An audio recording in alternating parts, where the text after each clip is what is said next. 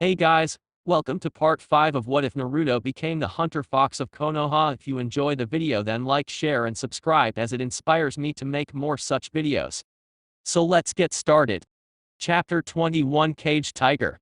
The 5 cages were startled to see the famous Akatsuki robes as if both individuals were considered plagues that needed to be extinguished once and for all.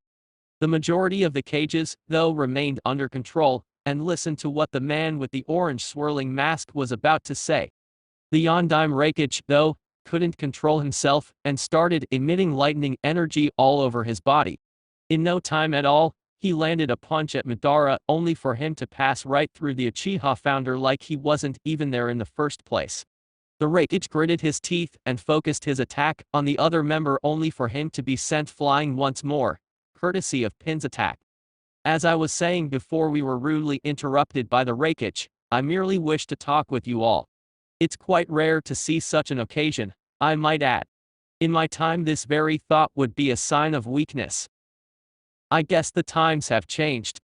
Unsurprisingly, the comment only reached the grumpiest individuals in the room, namely the Tsushikage and the Reikage.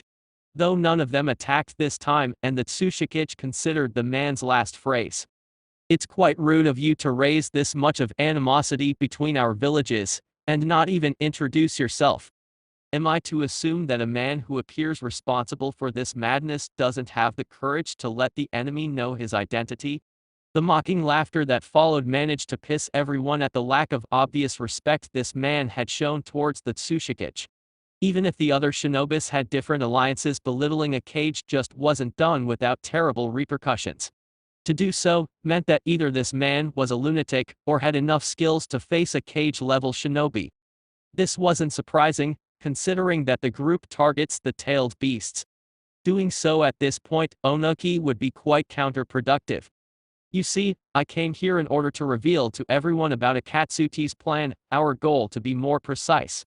By the mention of my name, some of you will feel quite nostalgic, for as in my time most of you weren't even born yet. My name is Uchiha Madara. The sudden silence in the room was almost palpable, as some even started trembling. Uchiha Madara was perhaps the strongest ninja of his time, next to the Shodaime Hokage, Senju Hashirama. And to believe that the same man is here amongst them right now was quite impossible to imagine. Tsunade, for her part, knew the man from her childhood, the man to whom her grandfather considered his friend and rival at the same time. He was responsible for the village's foundation and founder of the powerful Uchiha clan. Madara counted on this feeling before he revealed his ultimate plan. I can see that all of you trust my words to be authentic, as I don't have reasons to lie at this point. Now, it's time to reveal what the Akatsuki's main goal is. Madara managed the room's attention as he began his history lesson. A long time ago, the Rikudao Sennin came to these lands, preaching about peace in the midst of chaos that ruled. As some of you know, though some consider the man to be only a legend, the Rikudao Sennin was the founder of the ninja arts we so proudly use. A certain time, he faced the almighty 10-tailed beast called Jubi. Even to some as powerful as the Rikudao Sennin, killing the beast was next to impossible. Therefore, he used every available power he had and sealed the beast inside his own body.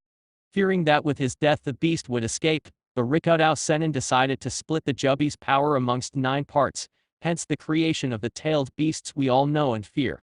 He stopped a little bit so that the information was slowly being digested by everyone. Therefore, with the powers of the tailed beasts gathered together, it will be within my reach to bring the Jubi back to life, and become its Jinchuriki. With it, I'll have the power to control everyone. In other words, everything will become one through me. Once I possess the Jubi's power, I'll have access to this world's most powerful genjutsu called Mugen Tsukuyomi. With it, I plan to obtain total peace. Now that the truth was out in the open, people were too speechless to be asking questions, though some in the room had their doubts at the plan. Real peace is a dream many revolutionaries shared. So far, none of them managed it. What makes yours different? It was Kakashi's voice that broke the silence. Quite true, Sharingan Kakashi. However, where others failed, I'll succeed. As of right now, I declare the start of the 4th Great Ninja War. said Madara before he and Pine vanished from the vicinity. Afterward, a good 10 minutes of silence ruled as everyone started pondering of the implications behind such a declaration. Gaara was the one that voiced everyone's concern, though. It's imperative that we guard the only remaining Jinchuriki, for it's the only thing separating Madara from achieving his plan. Although it was an understatement, everyone in the room approved the motion, before the Raikage raised from his chair. Let this be this alliance's first mission together. Each one of us will assign one of our bodyguards to retrieve the Kyuubi Jinchuriki and bring him here where we can later decide his protection arrangements. Everyone nodded while Kakashi and Tsunade wondered how Naruto would react once he learned that once more he would have to be taken off active duty. In little less than 5 minutes, the 5 assembled shinobi stood outside the castle. Kakashi, knowing where Naruto was, or at least where he should be, was declared the leader, followed by the Raikage's sensor-type ninja named Shing. Temurai from the sand, and Kuretsuchi from the rock also joined. Last, but not least, Ao, the Mizukage's bodyguard, was behind them, as he also was a sensor, and a hunter ninja just like Naruto. With Naruto . Not knowing about the decision made at the meeting, Naruto and Manjutsu marched towards a random location. The day was surprisingly cloudy today, as if gray spider webs covered the sky. While walking, Naruto was busy flipping over the pages of his bingo book, making relaxing noises with his throat, much to both Manjutsu and Kyuubi's irritation, since both tended to possess keen hearing senses. While flipping through pages, Naruto would get images of his fight against said missing nin. Some were tough, others not so much. The book on his hand represented his career as a shinobi and how it progressed as he marked the pages with red X, meaning the criminal was either captured or killed. His focus landed on an interesting foe, before he was interrupted. So, Naruto, Manjutsu spoke, before Naruto took away his attention from the book and looked at his canine companion. Did you choose who is next, or are we just walking around? I just found an interesting one to chase. Her name is most peculiar, considering her skills and crimes committed. Nagoyaka Kusabana Gentle Flower is an A-ranked criminal kunoichi with large experience in explosive seals and deadly traps. According to the bingo book, the woman used a simple escorting mission assigned by the Sandaime Hokage towards the fire capital as leverage to rob a bank. She had succeeded in her endeavor, but a few weeks later, she ran away when the head of torture and interrogation Marino Ibiki unraveled the truth and came after her. Now, she is a freelancer kunoichi with just as dirty clients on her payroll. After the explanation, the conversation ended as Naruto, once more, returned to his relaxing tunes, while studying the woman's location. According to his bingo book, Kusabana was usually spotted near Fang Country, at the capital city. At times, he wondered how the hunter nin commander managed to gather so much information about the missing ninjas. But then again, the man must have a spying network as good, if not better than Drea's, so it wasn't so surprising. He has never been to Fang Country before, but from his map he calculated that he would need at least a day to get there. He didn't remember much about the country though. Only that it didn't have a ninja village, so he shouldn't be concerned with someone spotting him. Not that he feared having to fight someone, but as a hunter ninja from Konoha he couldn't simply march in the country and start asking questions.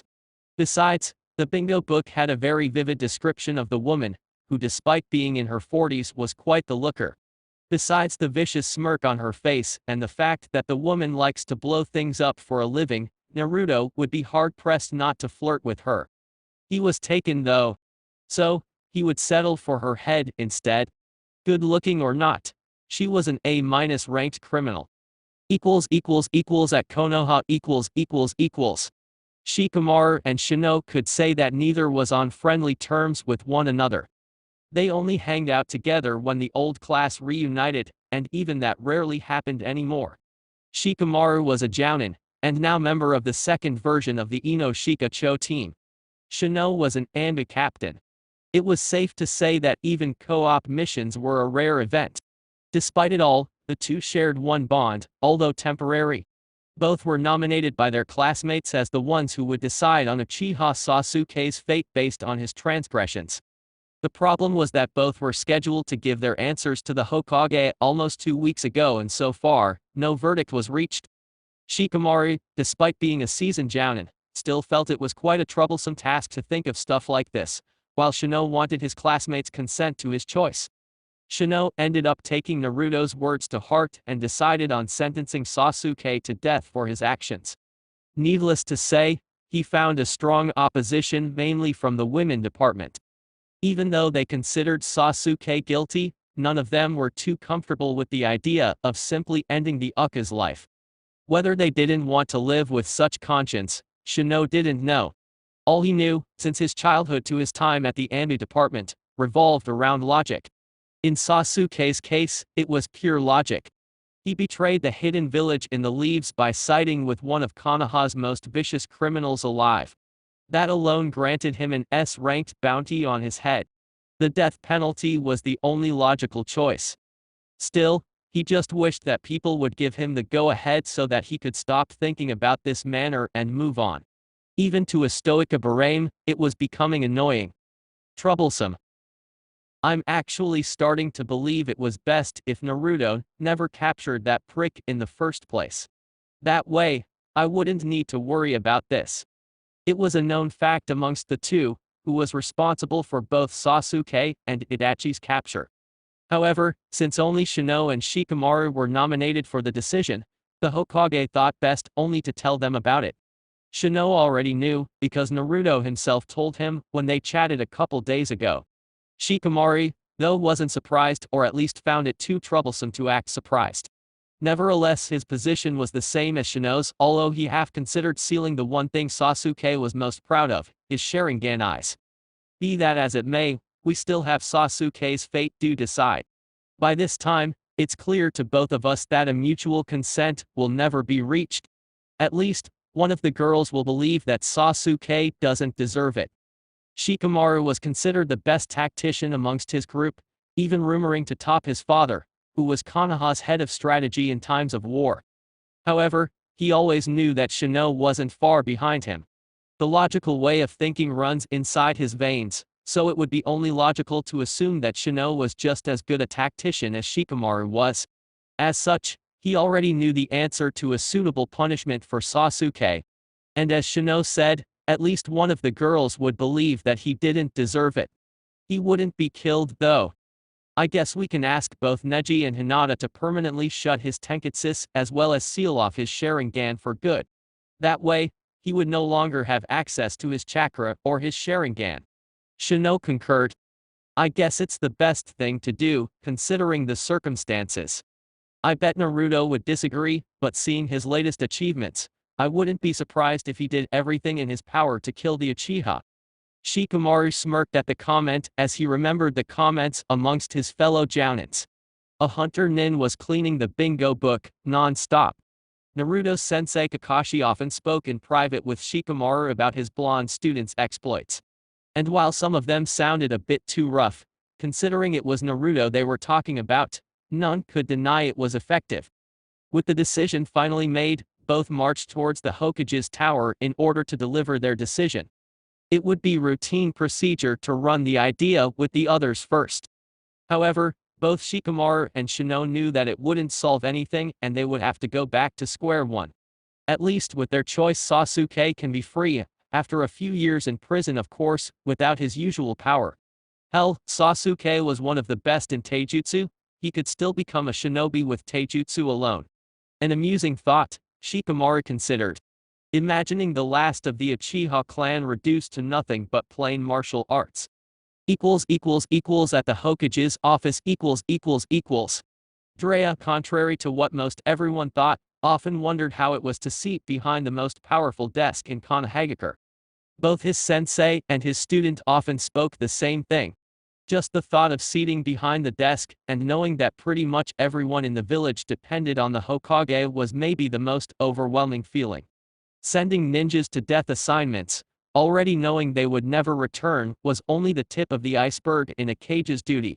With all these expectations, Drea wondered why none of them ever bitched about signing these damn release forms that now stood in front of him. He remembered Tsunade always complaining about it, but in her case, Pretty much everything irritated her. His sensei and his student were level-headed individuals. As soon as Shizune walked inside with new missions piles, she saw the man acting just like her master did upon her arrival with more paper. Oftentimes, she wondered why Tsunade-sama and Jiraiya-sama weren't a couple yet.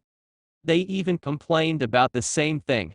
The only difference between the two, and Shizune thanked the heavens for it, was that with Jiraiya she never bothered to check for hidden bottles of sake beneath the desk or either hidden by a storage seal located beneath the first cabinet. She left the papers next to the other mission assignments, while Jiraiya started cursing Tsunade for picking him up for this, instead of maybe Heishi or even Shikaku.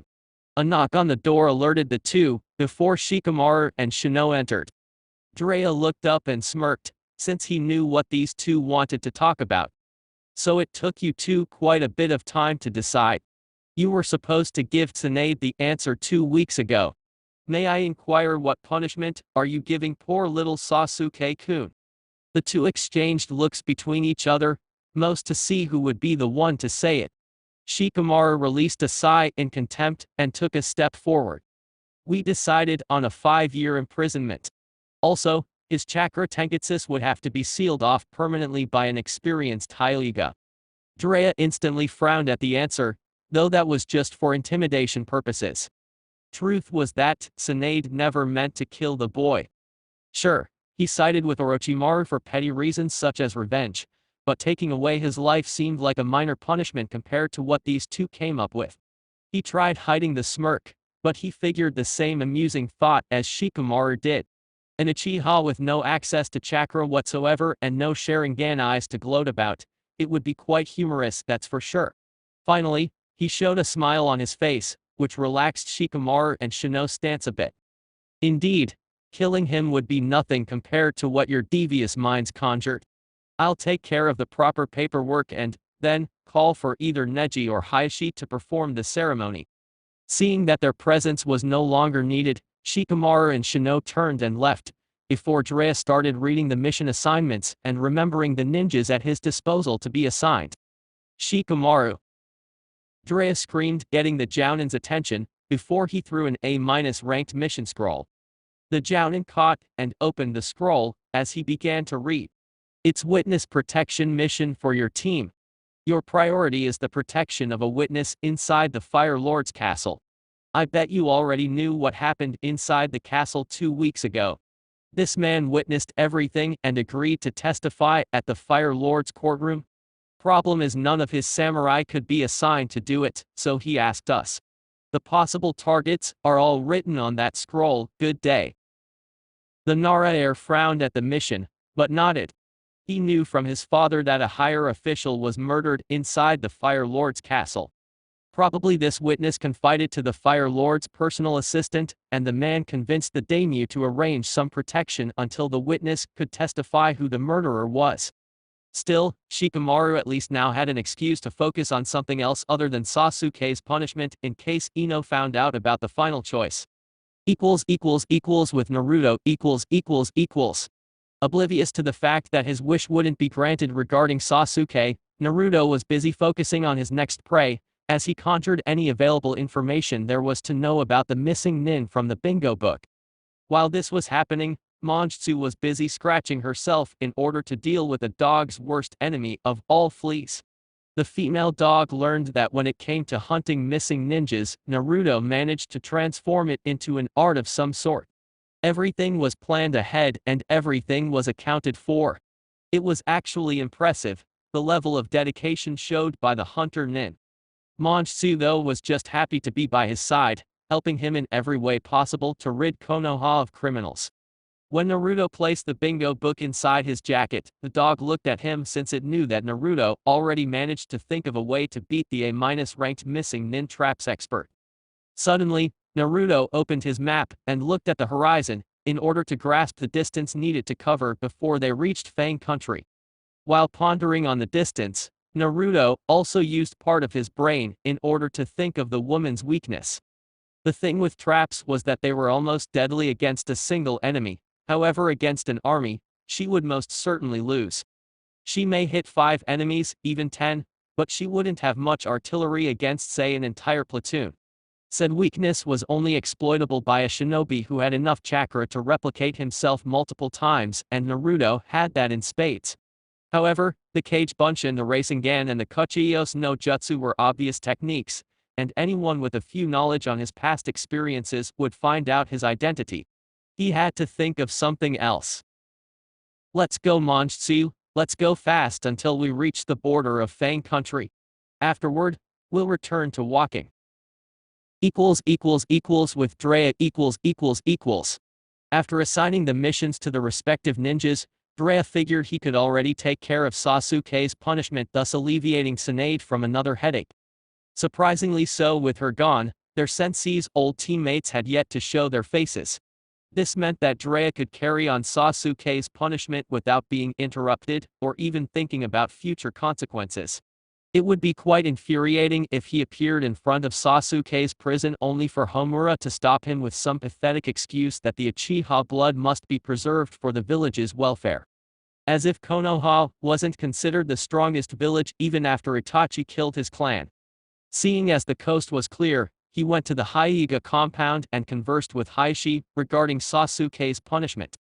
The perverted Sannin was in search of a skilled clan member that would seal Sasuke's chakra without killing him. It may not seem difficult, but simply blocking one's chakra was a lot tougher than the usual Gyuken strike, meant to kill the enemy. The Hyuga needed to find the right amount of tenketsus that were responsible for maintaining the chakra flow and disable them. That would only happen once the Hyuga managed to study Sasuke's chakra network thoroughly. In the end, Hishi gave the name of a Hyuga kunoichi named Tatsumi. She was considered the most perfectionist amongst the main branch members, and was considered by the other members as a master in human anatomy. The only one that could rival her in precise Gyuken strikes was Neji, but he used it to incapacitate his opponents, and she was a medic nin. So Drea and Tatsumi were now in front of Ibiki as they met in front of Sasuke's cell. Even though the Hyuga kunoichi was older than Neji and Hinata, her looks were enough to put every kunoichi half her age to shame. Her hair was the same color as Hinata's, but her body was perfect, Drea could say as he checked the woman out maybe 2 or 3 times, giggling like a no-good pervert he was. Contrary to other Hyugas, Tatsumi was more similar to Anko Mitarashi in terms of thinking that the fewer clothes, the better. Her voluptuous breasts barely fitted inside her white jounin vest and a sleeveless fishnet top. Besides that, nothing much was there to notice except that she wore dark blue shorts that barely passed her knees.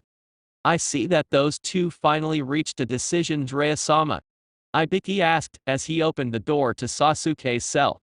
Drea, for his part, nodded as he allowed the lady to enter first, before he got inside, closing the door right afterward. Sasuke opened his eyes and turned to the sudden noise created by the door. He frowned a bit, knowing that this day would come eventually. He was not ignorant to the fact that his act caused dire repercussions. He knew that something bad would happen to him when he saw Drea smiling the entire time. Sasuke was aware that killing was never their intention. He may be a traitor, but he'd never lifted a finger against a Konoha shinobi before, except Naruto, but that was because the blonde wanted desperately to take him back to Konoha. He supposed it was only natural to assume that right now trusting him with any form of power would be outrageous. And the fact that he saw a Hyuga alongside Drea meant that in a little while, his chakra would cease to exist completely, meaning that his Sharingan would be non-existent as well. Despite it all, he didn't dread the outcome of his punishment. Itachi was dead, and all he could do after his chakra is sealed is to perfect his taijutsu, nothing more. I was hoping that the Hokage would be the one to deliver my punishment, not you. Sasuke heard stories about this Drea from Orochimaru. The one man that always kept coming back, no matter what vile technique the snake used to beat him. In a way, Sasuke envisioned a lot of Naruto in this man, well, at least how Naruto used to be.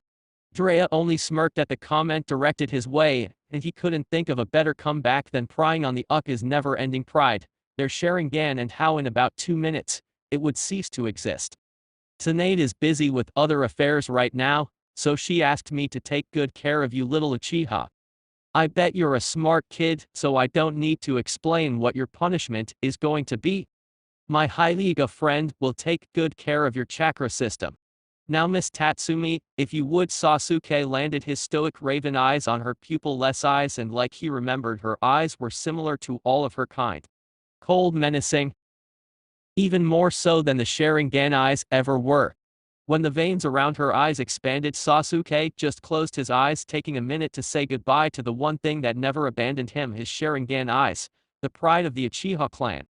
As the Gyuken strikes began, Sasuke let out a violent scream at the pain he was feeling. One day later. With great speed, Naruto and Manjutsu reached the border of Fang country. From here they were walking. The capital city was just a few miles away, so when he arrived, he could ask some questions.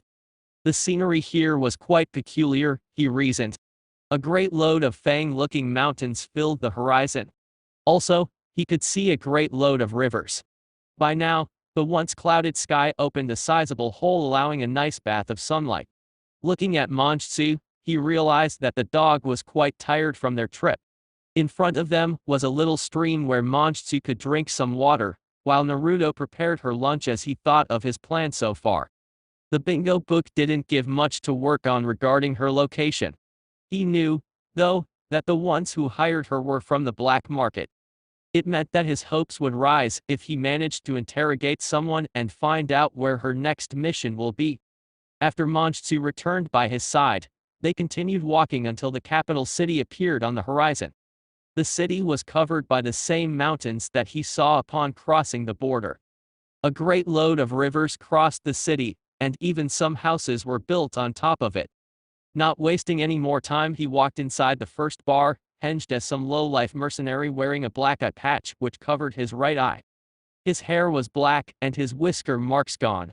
Even Manjutsu transformed, though no one would know her.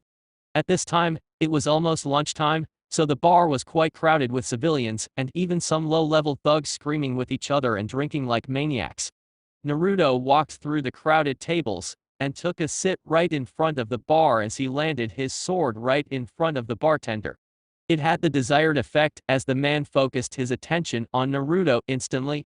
"How can I help you, foreigner?"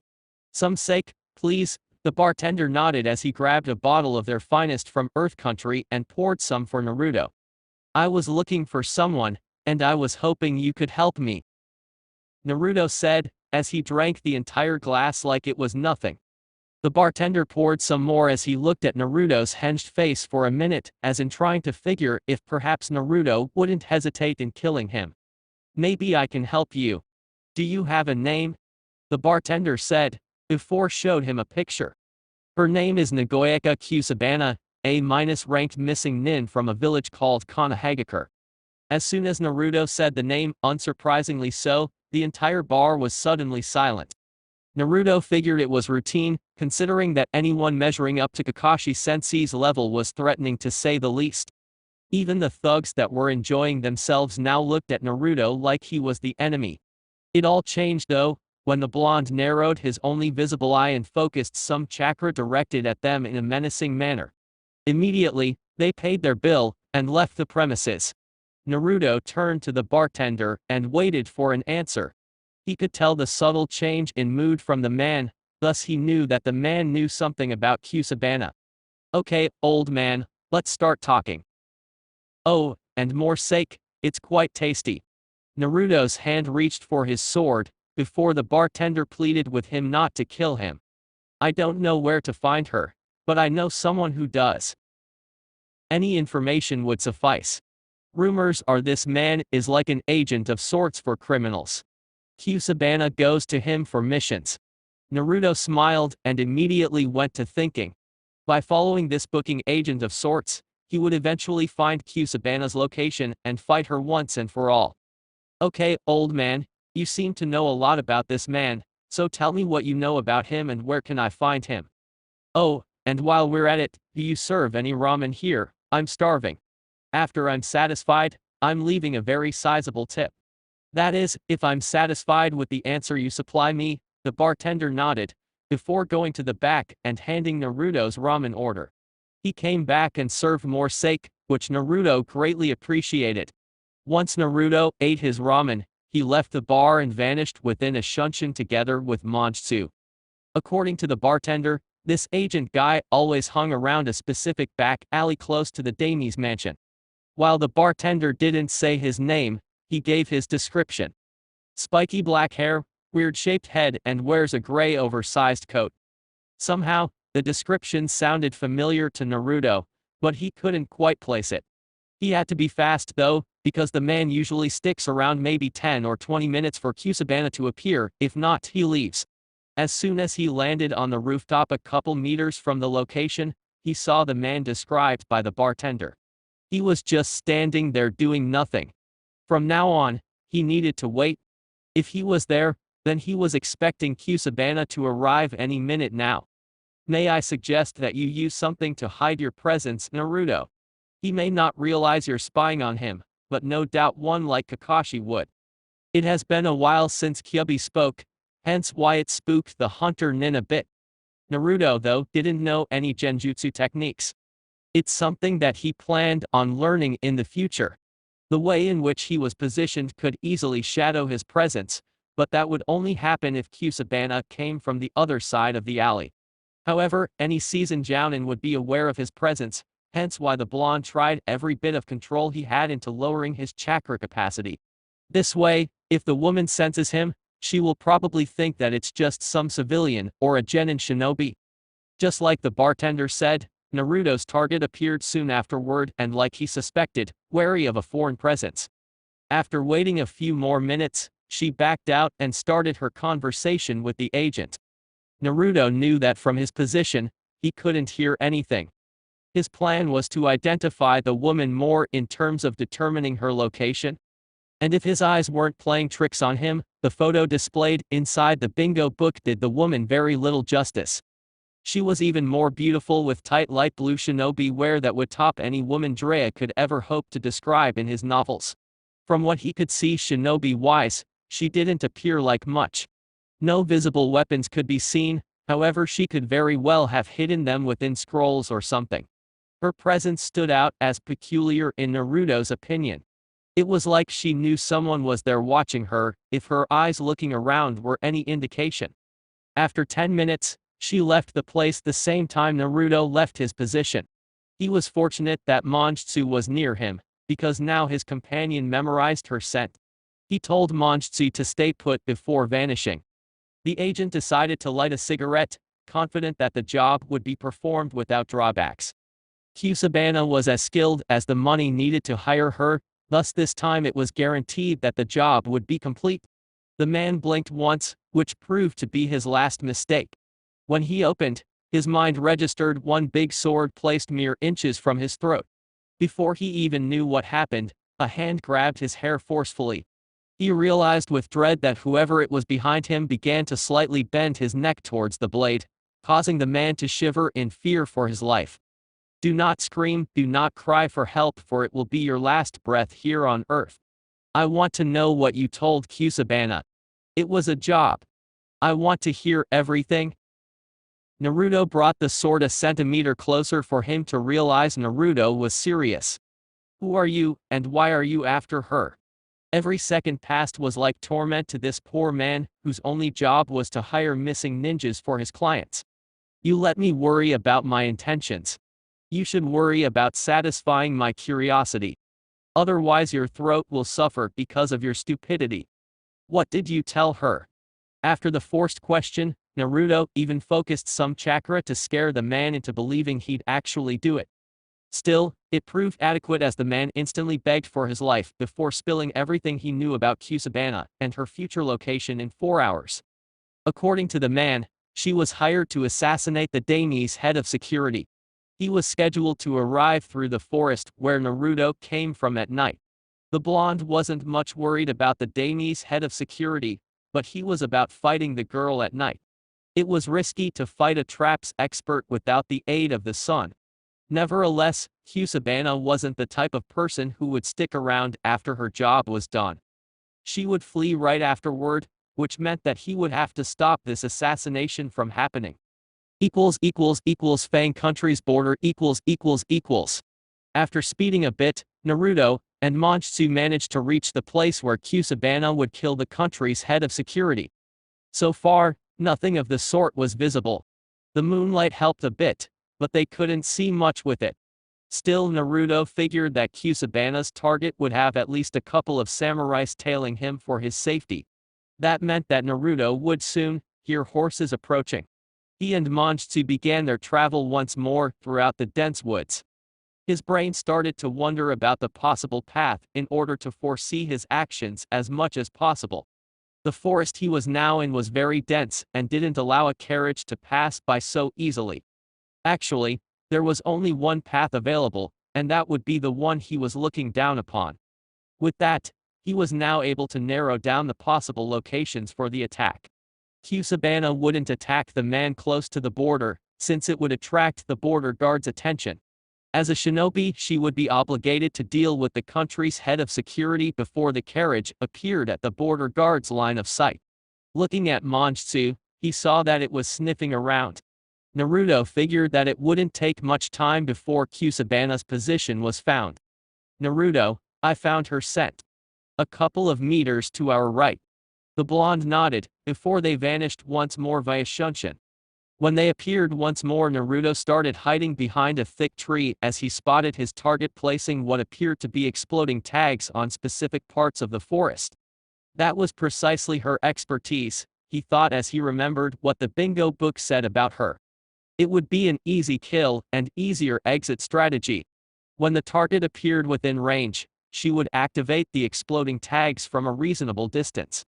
Both the explosion and the three remnants would crush the samurais to death as well as the carriage with the head of security inside. Also, since none of them are ninja, she could just flee the scene from the trees and vanish, without anyone knowing what happened. Such an attack was useless against shinobi, hence why Kusabana limited her attacks to countries without ninja support. He figured that now was a good time to strike when she was busy. Kusabana finished planting the last exploding tag before her danger sense warned her to get away from there. Her senses proved correct as a dozen of kunes and shurikens flew towards her out of the blue. So engrossed in her target she was that she forgot to cover her tracks. She didn't finish her train of thought as a man with black clothes and a hunter-nin mask appeared out of a sudden with a katana strike, ready to slice her in two. Quickly grabbing a ninjato, which was hidden inside a seal imprinted on her wrist, she managed to block Naruto's strike. However, the hunter's attack carried such strength that she was sent flying. Immediately, Naruto picked a couple more shurikens and kunes and threw at her before going through hand seals. Fuden Rapushao wind release, Gale wind palm technique.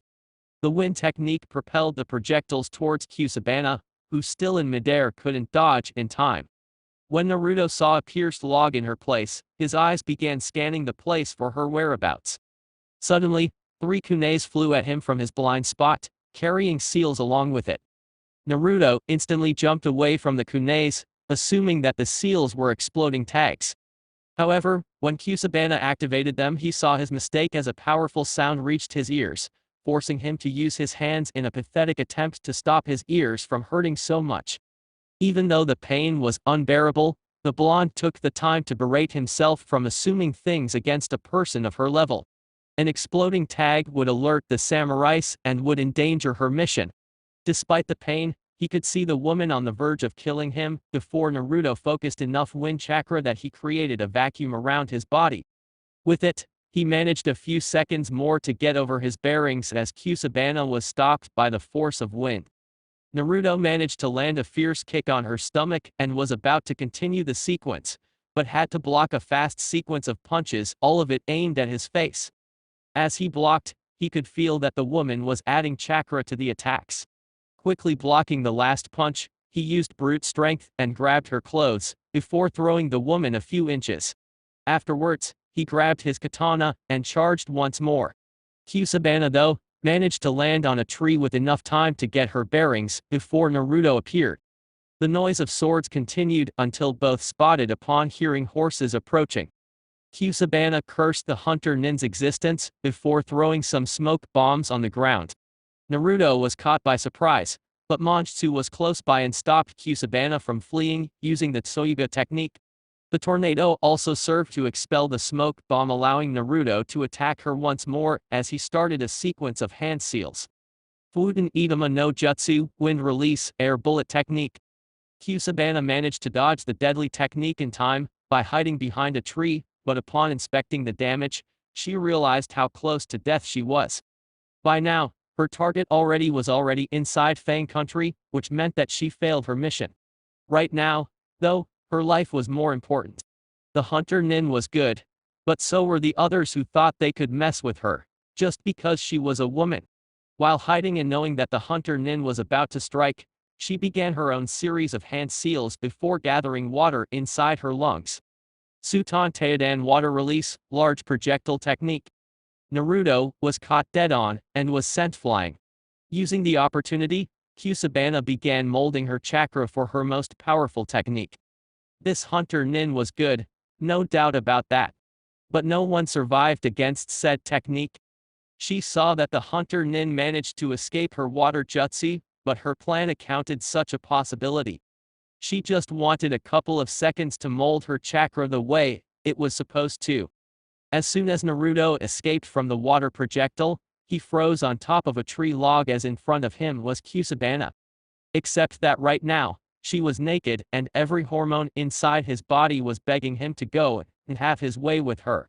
His body started trembling in excitement. He didn't know what happened to him, but every cell inside his body was carving for a piece of her flesh. Her body was exceptional. Without knowing, he placed one foot in front of the other, like he was hypnotized by the enemy. This was Kusabana's most powerful technique. Almost no man could resist her genjutsu. With her chakra, she could invade the enemy's chakra system and increase the level of pheromones. And placing an image inside the man's brain of her naked form was enough to control every man. That's why no hunter nin ever managed to escape from her grasp. And this hunter nin, although proficient in Tai nin and Kenjutsu, wasn't skilled enough to dispel A-ranked illusions. The only man who ever managed to break her illusion was Uchiha Itachi, though at the time, she just used it in order to get in bed with him. Quickly unleashing her ninjato, she charged at the hypnotized hunter nin. "Naruto, you imbecile, she's trapped you in a genjutsu, wake the hell up!" Kyuubi's voice roared inside his mind with such ferocity that the blonde opened his eyes instantly, before dispelling the genjutsu just as Kusabana's sword came inches of his body. However, Monjutsu came to the rescue, aiming another Tsuyoga at both Naruto and Kusabana. With it, she managed to save Naruto, who was still suffering the after effects of an A-ranked genjutsu. Looking at the woman, he was battling hard in order to erase the sexy images inside his mind. "How the hell were you able to dispel my genjutsu? You looked like a marionette a few seconds ago." Her shout was the catalyst to waking him up as he looked at her now fully dressed. "I'm not here to discuss techniques with you. You're a criminal and will perish by my sword. Kyuubi, give me your power, with it I won't be influenced by her genjutsu." The woman noticed the spike in chakra capacity, as well as the malice coming from the hunter nin. She saw with a knowing dread the red aura that surrounded the blonde. She knew from memory this feeling. At the time, she was only a genin under the Yondaime Hokage. However, anyone would vouch for her that a power as vile as the Kyuubi no Yoko would be forever imprinted in her memory. She now remembered how the Yondaime Hokage saved the village by sealing the fox inside a baby. Now, standing in front of her, was the man who housed the power of the strongest Bajoa in existence. "You're the Jinchuriki, aren't you?" The question surprised Naruto, but he guessed that the woman must have been old enough to remember that fateful day. Nevertheless, she continued talking and Naruto could feel some trepidation on her voice. "You are the one the Yondaime sealed the beast inside. I remember you now. You were that boy who would always get into trouble for the pranks. I wouldn't imagine that you managed to harvest the fox's chakra." That feeling of malice returned tenfold, and the nightmares that stopped a long time ago resurfaced. She heard shouts of her friends being killed by the beast's chakra alone. She heard her father being violently murdered by the beast's claws, while its laughter echoed inside her brain. By now, she feared for her life. She tried backing away as Naruto stepped forward, while grabbing his sword and igniting it on fire. The woman was scared shitless right now. He could see her pupils dilating at the prospect of being killed by the Kyubi no Yoko. A long time ago, he accepted the fact that he was the fox's Jinchuriki. He accepted the burden of keeping the one responsible for murdering half of the village's population inside his stomach. The woman was now on the ground as she crawled towards a tree, feeling cornered like a dead prey. The blonde wondered why she was feeling this way. It was like the woman was having a mental breakdown in front of him. He sighed in dismay and realized that this battle was over. With a swift swing from his flaming sword, he decapitated Kusabana as her blood was splattered all over his clothes. This was the scene that Kakashi's co-op team saw upon arriving. Kumo's sensor ninja felt the demon chakra and guided them towards the location. Temurai, for her part, upon looking at Naruto, instantly remembered the guy who helped Suna against a missing ninja. Never in a million years would she guess that Naruto was the hunternin. To believe that she even fantasied about the man. Naruto was instantly alerted before he saw Kakashi in front of a group of shinobis from the other hidden villages. Last time he saw the man, he was guarding the Hokage towards Iron Country. "What are you doing here, Kakashi? And why there are ninjas from other villages with you?" "I'll give you all the answers, Naruto, but I'm afraid you must come with us." Hokage's orders. Looking at each one of the group, Naruto knew that it would be quite stupid of him to do otherwise. As he went through the procedure of sealing Kusabana's head and burning the body, he knew that once more his freedom would be taken away from him. Chapter 22: The Path of the Hunternin. So far, the first co-op mission was a success. The team formed by all 5 of the hidden villages had one single objective. Find the Kyubi Jinchuriki and bring him to Tetsu no Kuni, Iron Country, where the newly formed alliance could decide what to do with him, as well as provide better protection against the Akatsuki. That was the reason given to Naruto by Kakashi as the 6 ninjas ran towards their destination as fast as possible. It wouldn't bode well for them if one Akatsuki agent appeared out of a sudden. Being the only one who knew Naruto, as more than just the Kyubi Jinchuriki, Hatake Kakashi stood by his ex-student the entire time alongside Naruto's dog companion. Though not once did Naruto turn to question him regarding anything, nor did he express any form of dissatisfaction with the situation at hand. Ever since he became a hunter-nin, Naruto became much more reserved towards anyone. He doubted if even his girlfriend Hana knew everything about Naruto now, and this worried him. He knew that Naruto wouldn't accept the situation bestowed upon him by the Alliance. However, seeing as he had yet to hear any form of complaint from the blonde, Kakashi wondered if Naruto was bottling everything up instead. Such behavior wasn't healthy, and he wished that the blonde would trust him to talk about it. Soon, the group crossed Iron Country's territory as the temperature dropped considerably. The 5 ninjas of the mission were already used to it, but the blonde didn't show any hint of surprise at the change of scenery nor the decrease in temperature. His canine companion didn't either. Eventually, the Grand Castle appeared in front of him as Naruto observed the army of samurai throughout the vicinity, looking at them. The group stopped in front of the castle's entrance before one samurai opened it. As soon as they entered inside the room where the cages were, the bodyguards returned to the upper levels, leaving Naruto and Manjutsu alone to face the 5 most powerful ninjas of their respective villages. He nodded briefly at Tsunade, but remained silent with his arms crossed as he waited for any kind of order coming from either one of the other 4 cages. The silence allowed him time to observe them a little bit. He knew which village they represented because of the flags behind them.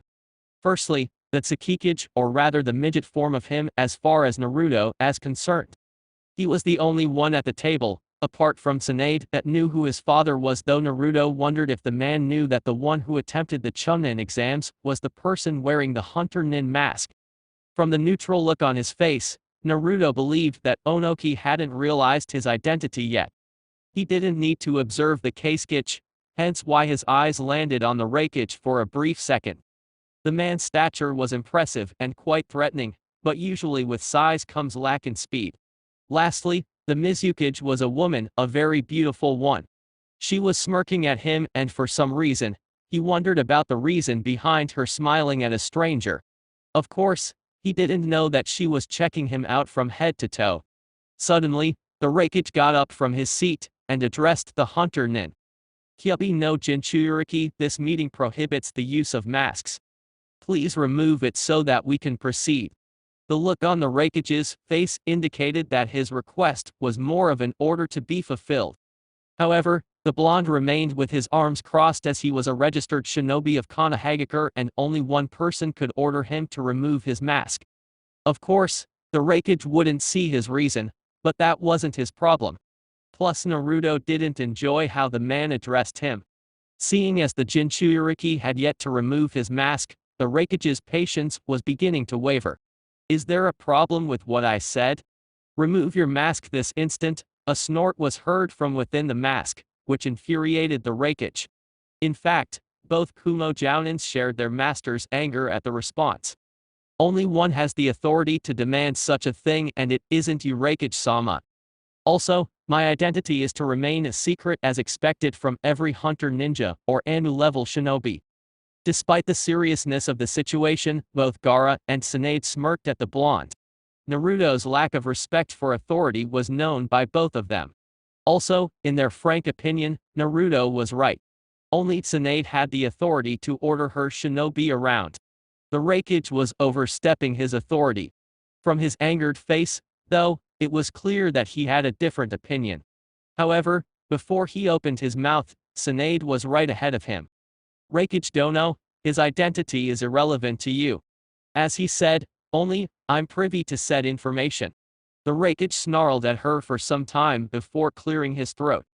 The threat posed by the Akatsuki forced this alliance to decide for your protection rather than your participation at the war, as I'm sure you already have been briefed. Akatsuki's final goal is to use the power of the 9 Bijois, thus bringing a new tailed beast called Jubi. Naruto heard a snarl coming from inside him and he wondered why this name was so threatening to the fox. As such, I have chosen a suitable location for you, which was approved by the rest cages. Each village will choose 2 high-level shinobi that will accompany you. This war is too important for the shinobi life created by our ancestors, and keeping the Kyubi from the Akatsuki's grasp is our main goal. Immediately, the blonde was shaking in rage at the prospect of being confined while others sacrificed their lives for him. He didn't open his mouth to question anything though, as it wouldn't do him any good. He understood what he represented in the large scheme of things, thus any form of complaint would fall on deaf ears. As such, he did something that none of those who knew him inside the room predicted. Guy, Kakashi, Tsunade, Gaara, Kankurao and Temurai expected him to be outraged to scream at everyone at the unfairness of the situation. All of them were even considering stopping him from openly attacking the Raikage for what he said. That's why everyone was speechless when they heard the blonde's response regarding his situation. Okay then, when do I leave? Kakashi narrowed his eyes at the blonde for his passive behavior in spite of being neglected like this. However, like everyone present, he couldn't do much with the situation. After this meeting, we'll return to our villages, so that each cage can assign the 2 Jounins. In 3 days from now, you'll be escorted towards the location. This item was the last one that needed discussing, so afterwards, the meeting was finished. The Raikage was appointed the leader of the alliance, and he would decide his generals who for their part would lead a specific army. They appointed Naruto Jounin from Konoha to assist the leader regarding the strategy, and Inoichi Yamanaka, also from Konoha, in order to relay the orders to the generals. In 1 week's time, the cages would gather once more in order to decide their first course of action, and understand everything they could regarding the enemy. Naruto waited behind the doors as the cages finished the last aspects of the meeting. Afterward, the door opened and the cages left, followed by their respective bodyguards. Tsunade, Guy and Kakashi looked at the hunter-nin's back. All 3 of them wondered what was passing through the boy's head when said ninja turned to look at them. I guess we're going home now, aren't we? Everyone was already gone except them, so Tsunade used this opportunity to talk to him.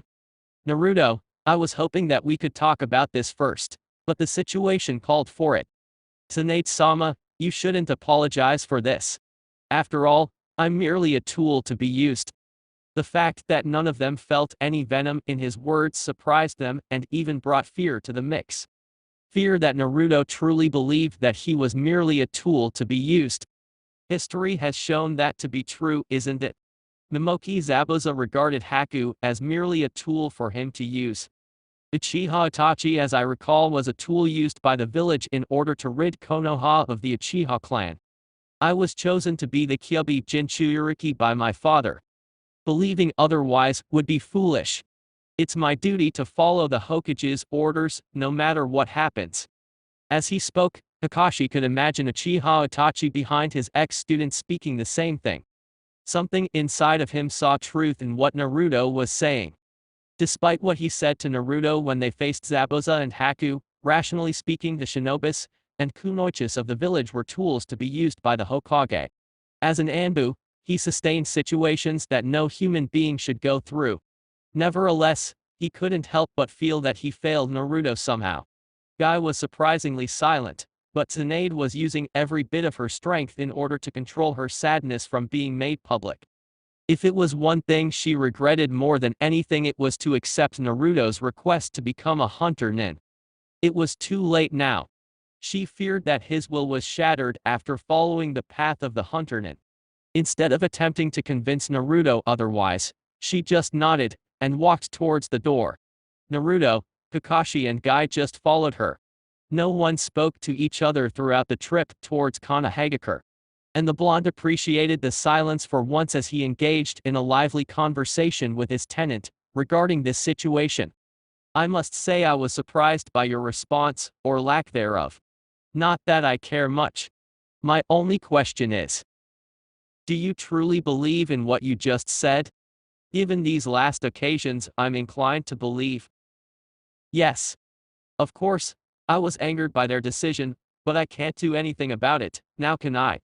We don't know much about the leaders of the organization, so there is no guarantee that I'll have any chance to win if we were to engage. In my opinion, the reason behind this is quite pathetic. Jinchuriki were and always will be the bane of existence. Now, though they are so intent in protecting me that it almost made me laugh non-stop. Nevertheless, I'm a ninja from Konoha and as such, I can't do anything against an order. In a way, you'll have a lot of time to improve in areas you lack. We could use this time and practice some of those Doton techniques, as well as improve your knowledge in seals from your father's journal.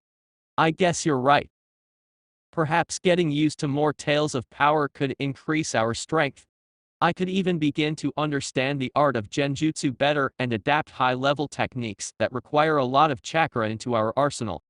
Very true, then I believe this time off will work to our advantage in the end, even though I can still feel that you're afraid of something.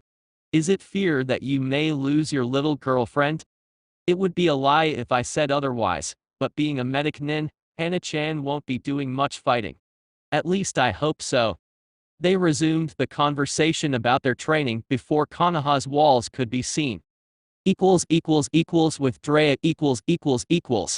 Not aware of what happened at the meeting, Drea was inside one of the caves located in Fire Country 200 miles north from Konoha. This happens to be one of the places that his team had chosen to gather before missions. With time, the only member of the Sannin who used it was Drea.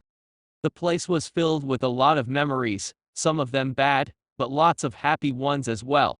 One of the latter came to mind as he turned towards the cave entrance and remembered how 3 fresh out of the academy genins, followed by a still young Sandaime Hokage, discovered this little cave. He remembered entering the cave while running before a very young Tsunade berated him for being so loud. Good times, he smiled. Another memory of his was when Tsunade berated him when he was caught using the cave together with a brunette chunin called Kagami. He was supposed to be in Konoha right now, until Tsunade returned, but this was dead serious.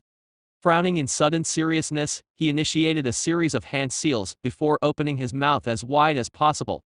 From within, a long tube came out, before it hovered in front of him. On top of what appeared to be a gigantic scroll, was the head of a toad with its arms crossed in a bored manner. Drea reasoned that it was time for a certain student of his to receive what was intended for him even before he was born. He nodded at the toad named Durara, before the toad's body opened, indicating the contents of the scroll. Inside were markings that indicated a high-level fuinjutsu, the likes of which only masters could even understand. Jiraiya placed both hands inside the two squares drawn inside the scroll. For now, the scroll only responded to his chakra, seeing as he was the only bearer of the key to the power given from father to son. Now, it wouldn't be the case any longer, as it was time for Naruto to receive what was rightfully his to begin with. "Are you sure about this, Jiraiya?" asked the toad, earned a nod from the perverted Sannin. "As sure as I will ever be." Naruto's growth these last few years showed that he is ready to receive it. He's very strong now, probably past his sensei Hatake Kakashi in skill. However, against the Akatsuki, he'll need more. From now on, Jiraiya, your new home will be inside Naruto, as you are the key to him having access to the other half of the fox's chakra. He stopped saying before tweaking the seal once more. From the corner of his eye, he could see that from the toad's concerned expression, he didn't agree with it. "Is there anything wrong with what I said, or you're just grumpy that you won't be with me anymore?" The toad snorted at the last part. No doubt the brat increased in skill, but I have questions on his resolve on things. He barely summons the toads, and when he does, it's just so that Gamakichi can deliver the heads of the missing nins to the Hokage. Also, according to the legend, he should be the one that would bring peace to this land. Instead, he's out there killing one by one. Something about his mentality worries me, Jiraiya. What if the fox takes advantage? Jiraiya couldn't help but understand the toad's concern, even though the only reason that Naruto didn't call the toads had merit behind it. There are only two known toad summoners within Konoha, and that is Naruto and Jiraiya. If he would summon one with his mask on, it would be like taking the mask off, because his identity would be blown. Regarding the second and last concern, though, Jiraiya couldn't find any arguments to use in favor of what Naruto was doing. It was a dark path he had chosen, the one of the hunternin. Naruto's resolve in ridding the world of criminals is no reason to be concerned at this point, Jiraiya. Also, it's been too long since he first initiated this job, and thus far, he maintained his sanity just fine. I believe that the brat will be okay. Our main concern is Akatsuki and how to better prepare Naruto for the future battles. Now, we must find him to initiate the procedure, but first I will return to Konoha and see how the meeting went. Surely, Tsunade must have returned already. The toad just nodded, before vanishing in thin air. Getting out of the cave, Jiraiya summoned his favorite way of transportation. Suddenly, a gigantic toad with orange skin and blue vest appeared in front of him. Jiraiya immediately jumped on top of said toad, and together, they hopped towards Konoha, causing the land to tremble at each jump. The trip didn't last 20 minutes as the toad landed right in front of the west gate. Jiraiya was showing a smile on his face, completely unaware that his little toad almost killed Tsunade, Kakashi, Guy and Naruto, who happened to arrive at the same time. Needless to say, Tsunade was pissed at the pervert and screamed that he should watch where he landed. The pervert heard a faint noise and looked down, only to get scared at Tsunade's angered face. He dismissed the toad and met everyone. He was surprised that Naruto was with them as well, but chose to question it afterward. Guy said that he needed to talk with his students, leaving the four alone to converse. Not even a second later, everyone shunshined inside the Hokage's office. The Hokage's office . Once inside, Jiraiya received a briefing of what happened at the meeting and frowned a bit at the decision of protecting the last Jinchuriki. He could see the reason why, but in his opinion, Naruto's strength and amount of chakra would be better used on the front lines. Looking at the blonde the entire time, who for his part was busy caressing his dog's ears, Jiraiya was caught wondering what was going on inside Naruto's head, just like everyone at this point. If he was in Naruto's shoes, Jiraiya doubted that he would understand as easily as Naruto himself seemed to, or was at least showing. After everything was explained, Tsunade took a long breath in order to relay her decision to Naruto. "Naruto, because of the decision of protecting you, I have decided to suspend your license as a hunternin." The mask was off the minute Tsunade spoke. The look on his eyes was empty, as she thought it would be. Every Konoha ninja who is participating at this war will know what the main objective is, thus your identity was breached. Until the war is over, there won't be a need for you to hunt missing nins anyway. Now, regarding the two shinobi that will accompany you, do you have any names in mind? Before Naruto could even open his mouth, Drea volunteered for the first position, earning a nod from Tsunade as she was indeed thinking in sending the pervert as one of them. Kakashi would be one of the generals appointed by Konoha, so only one position remained. I then choose Inuzuka Hana as second. Tsunade was afraid he would choose his girlfriend, but Hana was a certified medic nin. Therefore she would be assigned to Shizune's squad. She hated herself for only giving him bad news. Sorry Naruto, but Hana will be with the medic nin corps under Shizune. Naruto frowned, but said nothing. He just nodded and opened the door of the Hokage's office. He turned briefly and gave his second answer. Choose anyone you want, Tsunade-sama. The door was closed before the Hokage could even call him back. The three shinobi stared at the door for a while, before a collective sigh in distress was heard. Even though the brat changed his ways, he couldn't help but give everyone a nasty headache. Drea and Kakashi then turned to Tsunade as she started thinking on a suitable shinobi to accompany Naruto and Drea. In the end, she settled for Yamato as he had experience with Bijoho suppression. With Naruto . Walking alongside the blonde, Manjutsu stayed quiet the entire time. As his companion, the dog could feel Naruto's distress over this mess. As they walked towards nowhere, Naruto was receiving shocked looks from everyone. Ever since he initiated his hunter-nin experience, only a handful of people knew about it. Everyone just believed that the fox brat was gone for good. On his adjacent path, a woman was walking with a bag of groceries on her hand. She had pink hair, and she was wearing a red common dress, giving all indication that Haruo Sakura was a mere civilian, not a respected medic jounin whose skills rivaled Tsunade's assistant Shizune. The minute her eyes landed on the man with black leather clothing, Sakura's eyes widened to impossible amounts upon seeing her teammate once more. 2 years ago, he left with Drea-sama. She never saw him again. She was shocked, however, when his eyes turned briefly to her, before resumed walking, as if she was a total stranger to him. Marching towards him to demand an explanation, she stopped in front of Naruto. What? You leave for another 2 years, and you don't even remember me anymore? What's the matter, Naruto? What happened to you all this time, and why the strange black outfit? I missed you. He looked at his ex-teammate though, with the same affection that he reserved for someone he met for the first time. Get out of my way, Sakura, I don't wish to speak to you.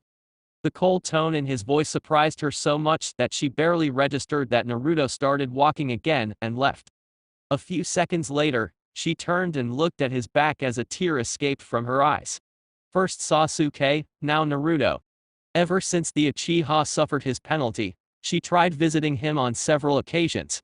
Eventually, he told Sakura that he didn't want anything to do with her and asked her never to return.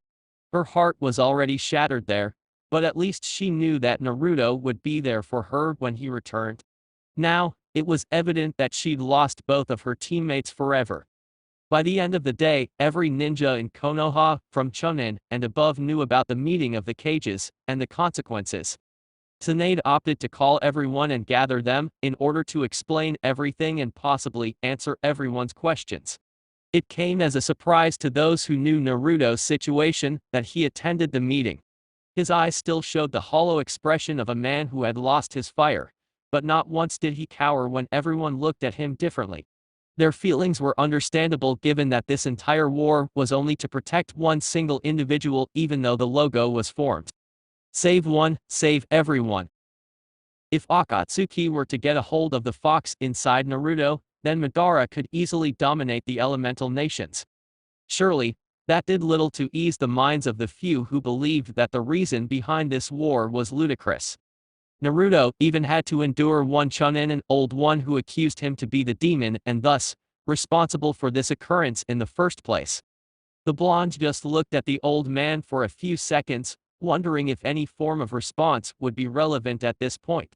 In the end, Naruto explained that Kyuubi wasn't the only Bajoa in existence and thus, cannot be solely blamed for what was happening. Even though he was right, the man wouldn't admit it. The rookie 9 only settled for observing the blonde enigma, and none of them stood up for Naruto, not that he was really expecting anything. At the Inuzuka compound.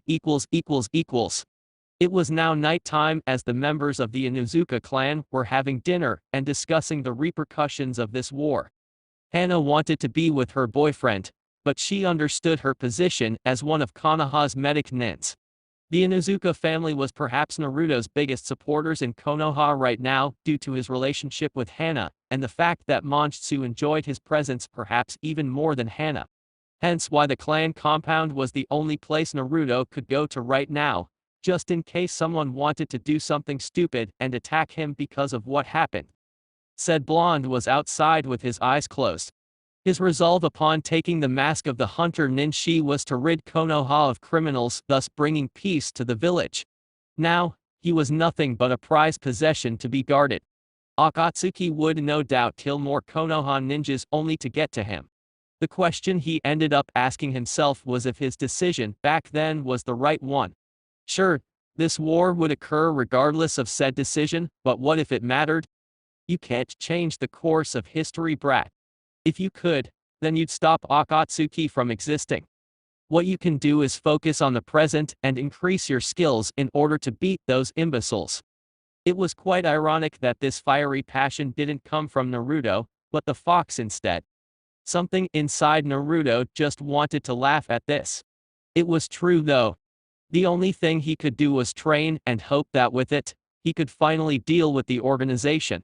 For some reason, the fox felt excitement at the prospect of his host becoming stronger. After all, the fox's pride always ruled his thoughts, and seeing Naruto beating high-level shinobi, some even without his assistance, showed that the blonde was a skilled warrior. Of course, these words wouldn't ever leave its mouth.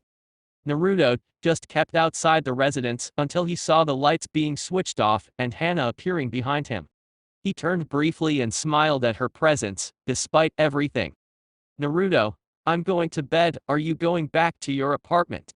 The blonde got up and looked at Hana's pretty face with a smile on his face. I was hoping to stay with you a bit longer, if you don't mind. The woman nodded, before grabbing his hand and taking him to her room with a smile on her face. She missed him greatly since he acquired the position of Jounin, and left once more to his mission. As soon as Naruto entered Hana's bedroom, the woman locked the door, and approached her lover's position, before enveloping her arms around him. This war had many possible repercussions for Konoha, and even if none of them wished to think about it, death was always a possibility in the ninja world. This moment could very well be their last, and neither of them would waste this opportunity. They started kissing passionately, while Naruto worked his hands around her clothing smoothly as to not startle her. The woman was slightly surprised when she felt her bra being unhooked, but smiled and deepened the kissing.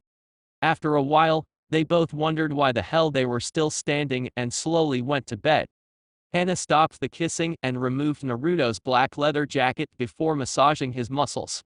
The blonde kissed her once more, this time forcing the use of tongue. This act alone increased Hana's hormones as she opened her mouth submissively. Naruto's hands were busy taking off her clothing. Oh, how he missed the feeling of her smooth skin and her sexy curves. Hana let out a moan in pleasure because of the massage before using her sharp nails to rip Naruto's net shirt, promising Naruto a wild night. Even the fox was aroused at what his host's mate did and was about to do. The next day, Naruto woke up and saw the look on Hana's room after last night.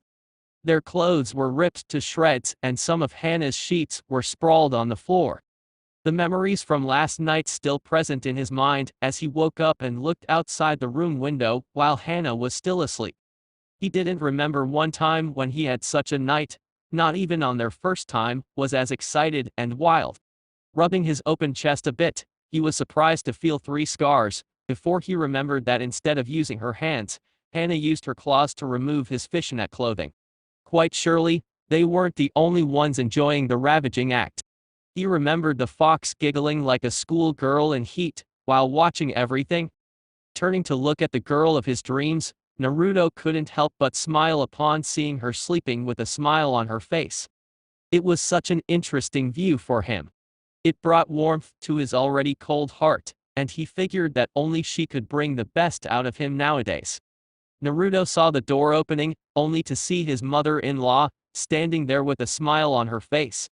The state the room was in was quite deplorable, and the message was quite clear to the Inuzuka matriarch. Even so, there weren't any reprimands coming from an amused Sume. She knew how passionate Inuzuka girls could be when excited with their mates. However, the reason for her intrusion wasn't to spy on her daughter and her daughter's boyfriend, even though her closet-perverted mind could already picture some scenes, if the wound on Naruto's chest was any indication. "Do you have some spare clothes, Naruto? I wanted to talk to you about something important." The blonde just nodded, before picking a scroll from his jacket, and summoning a new pair of the same clothes he was wearing before. He quickly dressed and met Tsume, who was reading a scroll inside the compound's kitchen. 2 mugs of coffee were seen at the table, and Naruto grabbed one and asked for some coffee from the matriarch, who poured him some before resting the scroll and the coffee jar, before fixing her gaze on the blonde for a while. What she had with her was very important to the clan. "Naruto, the Inuzuka clan, as you know, have one single word to live by, and that is loyalty. Loyalty to the village, loyalty to your teammate, to the members of the clan and the pack. I've seen your relationship with my Hana-chan for a while, and I must say that she's never been happier. And for that I thank you." Before Tsume could finish, Naruto opted to interrupt in a kind manner. "There is no need for that, Tsume-sama. The feeling is quite mutual." Tsume nodded with a smile on her face as she continued what she intended to speak with her son-in-law. "Not only are you dating my daughter, but right now you even have one of our ninkins with you all time, isn't that right, Monjutsu-chan?" Naruto smiled at the presence of the husky sitting by his side. "We of the Inuzuka clan consider the opinion of our fellow ninkins. As such, someone who is accepted by them, as you were therefore, is considered an honorary member of the Inuzuka clan. As such and clan head, it's my pleasure to give you this." When she finished speaking, Tsume picked up a simple, yet beautiful necklace with a small canine tooth. "This necklace represents that you're an honorary member of the Inuzuka clan, and anyone who sees it will know this." Naruto extended his hand and took it from Tsume, before strapping it around his neck. "It's very nice, and I appreciate it, Tsume-sama. The Inuzuka clan has always been kind to me, and I have nothing but high regards, especially for your family. Hana-chan is my girlfriend, and Kiba is a dear friend who kept my identity a secret all these years when he didn't need to. As an orphan, I never knew what it was like to be part of a clan, and for that I appreciate." His smile reminded Tsume so much of the Yondaime Hokage, calm and collected, with strong, but a peaceful spirit. She was proud of her daughter's choice for a boyfriend. "There is no need to be so formal around me anymore, Naruto. Now, I believe you have a lot of things to do today, huh?" Tomorrow would be his departure towards the hidden location where he would be hidden from the Akatsuki. That meant that he only had today to do what he needed to do. That meant restocking on supplies, visiting the hunter-nin division, in order to get a nice and long chat with the boss about his suspended license. Perhaps he could shed some light over what he should focus on in regards to further honing his skills. After all, there was no better hunter-nin than the boss. Also, he had a meeting with the Hokage Andrea at the end of the day, therefore he needed to cross every item off his list by then. Also, checking up on his properties might not be such a bad idea. He supposed it would be prudent to at least see if his tenants were taking good care of the apartments. "Yeah, I do. I think I better speed things up, because I'm expected to meet with the Hokage by the end of the day. Could you tell Hana-chan that I will return afterward?" "Oh, don't worry about her. She has her own duties to fulfill as well, Naruto. Her office doesn't run on its own. I'll be expecting both of you for a nice dinner before the war." Naruto nodded, before grabbing his hunter-nin mask. He was about to put it on, before he realized that his fucking license was suspended. Quickly opening the scroll he used for his clothing, he sealed it inside, before getting up and leaving the room, after saying his goodbye to Tsume. The woman for her part caught the look on his face upon not being able to wear the hunter-nin mask and remembered her husband when he retired from the hunter-nin division and became just a regular jounin. Soon was sure that he would be as proud of Hana and Naruto as she was right now. As she heard light footsteps coming down, she realized that Hana was already awake. It was now time to tease her daughter about what happened last night. It will be quite amusing to see Hana's embarrassed face. "Morning, Kaya-san, where is Naruto-kun?" Hana asked as she grabbed a bottle of milk from the fridge. "He had some business to take care, Hana-chan, and asked me to tell you that he would come here late afternoon. Now, I trust that you enjoyed last night if that smile on your face is any indication." The sudden blush on both cheeks even matched the color of the Inuzuka mark, and Soom laughed uncontrollably at it. "I didn't know you had it in you, sweetie. I saw the claw marks on his chest. Also, the dogs acted strange all night. Care to share the details with your Kaya-san?" Despite the heavy blush, Hana took a seat beside her mother and explained how it happened, of course, excluding the heavy parts. Soom, despite being her mother, was considered her friend. And despite leading harsh lives, women can't help but be women when it comes to the day after sex. The night with Hana served to ease his spirit as Naruto roamed through the free shinobi pathways. The rooftops.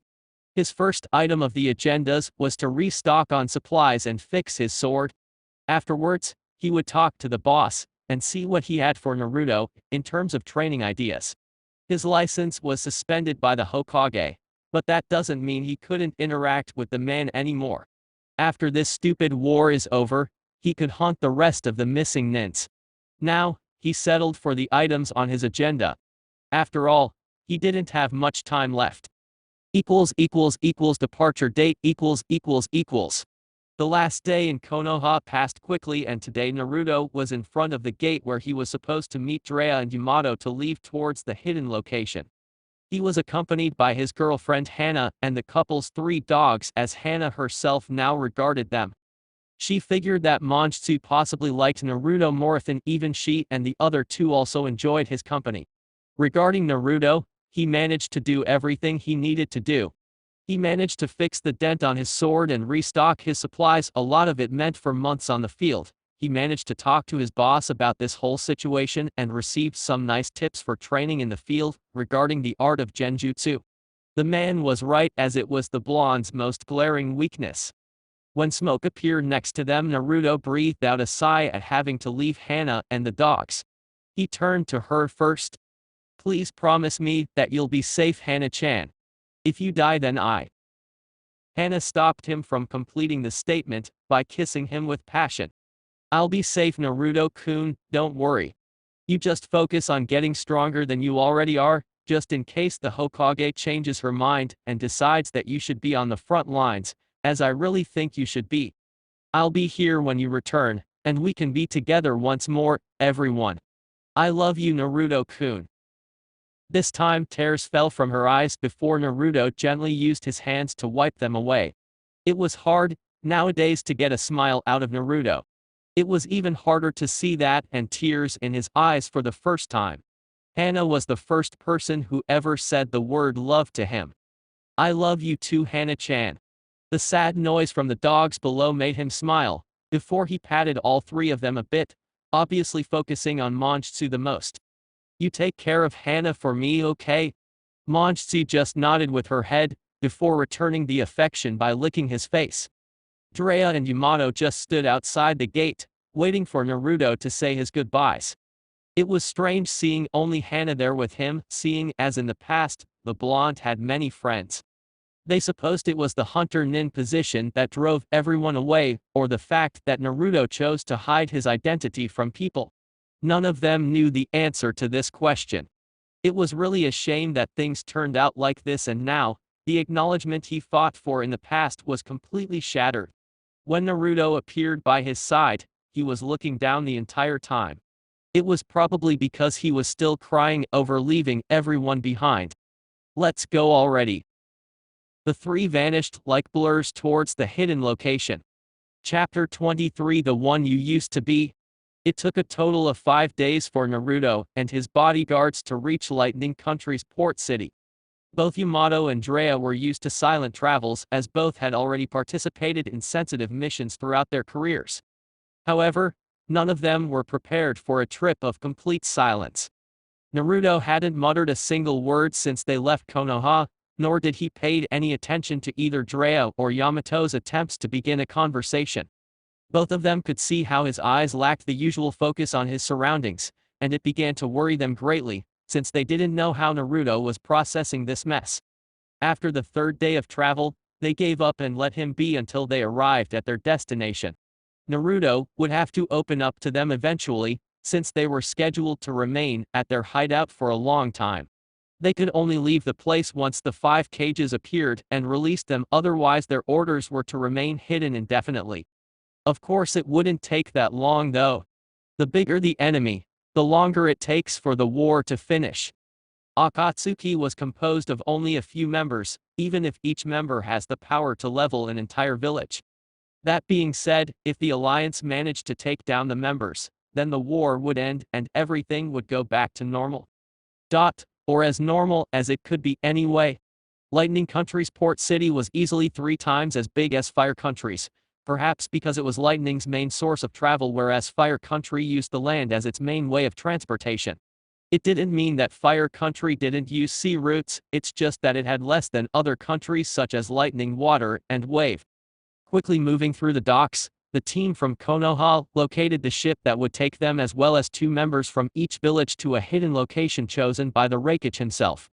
As they arrived at the ship's location, the team was surprised to see the Mizukage there with a member of the 7 swordsmen named Chao-Churao.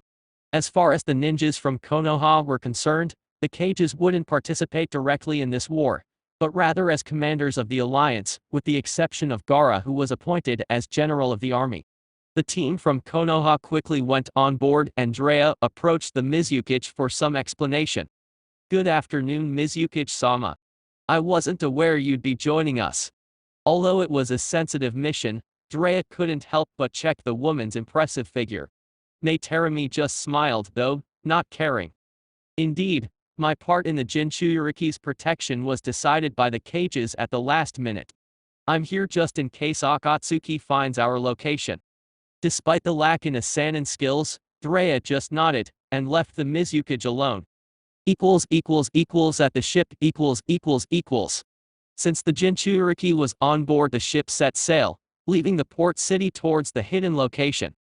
Naruto opted to left alone as usual, avoiding any form of contact, even from the Mizukage herself, trying his best to be polite seeing as she was the Mizukage.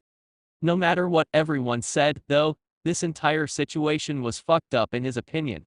Hiding him from Akatsuki was perhaps the dumbest thing he ever heard of.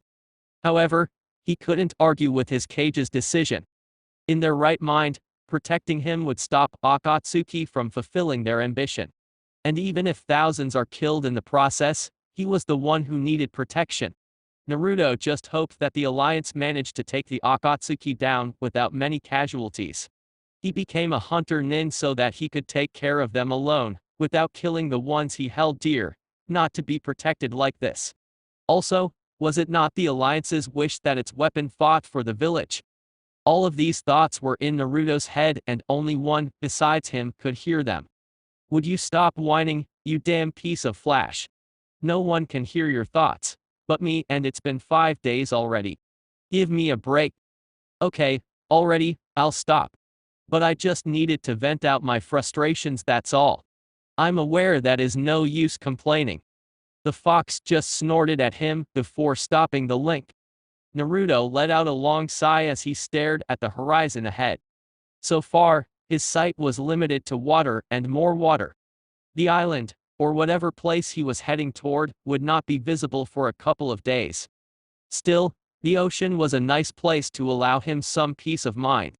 So he just settled his mind to relax at the sound of the waves punishing the ship's hull as well as the gentle sound of the birds which were flying above the ship.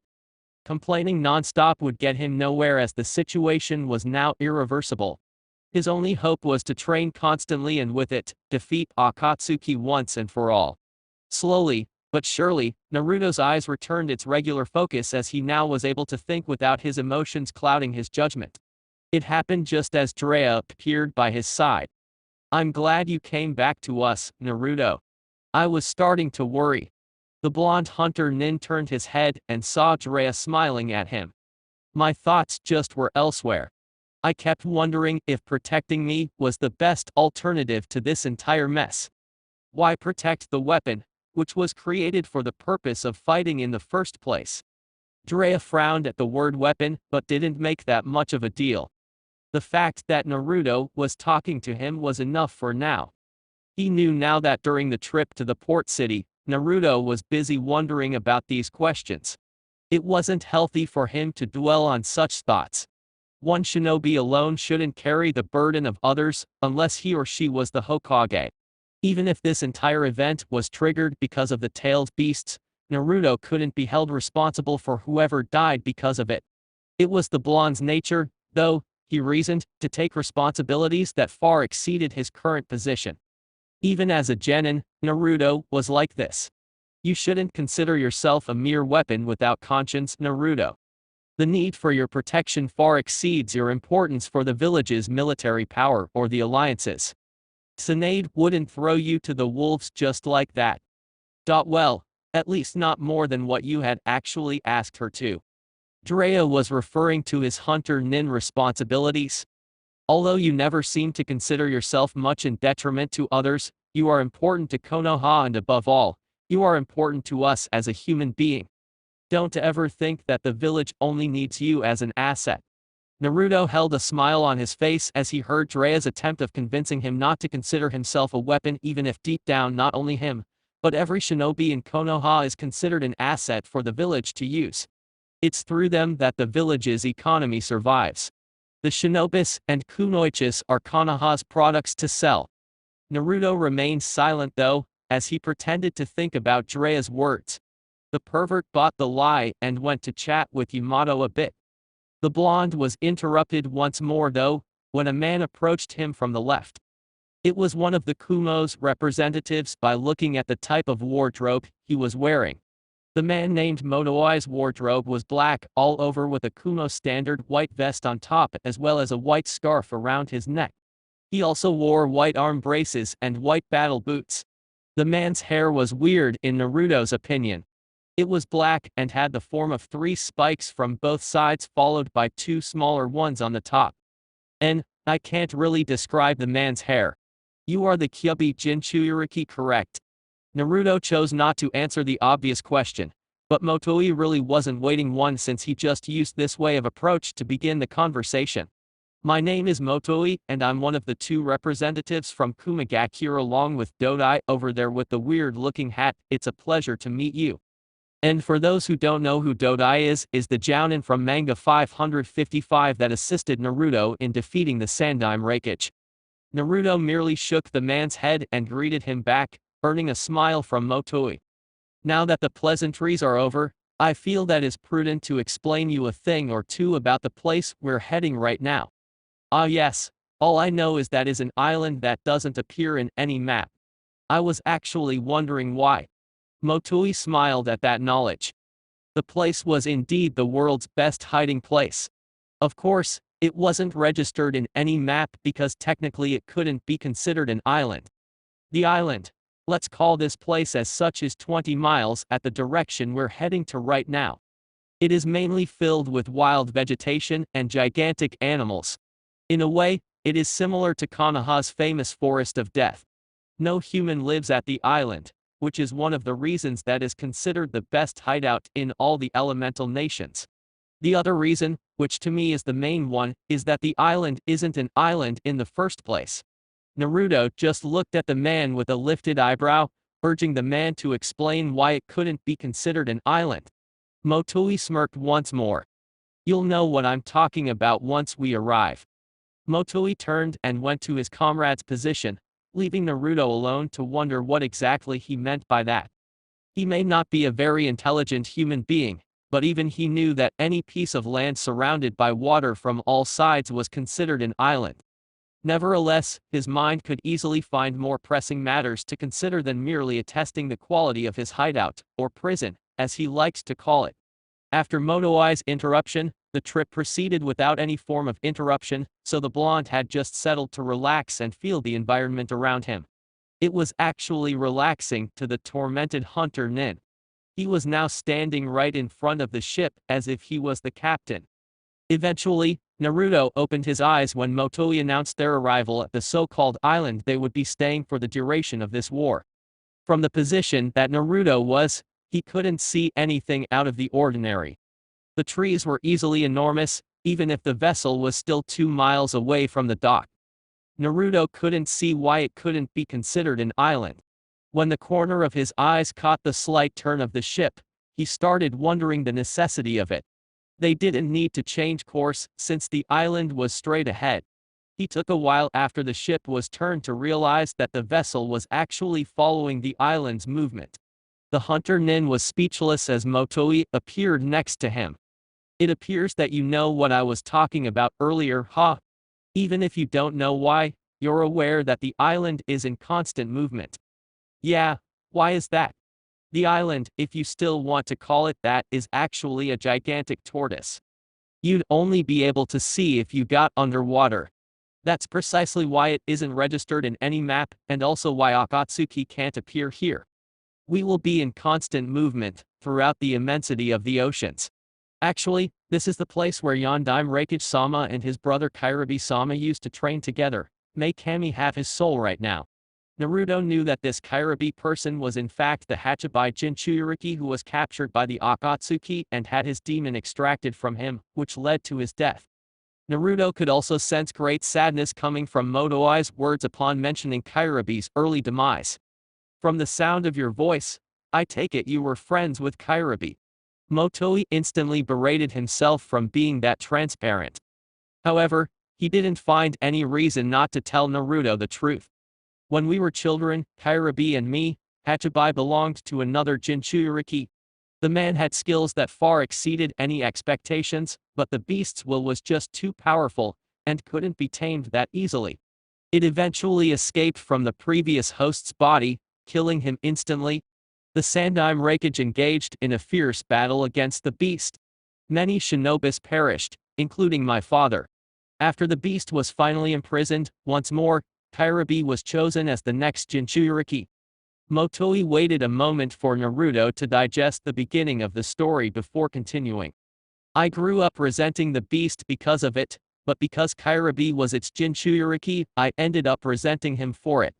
Naruto couldn't help but snort at the thought, since he too was a victim of said misguided hatred and still is. Kairabe, despite being hated and feared by people, never lost his cheerful attitude, and I watched him from afar believing that he was the one responsible for my father's death. One time, I took enough courage and got within striking position behind Kairabe. I was driven by revenge at the time, and all I wanted was to finish it once and for all, the consequences be damned. Motoi looked down suddenly. I couldn't though. I just didn't have the courage to go through with it. At that moment, he turned and saw me with his never-ending smile and offered his fist for me as it was his form of greeting. Later I realized that he knew I was behind him, and he knew what I intended in doing. Nevertheless, not once did he lose the intention of becoming my friend. The Kumo Jounin smiled then. It was thanks to him that I managed to let go, and I'm eternally grateful. Motoi kept looking up with a smile on his face as the image of his friend in one of his famous poses appeared. It's nice to have someone to count on. We Jinchuriki don't get to have normal lives like the others. At least, he died knowing that he would be missed. Motoi looked at Naruto for some time, wondering what he meant by that statement. Kumagakure was perhaps the only place where Jinchurikis weren't necessarily scorned, since they were hailed as heroes for keeping the beast at bay for the sake of the population. It was an ideal defended by both the Sandaime and the Yondaime Reikage, not only because it protected Kumo, but also because of the strength it represented to the village. Having two-tailed beast tamers was considered by many as Kumo's advantage in terms of war. Motoi dared assess that even Konoha with its precious bloodlines would think twice before engaging against Kumagakure nowadays. He didn't know, though, how it was for a Jinchuriki to grow in Konoha, since he wasn't fully aware of the sacrifices needed to imprison the Kyubi no Yoko. It was after all the strongest tailed beast out there, stronger than the Hachibai. Perhaps Naruto was a loner and missed someone to be there for him, he wondered. Kyubi, although cheerful, had few people that he could count on actually. Except his brother, Motoi, and his genin team, he didn't have that many friends. Motoi was saved from asking Naruto for some explanation when he heard his partner screaming that they had arrived and would be docking soon. At the island . Naruto didn't waste time and started walking towards the stairs to reach the docks. Motoi, though, kept looking at this new Jinchuriki and realized that the blonde was the exact opposite of Kyubi's, or at least what his old friend could be if he succumbed. Naruto joined Jiraiya and Yamato, and were about to walk away when the Mizukage approached their position. The three may be distant from the others and explore the island, but the Mizukage was the one chosen from the cages to protect Naruto. If Akatsuki appeared, then she would be there to intervene. None of the three Konoha nins enjoyed the woman's company right now, even if Jiraiya's perverted mind was busy comparing if Mai's boobs were bigger than Tsunade's. However, none of them voiced their opinions out loud. The rest of the bodyguards were stationed at the cabins that were built there recently. Back to the Konoha crowd and the Mizukage, they were walking for quite some time and Naruto was taking his time looking at his surroundings. He could see a bunch of animals hiding behind the trees as they looked at the humans who dared invade their territory. The only one who had authorization for such a thing was the Hachibai Jinchuriki. Looking at Jiraiya, the one in the front, he realized that the pervert wasn't even looking around, meaning that he knew where he was heading toward. You seem to know where you're going, Jiraiya. The perverted Sannin nodded, while showing to Naruto a map he had acquired from the Hokage. In this map, there is a cave located not so far from here when we can begin your next level of training. I'm sure that Mizukage-sama here won't mind if we train a bit, don't you? The woman just shook his head, allowing it. She had the highest rank, so she dictated. What form of training are we talking about here? Naruto asked, and Jiraiya only answered it by looking down at Naruto's stomach and smiling. We'll be mastering the Kyubi's chakra, of course. Neither Yamato nor the Mizukage understood why Naruto suddenly stiffened a bit while walking.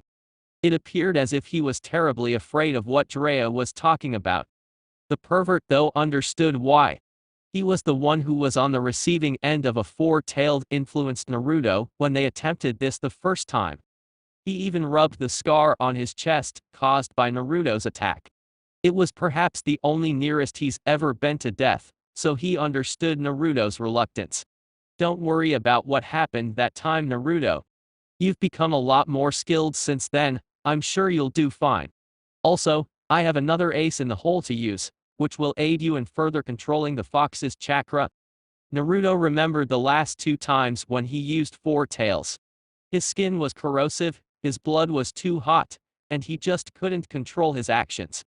He didn't know if the fox was the one dictating his thoughts, or if he just became a berserker, just attacking whoever appeared in front of him. I just hope that if anything goes wrong, you will be able to stop me this time. Perhaps a bad sort of saying it, both Yamato and Mei thought. Was he implying that Jiraiya, one of the Sannin, couldn't stop him before? You don't remember, but the seal that Kakashi used on you was my creation. I'm much more prepared right now, but I don't believe we'll be in a situation that I'll have to use it. You'll know soon enough. Naruto went through his memories, trying to remember what Jiraiya was talking about when his fight against the Akatsuki member Deidara flashed in his mind.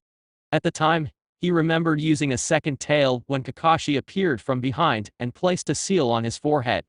Seconds afterwards, the fox's chakra was out of his system and he was tired. However, what would happen if Naruto was using four tails or higher? Would the seal work then? What are your thoughts? You damn silent. All of a sudden Furball Naruto screamed inside his mind to get the fox's attention, but he couldn't hear anything. Something was seriously odd, since not once did the fox lose an opportunity to speak his mind about things in general, and regarding the situation right now, Naruto was certain that Kyubi would offer his insight. The group resumed their trip towards the cave when Naruto stopped and turned to the right. He saw a waterfall, a small one with a small bunker of land right in the middle of the lake and right in front of the waterfall. Something about this entire scenario appeared to be calling him somehow. The others stopped and wondered why Naruto was doing. Jiraiya smirked at his well-thought plan, which earned question marks from Yamato and Mei. He took this route simply because he wanted Naruto to take a look at the waterfall for a moment. Of course, he wasn't counting on the blonde going there by himself, but it worked the same in the end. For Jiraiya's training to work, Naruto needed to remember something he long ago forgotten, and the only one who would ever be able to review it to him was himself. He appeared behind Naruto and started explaining. From what information I was able to gather about this island, this place is called the Waterfall of Truth and it was used by the Hachibai Jinchuriki a long time ago during his training with the Bajoa. You have to take a seat at that bunker over there and close your eyes to see who you truly are. Naruto looked at Jiraiya for a moment as he pondered the meaning behind those words. Deciding not to comment, Naruto just walked towards the bunker and looked at the waterfall for a while, before taking a seat and closing his eyes. According to Jiraiya, this waterfall would somehow show him what he really are. Those words sounded strange for Naruto.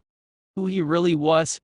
He hadn't changed a bit, well perhaps a little change after he became a hunter-nin, but nothing much. For a while, nothing happened and Naruto was already calling it quits. When he opened his eyes though, a black frame appeared from behind the waterfall. Databayo alter Naruto speech / Databayo regular Naruto speech. Why did you have to kill all those people? The voice came from behind the waterfall and Naruto was already grabbing his sword when his eyes widened to impossible proportions. A person came out from the waterfall, wearing the same outfit as him and looking the same as him. Who are you? Can't you tell just by looking? I'm you, or at least a part of you. Up until the day when Asuma sensei was killed, we were one and the same. Since then you've been slowly, but surely driving me away by each life you took. The look on Alter Naruto's face was one of sadness. Sadness for every life he took under the mission of a hunter-nin. Naruto just looked at his alter ego for a moment, studying this new him, while at the same time remembering what Jiraiya said to him earlier. Jiraiya said that he needed to see who he truly were and the one in front of him represented the strong, but naive child who believed that everyone deserved a second chance in life, no matter what they've done in the past. All of the lives I took were from criminals, and if you say you are who you are then you understand that they couldn't be left alive. What would happen if one of them came and killed the ones precious to us, huh? Naruto was lost between arguing with himself and abandoning this annoying idea. Sure, the first kill shocked him, but it was a necessary step in order to rid Konoha of criminals. I know that the reasons were justified, but in acting like this, we're acting as if it would be justified to kill all those who wronged us in the past. They were criminals too in our book, not just the bingo book. Not to mention the fact that some of the criminals whose life you took weren't exactly criminals. One last shred of humanity allowed us to spare that woman's life. But what do you say about that Hyliga girl you killed? She had already lost, and yet, we killed her anyway, all because of this stupid book. Naruto just stared, without any sign of being affected, at his alter ego screaming about maintaining Naruto's humanity. Of course, he remembered what Hyliga alter Naruto was talking about. Nevertheless, in Naruto's mind, he did what it was needed of him. You're still thinking we're just a mindless weapon right now, aren't you? We only serve as a mere tool for Tsunade Bakken to use at her disposal. The question surprised Naruto, before he realized that the waterfall must have read his thoughts somehow. Ero Sennin is right, we can't think like this, we're more than people like Zabuza or Haku. Why don't you just get away from here, huh? I'm not interested in wasting my time here discussing our actions. Alter Naruto just smirked at Naruto. It wasn't an evil one, but a playful one, the likes of which stopped occurring once Asuma was dead. Like I said, I am you, you can't get rid of me, no matter what you try. That being said, it's time for me to force it on you to understand. Alter Naruto ran at Naruto with an identical speed, charging a racing gun on his right hand. Naruto just evaded the attack and grabbed his sword for a clean swipe. He was shocked once Alter Naruto grabbed an identical sword and blocked the attack before performing the same move that the real one would do next. Outside of Naruto's mind, the three shinobi were looking at Naruto. The blonde was doing nothing but sitting there with his eyes closed. Both Mei and Yamato turned to Drea for questioning, only for the man to explain. According to the pervert, this waterfall reveals a ninja's true color. He explained that Naruto right now must be fighting against his alter ego for dominance. Back to Naruto's mindscape, the two Narutos were staring at each other from opposite sides of the inner battlefield.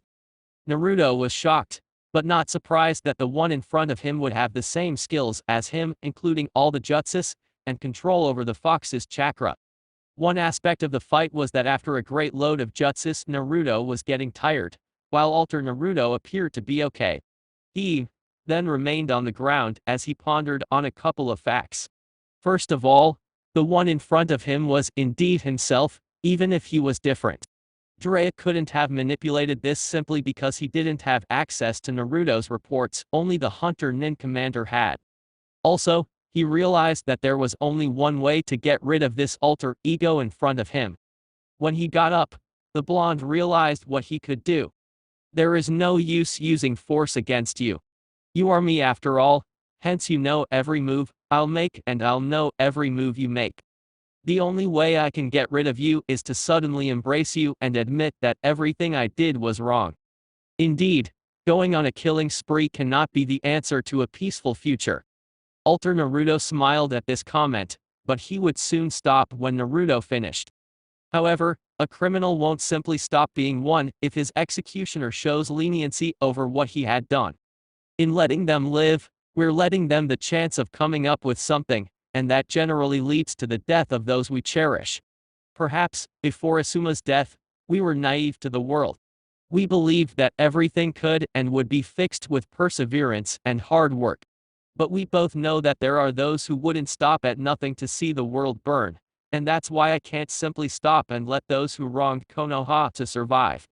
Alter Naruto tried screaming at him to think otherwise, but Naruto stopped him. And for you to exist, it means that I still felt some shed of remorse for taking the life of criminals. That being said, I will, from now on, follow a different set of mind. A criminal is a criminal, no matter what he has done. But instead of killing everyone, I'll reserve the killing for those who actually deserves it. The rest will be incapacitated and taken back to the village. It won't necessarily mean their salvation based on the crimes, but it will at least reserve my punishment for those who openly deserve it. The fact that Naruto was looking down the entire time ended in him not seeing that Alter Naruto was standing right in front of him with a huge goofy smile on his face. It's good to know that you still maintain our stubborn personality. We defy odds every day, and I can't really ask more from you. Both of them shook hands for a moment before Alter Naruto vanished. Naruto opened his eyes and saw that he was back into the outside world as he saw Drea, Mei and Yamato looking at him as if expecting him to explain what happened. Naruto simply walked on top of the water and passed by Drea and Yamato, as he continued walking like he knew where they were going next. The other three took it as a sign that the Jinchuriki wasn't much interested in sharing with them regarding what happened at the waterfall. Both Mei and Yamato admitted caring very little about it, but Drea wanted to know. He would ask Naruto later, once the boy calmed his thoughts. True to Drea's plan, Naruto's mind was now in turmoil. If what he saw at the waterfall was real, then all of those killings had transformed him into something else. It wasn't bad by any means, but if he was supposed to kill these many criminals 2 or 3 years ago, the story would be completely different. Their deaths were finally catching up to him, and Naruto was beginning to feel the toll of being their executioner. Before, he killed them without any form of mercy, in order to rid the world of criminals. Now, he began to feel their blood on his hands. Why the sudden change, he wondered. The image of himself shaking heads with Alter Naruto from the waterfall made him question if by touching Alter Naruto, his thoughts and beliefs resurfaced, mingling with his hunter-nin set of mind. Always believe in capturing an enemy before moving in for the kill. It was his promise to his alter ego back then. But would that change anything? Before his hunter nin license was revoked, Naruto was moving on to the A and S ranked missing nins. Those were Konoha's most violent, or the most powerful criminals in existence. Capturing them may not be that easy to accomplish. Suddenly, a new spark appeared in Naruto's eyes as if an epiphany suddenly appeared right in front of him. Capturing these criminals is much harder than killing them. In order to capture, you must be even stronger. It was precisely why Akatsuki was so powerful. They couldn't risk destroying the Jinchuriki, so they would settle for capturing them instead. That took a whole different level of skill, because of the amount of power they had to face off against. If Naruto could harness the power of the fox, like Drea said, he could increase his skills so that he could capture criminals instead of just killing them. It was a new resolve in his mind. He knew he couldn't change the past and quite probably, the world was better off without some missing nins running around the lands and causing destruction. He didn't regret what he did because of this. It was good that the blonde was in front of everyone, because then the three would be able to see the sudden smirk on his face. Drea was actually the one who noticed Naruto relaxing his shoulders and posture a bit and smiled at the boy. Whatever he conjured in his mind, it made him much more at ease. The pervert thought that Naruto was now ready to receive his father's last gift. Increasing his steps a bit, he took Naruto's position as leader of the pack and ushered them to follow him as he took a left from their position. The cave should be a few miles away from here now, we are close. In actuality, the group was actually returning to the place they came from, the Waterfall of Truth. Inside the cave . As soon as they reached the waterfall once more, Naruto questioned why the hell they were back here, and Drea just smiled and blamed the map given to him that made them do more laps than necessary. He walked towards the waterfall, never stopping until he passed through the water. The rest of the three waited a minute before following the pervy sage. Yamato was the last one to walk through the waterfall. They took a minute to administer the place before them. It appeared to be a regular cave, surrounded by water. In front of him was a path that was flanked by headless statues. The four went through the path until they reached the end of it, where a lion's mouth could be seen on the wall. Okay, Naruto, this step is very important from what information I was able to gather. The waterfall was the first step needed for your training to begin. Whatever you saw back there must be remembered right now. This lion statue you see before you is quite dangerous for those with evil in their hearts. You'll have to stick your head inside the lion's mouth, but be warned that if you have evil in your heart, the lion's jaws will snap shut, decapitating you in the process. You must remember what you saw at the waterfall at all times. This will be your second step towards mastering the fox's chakra. Naruto stood watching the lion statue for a while, before he shrugged and placed his head inside. Once inside, he waited for the least sign of danger so that he could use the replacement technique to escape. None came, however, as he looked inside to see what he was supposed to do. He saw a red button located right in front of him and was about to press it, before stopping once a thought appeared in his mind. According to Drea, the statue would decapitate him if he had evil in his heart. Naruto was a hunter ninja, meaning that he had killed a lot of enemies in the past. So, why the statue didn't move? He remembered what his alter ego said, that he wasn't evil, but rather his methods were. Naruto remembered the gigantic smile that his alter ego showed him once they shook hands together. Drea said he needed to remember what he saw at the waterfall. Well, he saw himself 3 years ago, before Asuma was murdered by Akatsuki. With a small grin, he pushed the button, before removing his head from the lion's mouth. A door suddenly materialized next to the lion statue, before it opened, revealing a chamber filled with white light. Naruto was about to go inside when Drea landed a hand on his right shoulder, ushering him to stop for a while. Without saying anything, Drea did a few hand seals before opening his mouth wide. A strange tube suddenly got out of his throat, before it expanded, revealing that it was a strange-looking toad. He had the head and members of one, but his body appeared to be a scroll of some kind. The scroll suddenly opened in front of them, before an enormously complex seal appeared, confusing everyone, including Naruto. Naruto, this is Jiraiya, he's the one who carries the final key needed for you to fully control the fox's chakra. Now, why don't you focus some chakra to your fingers and touch that square at the center? The Yondaime Hokage always wanted you to have it. The blonde nodded, before doing as Jiraiya instructed him to. The scroll then was closed, before Jiraiya ushered Naruto to open his mouth wide. He was surprised when the toad just jumped inside and tried forcing his way down Naruto's throat. It was clear that he wouldn't be able to go all the way through, so Jiraiya came and gave Jiraiya a little push, allowing the toad to enter Naruto's stomach. Damn it! What was that toad thinking? He at least could have warned me that this would happen. The blonde was busy chalking on the ground and complaining to the amused Jiraiya. It happened the same thing with him when Minato sealed the Kyuubi's chakra. Now Naruto, we are on to the third and last step, but now you'll be alone for this next step. I'm sure you know what you have to do now, right? After cleaning his mouth a bit, he nodded. Yes, open the gate and fight the fox for the right of its chakra. Jiraiya nodded, ignoring Mei and Yamato's outburst at the idea of releasing the fox. Now get in that room and close your eyes. Remember what you saw at the waterfall and stick to that. Just remember though, once you free the fox, you'll have to capture its chakra literally. You'll know what I mean once you get there. Be warned, though, that the fox could suck your chakra dry as well.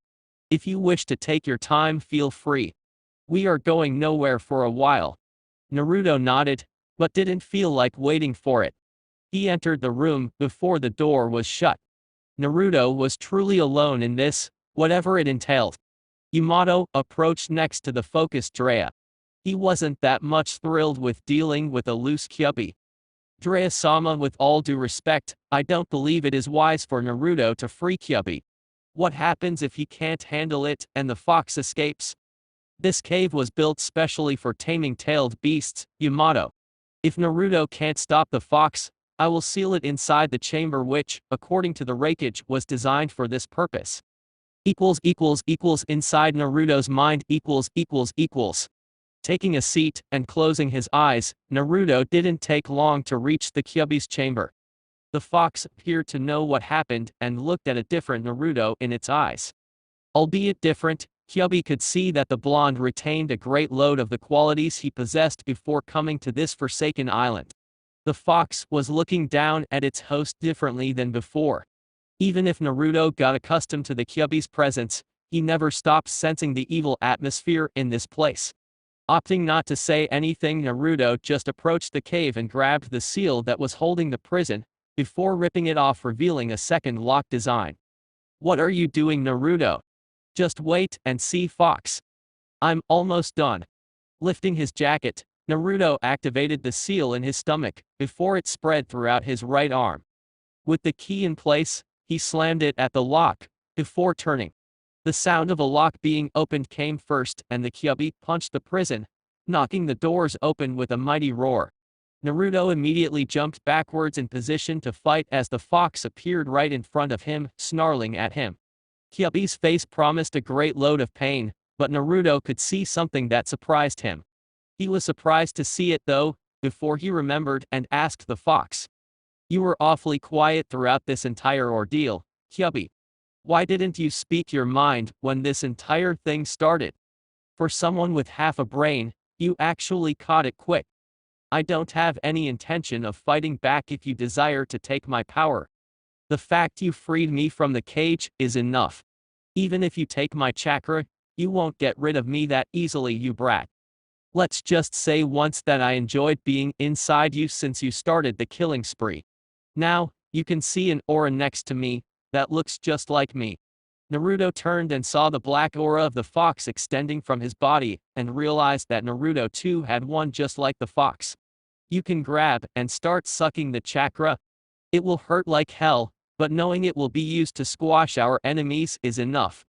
How can I tell if you're just screwing with me and will capture mine as soon as I drop my guard? The fox actually smiled at the comment. Given the right circumstances, I would do just that, yes.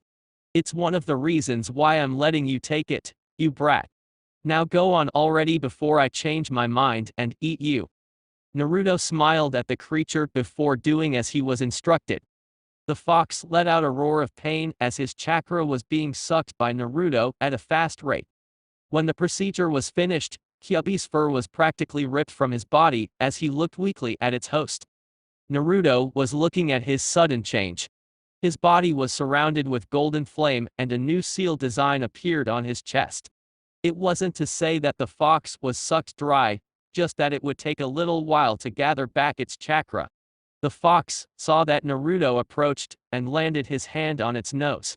The fox could see Naruto's eyes, and if it wasn't mistaken, he was seeing pity regarding the fox's state. Damn you brat, I might actually take more offense for you looking at me like that than what you have just done. My chakra will return in no time. Naruto nodded at his partner before taking a seat next to the fox. Sorry about that, Naruto was about to speak when suddenly two human beings appeared in front of him, smiling at him. The first one, a female, had very long hair, and if his eyes were not mistaken, the woman had red hair. The other one, male, had actually blonde hair, and it was spiked just like his was. Naruto couldn't see their clothes very well, because of the distance. When they approached, it was the fox who announced their names with a loud growl. Kushina, Uzumaki, and the Yondaime, so you two were here the entire time. Kyuubi maintained its growling, but did nothing. Minato chose to respond instead. It's not like we are much thrilled to see you either, fox, but if it means seeing our son for the first time, then so be it. Kushina, for her part, looked at their son's face and wondered why he didn't greet them, or even said anything in reply. Chapter 24, Two Sons. Still wearing the new cloak, Naruto stared at the man who called himself Naruto's father. Naruto always imagined what it would be like to see the Yondaime Hokage for the first time. Even before he knew the man to be his father, he always saw Minato as his hero, and the type of man he wanted to be in the future. As time progressed, mainly when his hunter-nin phase began, the role model feeling got lost, and the only goal he wished to accomplish was to rid Konoha of its criminals, so that no harm could ever come to those he wished to protect. When he knew that the man in front of him was actually his father, and knowing that it was him who used Naruto as a prison for the Kyuubi, Naruto's respect for the man remained, but only as a figure of great power and skill, not as his father. The letter wrote by him didn't help things much either. Looking to the right, Naruto saw the woman that claimed to be his mother. The way both were looking at the hunter-nin indicated that they were waiting for some kind of reaction coming from him at the prospect of finally meeting his long-dead parents. However, the thing was that Naruto wasn't aware of the concept of family. He grew up without knowing the love and care that usually came from being raised by a mother and a father. The only concept of family Naruto was introduced to were the Inuzukas, but at the time both Kiba and Hana were already adults and high-level shinobi. Son. Naruto woke up at the word that came from his mother. Why are you just sitting there? Minato suddenly narrowed his eyes upon seeing the truth in Naruto's eyes. The boy was reluctant of them. When Naruto got up and closed his eyes, the Yondaime Hokage actually believed that his son would open up to them a bit. When Naruto opened them though, it was the same expression as before. Why are you two repeating the word son to me? For all I know, the so-called parents of mine died 17 years ago. Both Minato and Kushina knew that they would have to explain just how they appeared inside Naruto's mind and why only now. But they both flinched upon hearing the expression so-called parents coming from Naruto's mouth. Kushina moved to explain first, but Minato placed his hand in front of her, ushering for her to let him do the talking. It seems we owe you an apology, Naruto-kun, for as we have yet to explain how it's possible that we are here. You see. And so Minato started explaining everything that happened ever since Kushina went to labor, and how a man named Madara managed to free the Kyuubi from within Kushina's stomach when the seal was at its weakest, because of her pregnancy.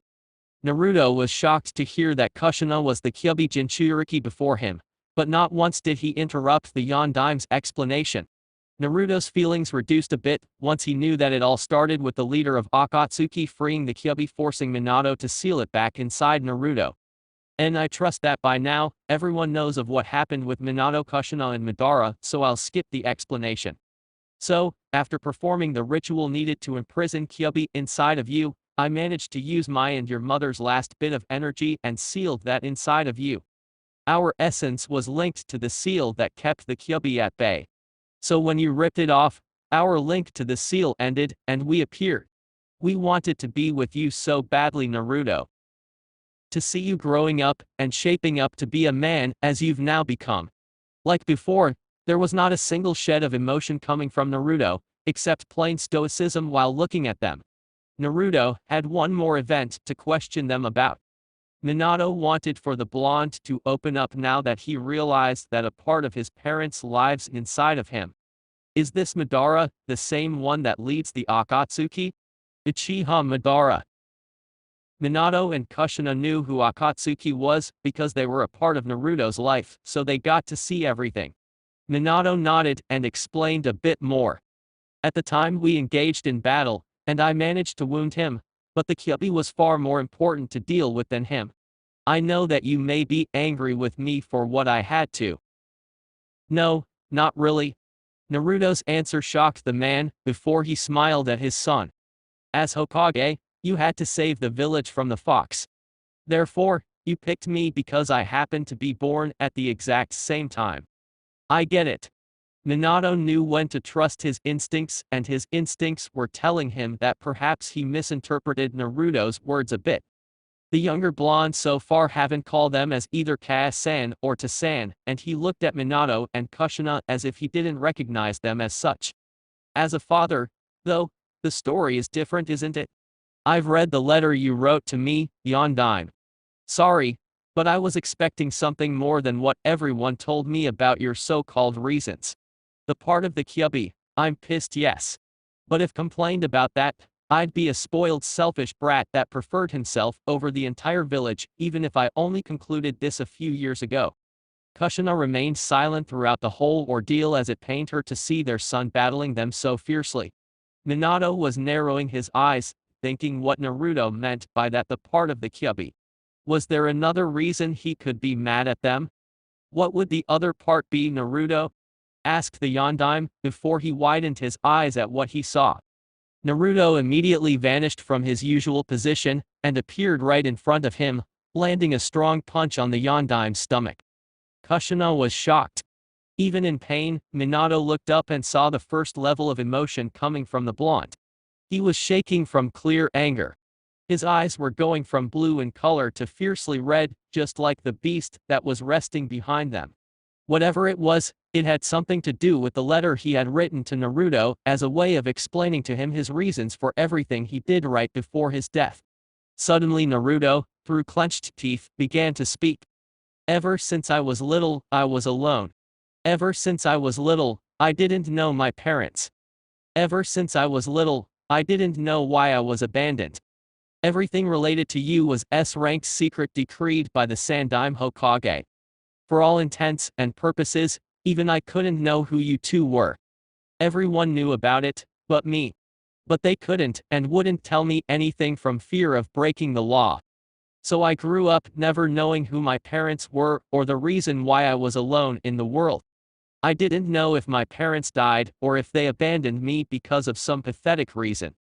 Even Sandaime Jiji, the only person who had ever helped me in the past, couldn't divulge that information. Nothing. Not even your names or reasons for abandoning me alone in the world, he couldn't tell me from fear of me finding out the truth. When I've read your letter, stating that it was by your request, Yondaime, I was furious. If you two were inside of me this whole time, you'll know how it was that I came to know who my father was. Naruto waited for Minato and Kushina to look towards the floor. Yes, they knew it alright, but Naruto wasn't going to wait for them to answer. Yes, it was the damn Sandaime Tsushikage, who wanted nothing more than to kill me at the Chunin exams that happened inside Iwagakure.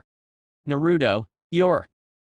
Kushina wanted to somehow ease her son's anger, but Naruto didn't even let her. All I ever wanted to know was who you were. I never asked for a public announcement of the fact that I was the Yondaime's son.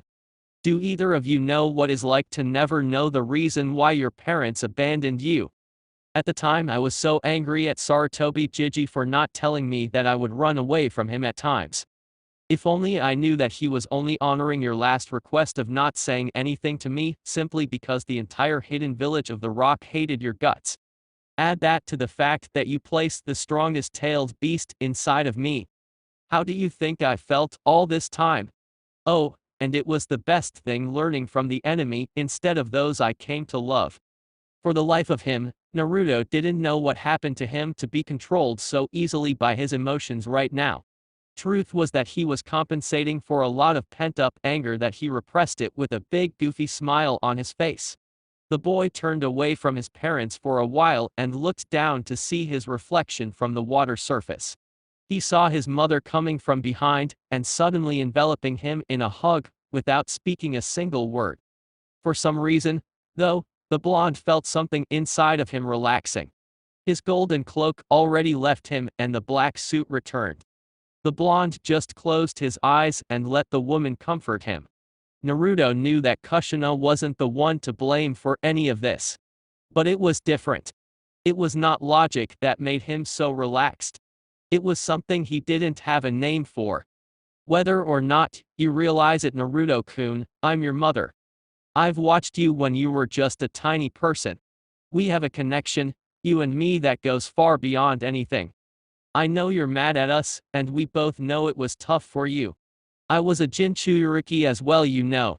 She released the hug and gently caressed her son's face with a peaceful smile on her face. Naruto couldn't help but remember Hana right now. They both had the same smile when looking at him. Kushina knew Naruto's thoughts and saw the one who captured her son's heart. She broke the hug and ushered her son to take a seat next to her so that they could catch up some. So Naruto-koi, tell me about Inuzuka Tsune's daughter a bit. From what I could see, you've been spending quite a lot of time with her. Naruto smiled and nodded at his mother before telling the story since the time he and Hana participated in a joint mission to hunt her uncle who kidnapped the sons of Tsune's dog and escaped the village soon afterward. Obviously, Naruto kept the private parts out of Kushina's reach. Kushina just kept smiling throughout the tale, not once losing the smile on her face. One of the things she regretted most in her life was never having the chance to have quality time with her son. With Minato Minato kept looking at the scene shared between mother and son and smiled deeply. He knew that the boy wouldn't be like that with him, considering the choices he was forced to make. Instead of reaching the Yondaime Hokage walked calmly towards the creature that started this entire mess and ruined his family's life as well as many families in his home village. When he and Kushina appeared, Kyubi was almost entirely furless, which was a result of his chakra being sucked by Naruto.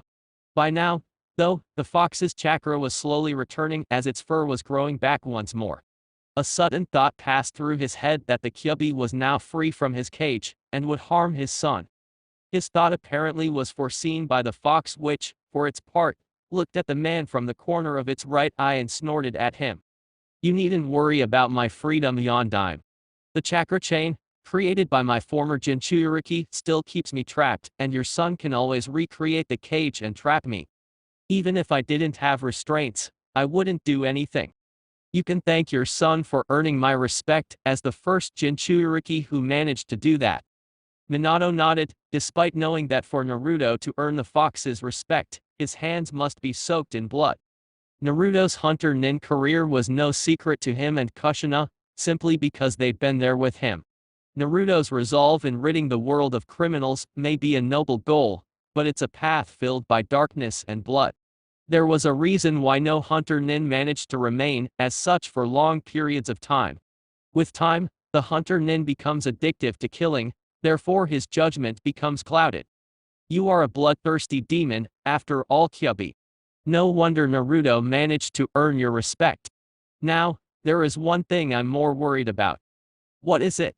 I'm well aware of your bond to Uchiha Madara, and if by chance, Naruto gets to face him in battle, I'm worried that he'll use you against my son.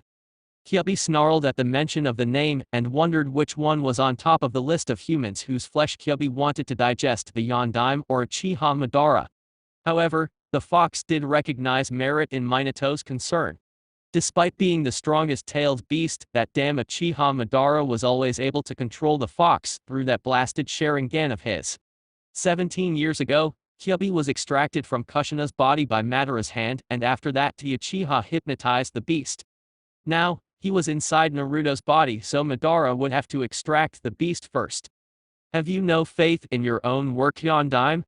Despite hating your guts and wishing that I was ripping your flesh right now, your seal is quite remarkable and infuriating at the same time. Even I with my power couldn't breach it. Madara may be powerful, but compared to me, he's but a fly in comparison to a giant. Kyuubi now was sitting like a dog, a quiet and obedient dog in Minato's eyes. He couldn't feel the fox's oppressive aura like he was used to. It was almost normal to be around the creature. Perhaps his son managed the impossible and managed to tame the strongest tailed beast in existence. My seal keeps you at bay, Kyuubi, but it isn't effective against outside influences. If Madara ever gets a hold on Naruto, he'll manage to extract you.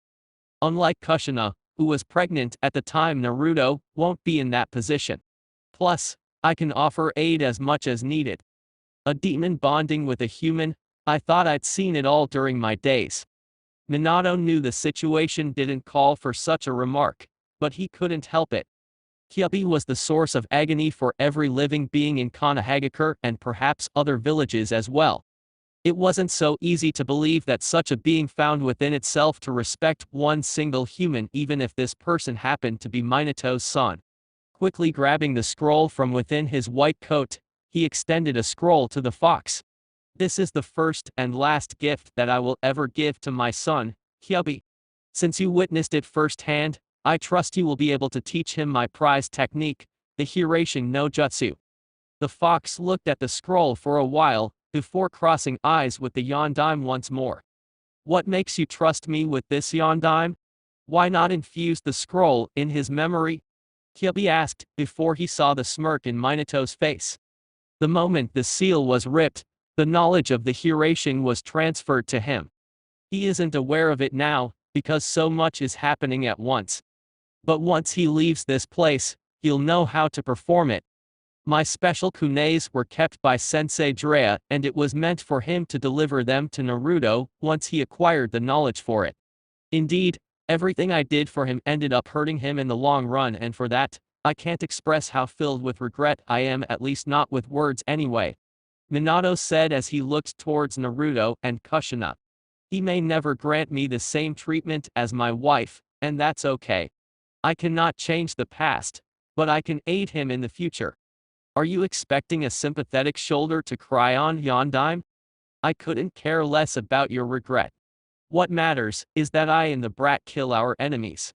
With my energy, his speed will already improve. With your technique, he'll be able to face even Madara and be victorious. Now, I can feel that your essence is running low on energy. It fills me with joy knowing that I'll never see your face anymore. Despite the continuous jab, Minato nodded. He felt relieved as well as he wouldn't see the fox anymore. He simply gave the fox his back and walked towards Naruto and Kushina. Both his and her image began to fade, and he could see Naruto's worried expression. Naruto and Kushina turned to see Minato approaching and ended their conversation. Both father and son locked eyes for a moment before Minato smiled. Naruto had a focused determination written all over his face. He was proud of the boy, who now became a man. What filled his heart even more was that Naruto managed to overcome strong boundaries to reach this level, and he did it without any help. He only needed to express this feeling to his son, even if Naruto wasn't willing to listen. Naruto, I know that my actions weren't the best, and I'm sorry for that. Please know that I'm proud of you, son, for the man you became and the man you're about to become as well. Both as a father and a Hokage, you managed to earn my respect, even if the feeling is not mutual. Right now, Kushina began to cry as she didn't wish for Minato's last words to their son be received with hatred. Right now, Naruto merely looked at them with apathy. Despite it all and much to their relief, his opinion ended up being much more rational than it should have been considering the pain and suffering endured throughout his life. Naruto wouldn't waste this opportunity. 17 years is too much to overcome in less than 5 minutes. As I said before, as a Hokage, I understood why you did what you did. Dealing with the nine-tailed fox as well as handling the situation between Konoha and Iwagakure requires concentration and time. You didn't have that. As a father, though, I can't just simply say the same about what happened in the past. So much happened as I grew up, and I can't just pretend it never happened. I'll move forward though, and accept your gift as your first and last given from father to son. Despite it all, you remain my idol and role model. May I be as strong as you are to San, and as caring as you are Ka-san towards my loved ones. Both Minato and Kushina looked at each other surprised, but it didn't last long before they smiled at their son. Naruto just bowed in respect, and it ended up being the last image both Kushina and Minato saw before their essence vanished forever. After they were gone, Naruto looked at his hands with a new vigor as he used his transformation once more, before looking at the fox, who was now resting in front of him. With everyone's help, he'll manage to defeat every one of his enemies. Right now, it was time to train in this new form in order to get used to it as well as adapt the Hiraishin to his fighting style.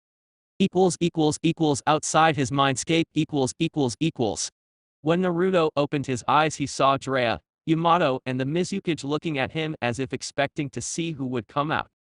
Naruto was supposed to fight the Kyuubi for dominance, but who's to say the fox couldn't take possession of his body for good? When Naruto opened his eyes, he saw 3 sets of eyes looking at him, and he could tell that they were ready for battle if need be. It took him a couple of seconds to realize the merit behind their fear. Only he knew the bond shared with the fox, and as far as they could tell, Kyuubi could simply use this opportunity and take control of Naruto's body instead of Naruto taking possession of the fox's chakra.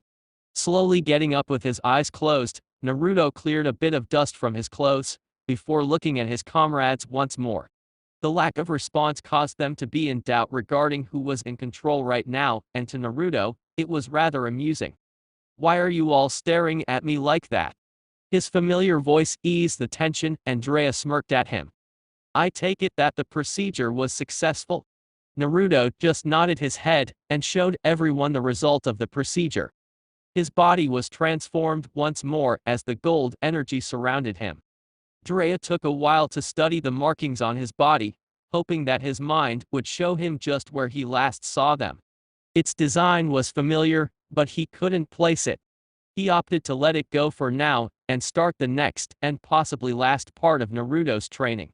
Like the Hachibai Jinchuriki, Naruto would have to learn how to use tendrils as if it were his limbs. The Raikage's brother managed to summon the Hachibi's tendrils and use them in attacks and defenses. "Jiraiya, if possible, could I speak with you in private for a while?" Naruto asked, as he deactivated his transformation. The pervert looked at his student for a while, before nodding. He followed Naruto, while wondering what the boy wanted to talk to him about. And why in private, considering the circumstances. Looking briefly to his back, he saw both Yamato and the Mizukage looking at him. He was thankful that the Mizukage didn't oppose Naruto's request, allowing Jiraiya some margin to handle whatever Naruto was about to tell him about. Once alone, Naruto started telling the pervert everything that happened once he closed his eyes and entered in his mindscape. Jiraiya listened intently as Naruto told him everything. When the hunternin mentioned Minato and Kushina's names though, Jiraiya's eyes were widened and his mouth hanged open, giving access to any lonely fly to get inside. "Are you saying that your parents imprinted their essence in the seal? Wow, even now, that guy amazes me." Naruto nodded and explained their level of interaction, or lack thereof. Jiraiya frowned at Naruto's behavior towards his own father, but kept it to himself. The boy was, after all, old enough to realize where his feelings were regarding his parents. After explaining their interaction, Naruto told Jiraiya that Minato left the instructions of the Yondaim's most prized jutsu inside the seal that was responsible for holding the Kyuubi at bay. The pervert smiled at his deceased student. Any and all knowledge regarding the Hiraishin no Jutsu was destroyed by Minato himself a couple of hours before the Kyuubi's arrival in Konoha. For a great number of reasons, the Yondaime opted not to share his jutsu with others. Now he understood why. It would be Minato's first and only gift to his son Naruto. Now, the only one with knowledge of the technique was Naruto.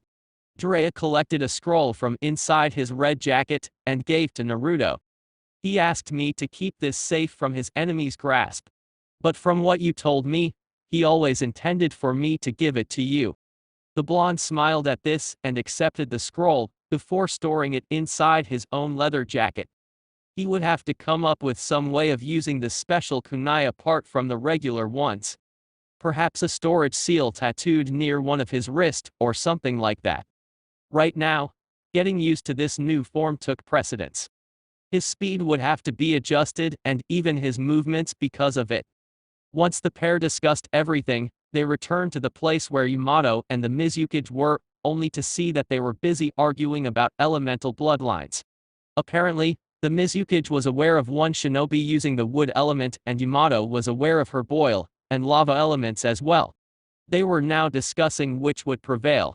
Choosing to leave them be for the moment, he activated his transformation once more. So now that I've managed to achieve this level, what's next? Naruto asked Jiraiya. Now, let's understand this new transformation of yours. According to the source, the energy that surrounds you right now, it's nothing but chakra, even if not blue like usual. It's the mixture of your chakra with the kyubis. That being said, you should be able to mold it into extra limbs. First, we will focus on molding the extra limbs. Then you will have to control your strength through them. There is a set of boulders nearby that should be great for this purpose. Naruto nodded, before looking at his hands for a while.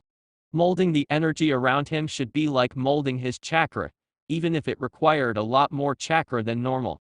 He began focusing his energy towards molding the extra limb through his right hand and was surprised when a pillar of gold erupted from his hands upwards. Focusing smaller quantity of chakra, he managed to diminish the pillar until it became recognizable. It was actually a limb, a long one with a hand at the end with 3 fingers and 1 opposable thumb. Smiling, Naruto closed his eyes and began to play with this new ability by creating limbs from his head, from his arms, legs, knees, biceps, triceps, his back, etc. Still experimenting, he extended his right hand with its palm facing up, before focusing 2 sets of hands coming from both sides of his actual hand. The real hand molded the Rasengan, while the other limbs manipulated the wind chakra. And right in front of everyone's eyes, Naruto managed to perform his Rasen using one hand. That's only the beginning, brat. You could use it to mold jutsus without even using your actual hands. You could also create a new taijutsu style that is focused on using multiple limbs against an opponent. Naruto nodded with a smile at Jiraiya's input and continued playing some more. He vanished from his position and grabbed his sword, while 2 limbs were busy doing hand seals. He could feel his chakra being molded, before he ignited the chakra inside his lungs. And without even losing his sword, Naruto managed to unleash a great fireball technique. Swinging his sword against imaginary opponents, Naruto performed a specific kenjutsu kata, while at the same time doing hand seals with his extra limbs. As he finished the attack, he released a thin air current before it expanded violently. His imaginary opponents were sent flying. Naruto wasn't finished, and he used his extra limbs in order to grab a nearby boulder. He was surprised when he crushed the boulder like it was nothing. It seems we now must exert control over those limbs of yours. Jiraiya smiled as he directed Naruto to a place where a lot of boulders were situated. With Madara . On top of the mountain, one Uchiha Madara was standing, now wearing his old uniform and his battle fan strapped behind his body. Next to him was his second in command and wielder of the Rinnegan, all 6 bodies of pain. What was different about this scene now was the 7 shadows behind them. When the sunlight illuminated the area, their identities were revealed as being the 7 Jinchurikis, except Gaara, whose body ended up being captured by the Kyubi Jinchuriki. Madara reasoned that he waited too long for this moment and that he would no doubt achieve his ultimate goal, the ultimate Tsukuyomi technique and the control of the entire elemental nations. Right now, the army created by the 5 villages was facing an army of his creation. Using Shikaku's energy, Madara managed to create an army of white Setsu. He already had accounted the losses of his army because of the village elites. However, the army had one purpose, and that was to tire the strong ones and kill the weak ones, so that he could deal with the rest. In the end, the alliance would be too tired to stand against He Pine and 7 Jinchurikis at the same time. At the alliance's hospital tent. As soon as the war started, shinobis from the alliance appeared at the alliance's hospital tents in order to heal. Some of them came with nasty bruises, others came in near-death state, forcing the joint staff to do everything they could to heal them. The major villages managed to come up with a sound plan to attend as many wounded as possible by forming groups of tree medic nins. From Konoha were at least 200 medic nins, counting Shizune, Sakura, and Inuzuka Hana.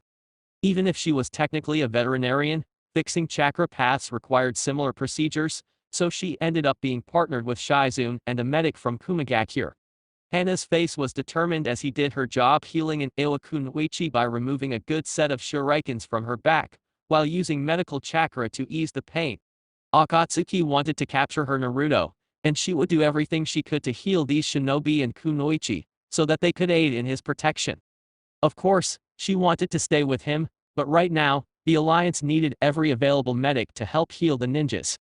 She just hoped that he was alright. With Naruto. Jiraiya Yamato and the Mizukage stood side by side as they watched the Kyuubi Jinchuriki training with his new transformation. So far, all he has done was pick up boulders and pile them to form a column right in front of him. This way, he could be able to pick up objects on the ground without destroying them. Also, Naruto could use his limbs to increase the pace of his movements, thus surprising the enemy. Building up the column and then taking the boulder out one by one was his routine for the better part of 2 hours. When it was over, the blonde realized that he could use his new limbs correctly without fear of applying more pressure than necessary. Okay Naruto, let's now proceed with the last transformation. The amused look on Jiraiya's face was received with skepticism by the blonde. After all, according to the pervert himself, this was supposed to be the last transformation. What are you talking about? I thought this was the last transformation. By this time Naruto deactivated his golden transformation, and walked towards Jiraiya with a bewildered look on his face. The Raikage's brother was considered the perfect Jinchuriki for a reason, Naruto. He managed to obtain a bonding level with his Bijoa so great that he even managed to fully transform into the beast itself. The Yondaime Raikage assured me that if your level of bonding is as good as you say it is, you can transform into the Kyuubi just as easily. All 4 eyes were widened instantly at Jiraiya's proclamation. Jiraiya's eccentricity was no mystery to the elemental nations, so everything that came out of his mouth normally was met with skepticism. This time though, it became serious and the blonde imagined if it was possible to transform and take the shape of the fox. You just have to imagine the shape of the Kyuubi in your mind, and focus on releasing all that chakra you took from the fox. The blonde understood it right away what was needed to be done, but even then he felt reluctant to do so. He may have created a bond with the fox, but what would happen if he transformed? Both Yamato and the Mizukage admitted not sharing Jiraiya's optimistic view. They were concerned, since there was no telling what would happen if Naruto transformed into the fox. To this date the seal that prevented the fox from escaping was an work of art, and no one could testify its strength and if would be enough against a free 9-tailed demon, even if it was fabricated by the Yondaime Hokage of all people. Naruto closed his eyes for a while as if getting into terms with what he was about to do. All of a sudden, he opened his eyes and pictured the fox in every detail, while releasing all the chakra he could muster at the same time. It was the first time the Mizukage felt truly afraid as she witnessed the majestic form of the fox right in front of her. Chapter 25 Training and Fatherhood. The sight before everyone had brought back memories from 17 years ago. Both Yamato and Jiraiya remembered how close to soiling themselves they were upon seeing the beast for the first time. The Sannin admittedly behaved much better than the Makuton user, as Yamato was a mere infant at the time. The beast was growling at them, and it even started drooling with saliva as it looked at the shinobi like they were a healthy snack. All 3 of them were already prepared for the worst. Jiraiya, for the life of him, couldn't figure out what happened wrong as he looked at the gigantic beast. All of a sudden, as he beast suddenly started laughing. Ha ha ha ha. You all should have seen the looks on your faces. Naruto laughed with his voice, even if a bit altered because of the transformation. The shinobi in front of the nine-tailed beast, despite not believing it was indeed Naruto in front of them, sighed in dismay at the blonde's practical joke. Kyuubi's image alone was enough to scare less-willed-minded to death. Nevertheless, they figured that like the Hachibai Jinchuriki, Naruto right now managed to exert complete control over his tailed beast, though that was taking into consideration that the blonde had actually pulled it off. For all they knew, the fox might be playing tricks with their minds. To put their minds at ease, the blonde transformed once more. Before the other ninja's very eyes, the fox started diminishing in size until pieces of the hunter-nin's clothes started appearing. The entire transformation took no more than a minute before Naruto appeared in front of Drea, Mei and Yamato just like they saw him before he transformed into the nine-tailed beast Kyuubi no Yoko. Nice job, kid. Now, I believe you earned some rest time. We'll start practicing your first transformation in the middle of combat. First, you'll fight against Yamato. Naruto nodded, and went to his room to rest for a while. He at first considered telling Drea that he didn't need rest, but that would be far from the truth. He has been training non-stop for the entire day using the fox's chakra. His chakra coils were strained from mixing both his chakra and the fox's. If he were to overstrain it, surely, it would lead to him being bedridden for quite a while. Plus, with the much appreciated rest, it gave him time to ponder on his next course of action. Not a single part of his body wished to remain behind bars for the entire duration of the war. He knew, though, that simply leaving this place and joining the battlefield would be close to impossible, at least by force. Neither the location nor the people guarding him were chosen randomly. Naruto figured that he could be a match for Yamato without using the fox's chakra. With it, he was sure that neither Drea nor the Mizukage would manage to keep him at bay without hurting him. The problem, however, was that Yamato could use his abilities to suppress the fox's chakra, therefore narrowing his chances of fleeing this accursed prison. It just wasn't right. Akatsuki was his enemy, not the entire world. It just didn't make sense that all the 5 nations had to mobilize just to rid the world of one organization. Now that he gained new sources of power, he would be able to beat his enemies. He was already able to stand up against Kaizam with just one tail of the fox's chakra. The shark member of the Akatsuki was one tough shinobi amongst their ranks. He doubted that the rest were that much stronger than the now deceased Kiri missing nin. A long sigh escaped Naruto's mouth as he smoothly landed on his bed and looked outside the window for a bit. Complaining about the situation wasn't going to take him very far. Perhaps if he demonstrates his strength and trains hard, the others will see that Naruto never needed protection in the first place. In order to do that, he would need to defeat both Drea and the Mizukage, not only one-on-one, but at the same time. It was considered quite ludicrous to believe himself capable of defeating 2 cage-level shinobi on his own. Somehow, Naruto figured that asking nicely was out of the question. Therefore, he was at a loss. Without much left to ponder about, the blonde closed his eyes to rest, not at all prepared for what was going on with his lover. At the Alliance's hospital tent. While Naruto's training was proceeding, the war was as well, which meant that by the minute, more and more wounded shinobi arrived at the hospital tent to be healed. The joint medical staff was working double shifts in order to attend everyone, but even so many needed to wait. They were giving preference to near-fatal injuries. Those who had to wait were the ones with chakra depletion diseases, fractured limbs, and minor skin burn marks. A couple of the medic nins didn't possess an acceptable chakra supply in order to keep the double shifts, and many even succumbed to exhaustion in the middle of a surgery. Inuzuka Hana was able to count at least 2 times when she had to cover for another's position because of chakra depletion.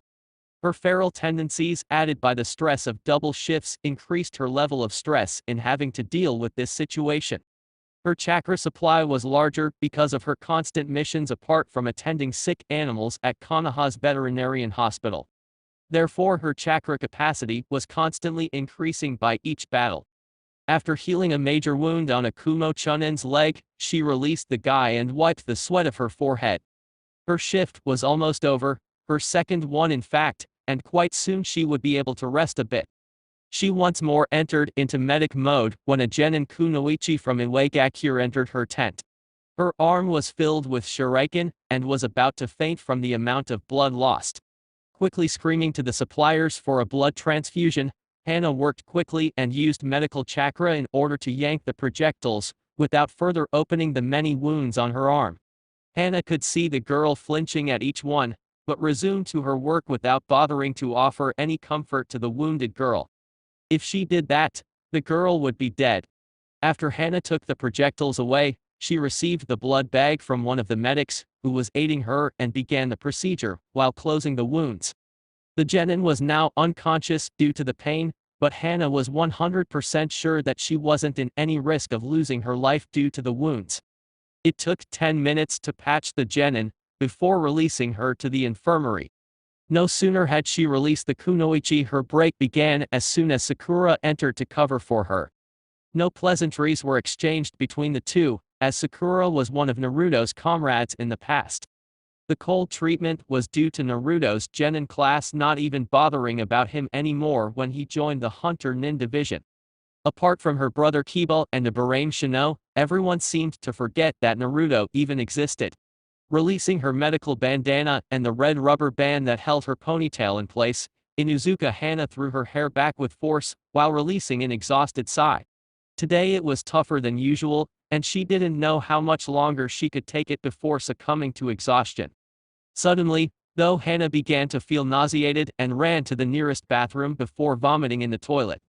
Ever since the war had begun, the same thing happened to Hana every day without apparent reason. Hana even observed some changes to her body as of late, being quite an observant girl. She had noticed that, a few seconds before the nausea, she felt a strong stomachache. Other times, she was alone and thus no one suspected anything. This time though, the Inuzuka woman wasn't alone in the bathroom. Shizune heard her throwing up and came immediately to her booth, which happened to be open. "Are you alright, Hana-san?" The sudden voice alerted Hana. If someone knew that this was going on, no doubt repercussions would arise. "I'm alright, Shizune, take out. Working 2 shifts caused a lot of strain in my chakra coils. I just need some rest." As captain of the KONOHA's medical team, it was required of Shizune to memorize the files of the KONOHA medic nin. As such, she knew that Hana was the one amongst few that possessed the largest amount of chakra from the group. While it was true that the amount of work could lead to this symptom, Shizune knew that Hana had worse days and wasn't ill afterward. Using her diagnostics jutsu, Shizune approached her hands closer to Hana, who at first protested, saying that she was fine and only needed rest. The captain, though, wasn't buying by the look on her face. "I'm responsible for the well-being of KONOHA's medics, Hana-san. I need to be certain of what you're saying." Hana growled a little, but relented. In the end, she would now know what the cause of her nausea was. Shizune took close to 5 minutes with the jutsu before widening her eyes in realization upon figuring out the cause. Hana looked at her face and immediately worried. "Hana-san, you're pregnant." The Inuzuka medic's eyes widened instantly, doubting her healing capabilities for a while. And why now? Her last love-making with Naruto was vicious, and she remembered how lost she was because of the raging hormones. But she couldn't remember how it ended. A smile appeared on her face upon remembering how driven she was to simply ravish her bedroom with her lover. Hana began to close her eyes, which alarmed Shizune. Hana only remembered hearing her captain screaming for assistance, before closing her eyes. What was left of her chakra was being directed to the infant inside her womb. Acting quickly, Shizune called a couple of medics to assist her while telling the member of the Yamanaka clan that resided in the medical tent to communicate what happened. She needed to remove Hana from the field immediately and send her to Tsunetsuma's care. She knew that Hana was Naruto's girlfriend and couldn't help but smile upon knowing that in 9 months, they would have a child, provided of course that the alliance is successful in this war.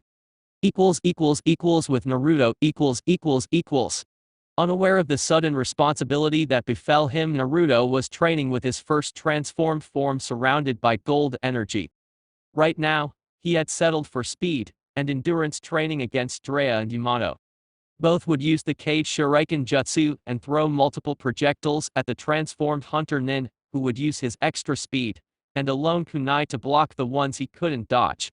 The golden trail left by his moves were astounding to those present, as Naruto would appear in one side and after a blink, in another side. Letting loose of the kunai, the hunter-nin adapted his extra limbs in order to parry as many shuriken as possible, while maintaining the same speed. Jiraiya swore that he couldn't tell between father and son's speed as he saw how the hunter-nin was moving throughout the cave as if he was teleporting to his new position. It was clear that regarding speed, Naruto was all set. Now it was time for ninjutsu utilizing his extra limbs. Jiraiya had a theory that Naruto could create whole new Rasengan-type jutsus, seeing as Naruto could use extra limbs to perform certain tasks of the spiraling ball technique. Naruto, being the ninjutsu fanatic, became excited and went to work immediately. He quickly performed 2 Rasengan in each hand before using his 4 extra limbs and mold in each one Rasengan. Out of the blue, Naruto was holding 6 mid-sized Rasengan overall. Those weren't like the Rasen Shuriken, so he couldn't throw them.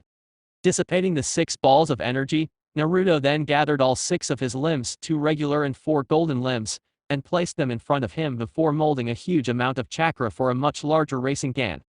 The arm started to work immediately, and within seconds, Naruto managed to create a 4-meter diameter Rasengan. While the one he could create with Sage Chakra was much larger, this one had more condensed energy, which could cause quite an impact. Moving on to Elemental Rasengan, Naruto created 1 Rasen Shuriken in one hand using the help of the limb to add the wind element.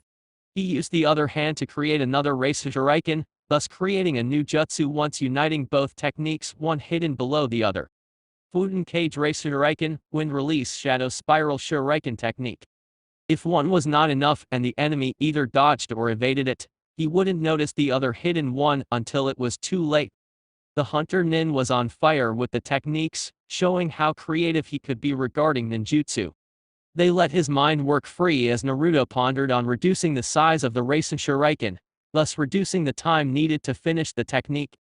If he needed an entire hand to do the regular one, then he could perhaps use a finger for one small spiral Shuriken technique.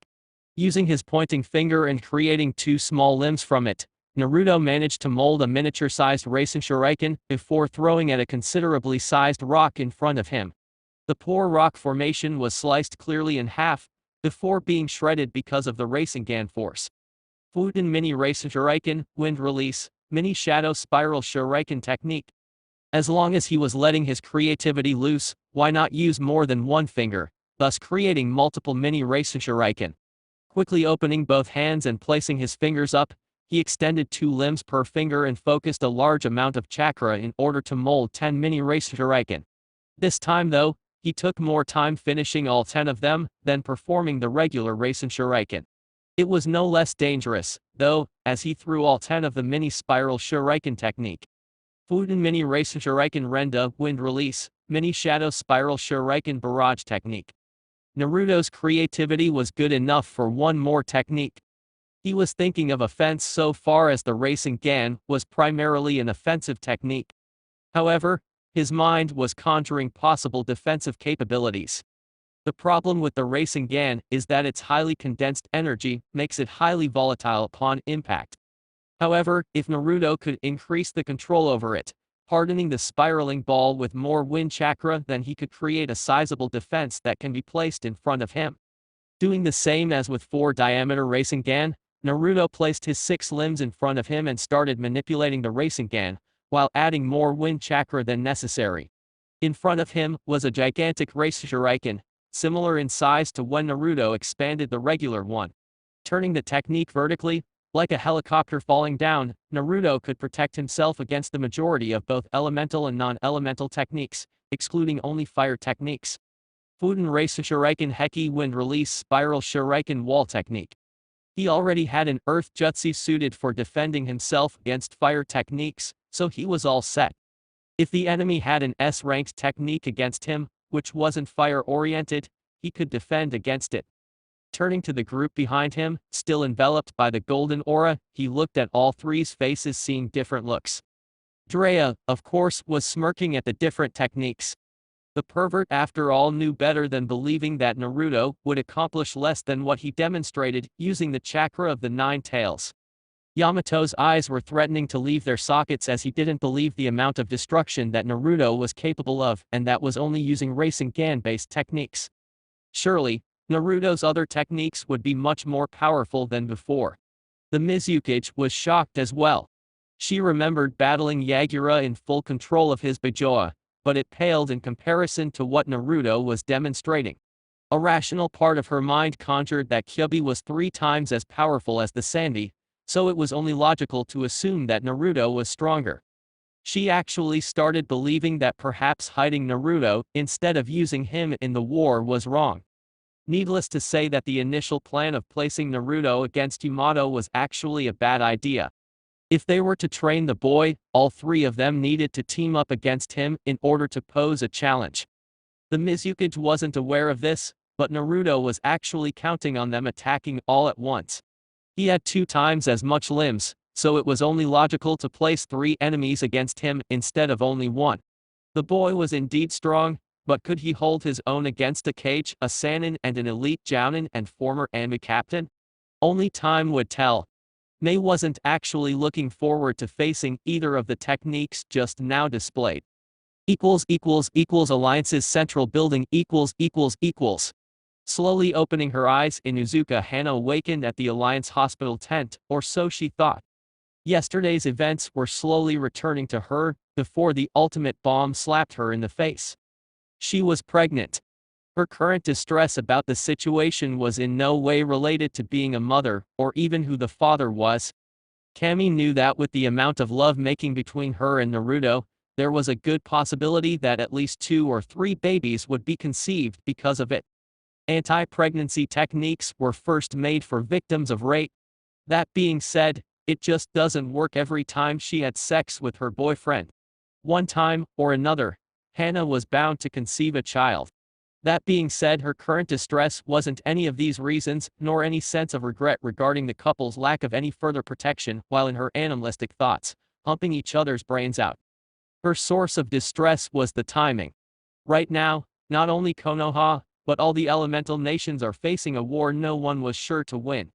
The worst part of it all was that the woman knew the protocol. With her situation, her participation in the war is therefore cancelled. She knew that any day now, she would have to be transferred back to Konoha, so as to take care of the baby. Releasing a sigh, her eyes lost focus. Hana was a proud and strong kunoichi. The thought of being unable to help her village, and in her mind, more importantly inability to assist in the defeat of her boyfriend's enemies, was unacceptable. Hana was so engrossed in her thoughts that she wasn't aware of a new presence that should not have been where Hana thought she was. Tsunade had to clear her throat in order to wake the girl up.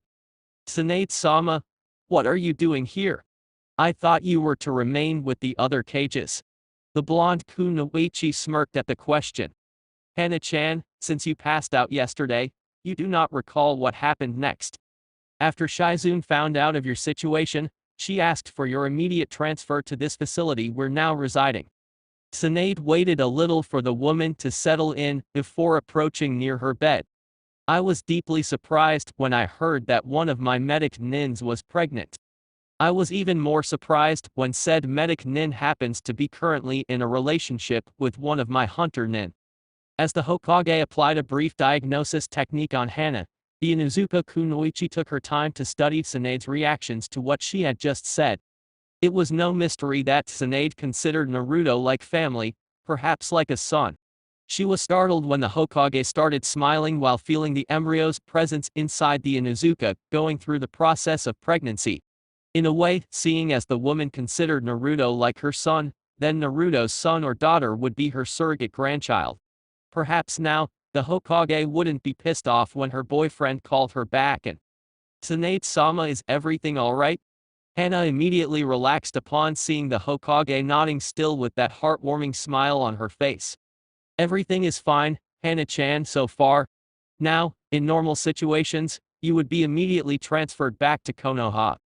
However, the village right now is in lockdown with Anbu patrolling at night and day in order to protect it. With the situation we're in right now, I believe it's best if you remain here under the cage's protection. This building's location won't be affected by the war, so you'll be safe. The Inuzuka nodded, satisfied that she wouldn't have to return to Konoha. However, Tsunade wasn't done. Plus, we'll have to watch your baby closely. We have yet to ascertain if the Kyuubi had altered Naruto's DNA, and also if anything will happen to his offspring because of it. Right now, though, you have to relax, Hana-chan. I know that you inherited a lot of traits from your mother, but try not to think about the war right now. Tsunade remembered how Tsun was when Hana was conceived. After Hana nodded in silence, Tsunade turned her back and marched outside the room. She stopped though, remembering one last and very important detail. Oh, I forgot. I will have Inoichi-san contact Drea in order to tell Naruto the good news. I trust it isn't a problem? Tsunade asked before seeing Hana's shocked look. Shit, I forgot all about having to tell him. I can't do this right now, Naruto-kun is already pissed at being confined. He'll want to leave and be with me and he can't do that. Tsunade-sama, if possible. I was hoping to keep it a secret from him at least until this war is over. By the look on the Hokage's face, she was clearly disapproving this. If he knows about it, he'll no doubt want to leave the place he is being protected right now. If that happens, Akatsuki will know and capture him for good. No matter how much I want him here right now with me, I can't in good conscience allow him to be captured.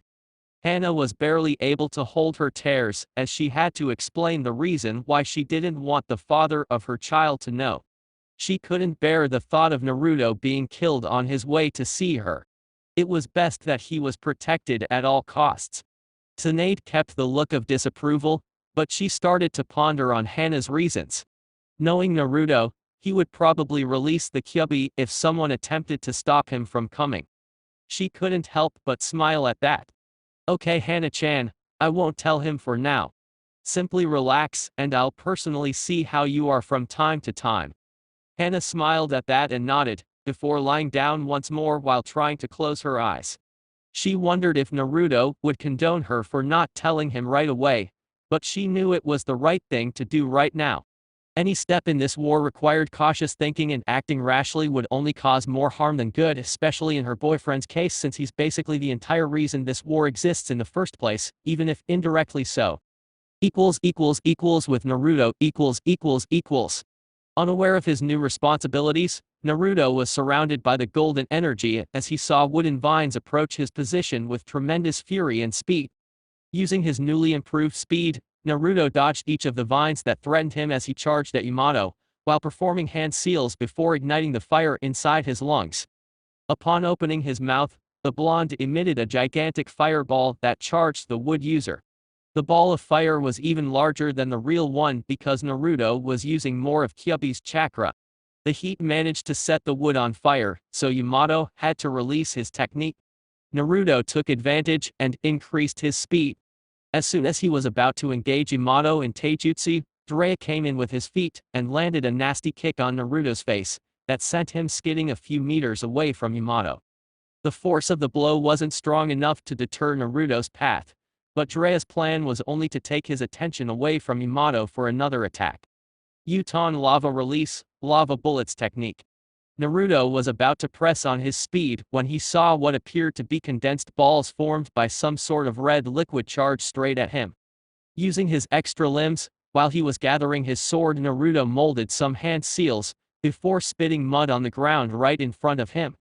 The mud barrier soon lifted, thus protecting him from Mai's strange technique. Not waiting for the wall to disperse, Naruto vanished using his speed and appeared behind the Mizukage.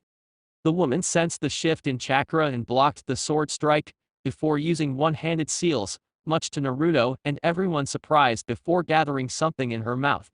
Naruto wasn't that interested in waiting to see it, so he vanished once more, before throwing a couple of shuriken at the woman from another position. Mei quickly deflected them using a sword made of water before charging the blonde. Quickly doing hand seals, Naruto gathered air inside his lungs before punching his chest. Fuden Renkwuden no Jutsu Wind Release, Drilling Air Projectile Technique. The raging air ball traveled towards the Mizukage in speeds no one ever thought possible. She knew it was impossible to dodge in time, or even attempt a defensive jutsu. Naruto smirked at this, remembering his fight against the one-tailed demon a long time ago, and how the demon's technique nearly leveled the entire forest. While his was certainly less powerful, it wasn't less threatening. Before the attack could connect, though, Naruto was surprised to see a water dragon soaring behind him courtesy of Yamato. Drea meanwhile was busy using a Kekai barrier in front of the Mizukage in order to protect her from Naruto's technique. He had to commend the boy though. Regarding Wind Jutsu, Drea didn't know of anyone besides old legends that surpassed the boy. Immediately, the Nidaime Keisukage came to mind. Naruto smirked at the dragon behind him and used his newly acquired Rasengan defense technique. It was a good time as any to test its effectiveness. Fuden Rasen Shuriken Heki Wind Release Spiral Shuriken Wall Technique. The gigantic Rasen Shuriken was positioned in front of Naruto just as the water dragon opened its mouth to finish the job. The wind around the Rasengan managed to hold its own against the mighty water technique. In the end, the wind managed to slice the water particles needed to maintain the dragon stable, thus ending Yamato's technique. It was basically the same concept applied to the second stage needed to master wind manipulation, cutting a waterfall in half. Taking his sword, Naruto charged at Yamato, who took his own sword and parried Naruto's strike. The Jounin was taken aback by the strength of Naruto's attack, and couldn't block it for long. Yamato wasn't much interested in Kenjutsu, but as an Anbu, he was required to be at least proficient with it. Naruto even focused wind chakra through his sword and broke Yamato's, before using his limbs and punch Yamato from the back. Yamato saw it and evaded before engaging in taijutsu against the blonde. He had no hope of winning, because of the hunter-nin's extra limbs, but his plan was slightly different. As soon as the golden limb landed a hit on Yamato's stomach, the ex-Anbu was transformed into mud and started melting, trapping Naruto in place. Seeing that Yamato managed to hold the boy in place, he started hand seal sequence before his entire right arm was transformed into wood. Yamato's eyes managed to spot that Jiraiya was using this opportunity in order to attack Naruto as soon or if he managed to dodge Yamato's technique. Makuton Deijurin no Jutsu would release Great Forest Technique. The beam of spiky wood suddenly multiplied by 10 times as they charged the still immobilized Naruto. Suddenly 4 limbs appeared from Naruto's side and slammed the ground with enough force that not only freed Naruto from the mud, but also catapulted the hunter-nin up in the air. His eyes briefly caught Jiraiya ready to attack him and once more used his extra limbs to block the incoming taijutsu attack. Jiraiya backed away, but Naruto could see a smirk on the pervert's face. Managing to not only trace a Sannin's movements, but also respond to it in time to block it required equal or perhaps higher agility. Suddenly, a person who was feeling left out began some hand seals before gathering something inside her mouth. Yuton Yukai no Jutsu Lava Release, Melting Spectre Technique. Out of the blue, the Mizukage emitted a huge stream of lava, catching Naruto off guard completely. He was focusing on Jiraiya and Yamato, who were closer to him. That was just fine with the Mizukage because she was used to fight using long-range techniques. The attack hit Naruto and it generated smoke around his position. Nei suddenly realized that perhaps she took this too far. The damn Jinchuriki was really hard to catch off guard, she reasoned. Perhaps she could have chosen an attack that wasn't meant to melt humans until only bones remain. When the smoke subsided, the woman was surprised that the Jinchuriki was no longer where he first stood. The golden specter of light was the only thing she saw before she felt cold steel inches from her jugular. She froze immediately upon feeling the cold steel close to her throat. She almost felt the metal of the blade slowly cutting her neck. She was surprised to see that Naruto wasn't backing down from his threat. She knew the boy to be a hunter-nin and clearly must have done this many times before for much less than what she had done. I thought that neither of us was able to use assassination techniques, Mizukage-sama. Perhaps you feel like that rule would not apply anymore. I'd be more than happy to use one of my own. One aspect of using the fox's chakra was that Naruto could produce some major killing intent to his enemies, similar to what the demon used upon killing its prey. May had immediately narrowed her eyes at the threat, but found that she couldn't do anything about it. Moving a finger would be enough for Naruto to finish the job. She knew that one of her hunternin AO would act the same way towards a threat. The woman, strangely so, was actually being turned on by this sense of submission, demonstrating a sadistic personality. She frowned when Naruto took his sword away and deactivated his golden energy before walking towards Drea and Yamato. The hunter-nin may be quite young to her, but upon looking at his back, she couldn't help but realize a great number of qualities that far exceeded matters of age alone. Perhaps being tasked with his protection was not a bad thing after all. Naruto, for his turn, and completely unaware of the Mizukage's thoughts, marched towards Drea and Yamato with one thought in mind. I'm getting tired of this place. I can't take this anymore being protected, while I could be fighting out there. Drea was afraid of having to subdue Naruto, now that he managed to use 100% of the fox's chakra. You being here isn't just for you, Naruto, but for the entire world. If they manage to extract the beast from you, it's all over. You know this, and yet you keep thinking about going. Drea explained, hoping beyond hope that the boy would listen to reason and not use force to escape. Right now, the only one who could go against a tailed beast is me. If they decide to use the power of the 8 collected Bajuas, there isn't anyone aside from the Kyuubi who could go against them. I do remember the Sandaime Hokage telling me once that one attack from the Kyuubi was enough to wipe almost half of the village. No shinobi out there can hope to stop a Bajoi using chakra alone. About me getting captured, if we teamed up against that damn Madara and Pine, they wouldn't be able to beat us. Yamato handed the mantle of persuading Naruto against this to Drea, so he just stood and listened, while at the same time preparing his technique in case Naruto decided to release the fox and escape. Drea, for his part, was just looking intently at his godson's eyes while pondering on what Naruto was saying. If the enemy were to use the power of the collected Bajoi, Drea couldn't help but agree that few people out there would be able to stop it, and that were the cages. Naruto, go to your room and rest for the moment. I'll contact the cages about this new possible development and ask for their decision. It's their choice whether or not we march from here, not mine, or even the Mizukage alone. Naruto looked at the man for a while, as in debating with himself if he should have left this place himself. He knew that Yamato was already molding an impressive amount of chakra, no doubt to use the Shodai's technique to subdue the fox's chakra. He nodded at the pervert and marched to his room, passing by the Mizukage. While this was going on, Drea and Yamato started to talk. You think he'll resort to force if the cages say no? Yamato asked, getting a smirk in return from the pervert. No doubt in my mind that he will. He may behave more like his father nowadays, more collected and matured, but he still has his mother's fighting spirit. Today showed that he can handle himself against almost anything out there, Yamato. Even if we didn't use our most powerful techniques, neither of us were holding back on him. He managed to follow my speed and avoid all attacks from both you and the Mizukage. If he were to use his Rasengan-based techniques, then I would fear for our lives. Yamato, despite the situation, smiled at the perverted Sannin. The man was proud of the boy for how much he accomplished in so little time. Still, the enemy is quite powerful.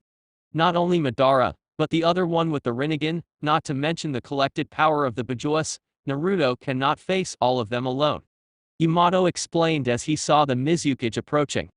Then the cages shall fight by his side. The alliance has its elite as well, Yamato-san.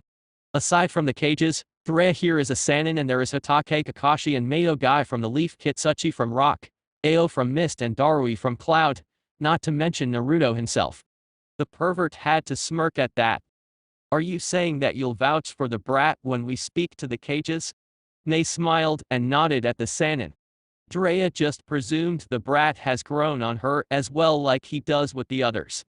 Little did he know that my thoughts were completely different.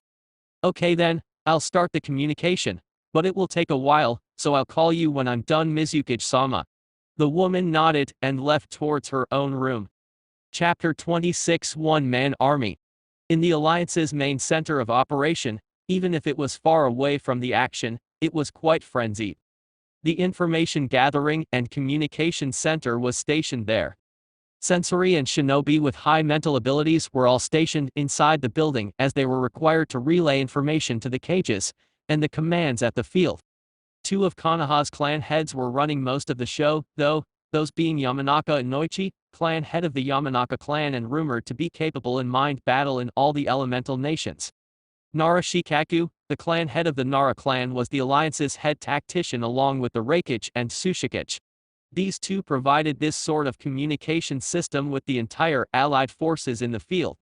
Controlling a force of 80,000 shinobi against a battalion of 100,000 strange white creatures was considered an impossible task.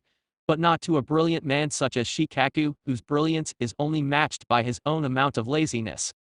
Despite it all, he was able to, so far, come up with a suitable plan for the alliance. Yamanaka Inoichi was busy overseeing the communication unit while suddenly a message came from a place he never considered receiving until the very end of the war. It came from the place where the Akatsuki's target was being held, where Uzumaki Naruto was kept hidden from the organization that targeted nothing more than controlling the 9 Bijoa's chakra and using it against the world. Hearing so much intel at the same time was taxing, so Inoichi couldn't remember everything prior to the war. However, he remembered that this specific communication wasn't supposed to come until the end of everything. That was supposing that the alliance was victorious. Inoichi-san. The noise was familiar to the Mind Walker. I can hear you, Jiraiya-sama. What is it that you need from me? From the hiding place, Jiraiya couldn't help but marvel at this. They were in the middle of nowhere, and yet he could hear Inoichi as if he was right there next to him. There has been a new development here. Could you please pass the word to the cage? I wish to speak to them about something important regarding the last Jinchuriki. This modern tech was damn useful, but in the end all worked thanks to the clan head's mind ability. It was all kept up and running because of his techniques. Jiraiya's request, though, would be next to impossible, considering that he needed to be connected to the machine that was supporting the communication squad. He would need to do this using another perspective entirely. Focusing more chakra, Inoichi reached his teammate Shikaku. He would need to be the messenger bird between Jiraiya and the cage. With Naruto . Alone in his room, Naruto was sitting on top of his bed with his eyes closed, meditating. He was currently in his mind talking with the fox. Soon after he showed the results of his training to Jiraiya and the others, he stomped to his room and slammed the door before landing roughly on his bed, while wondering what the hell was happening out there. It didn't take long before the fox called for him inside his mindscape for one last thing he needed to address. One thing that Naruto first found about the creature's voice was that despite its majestic voice, it somewhat sounded worried.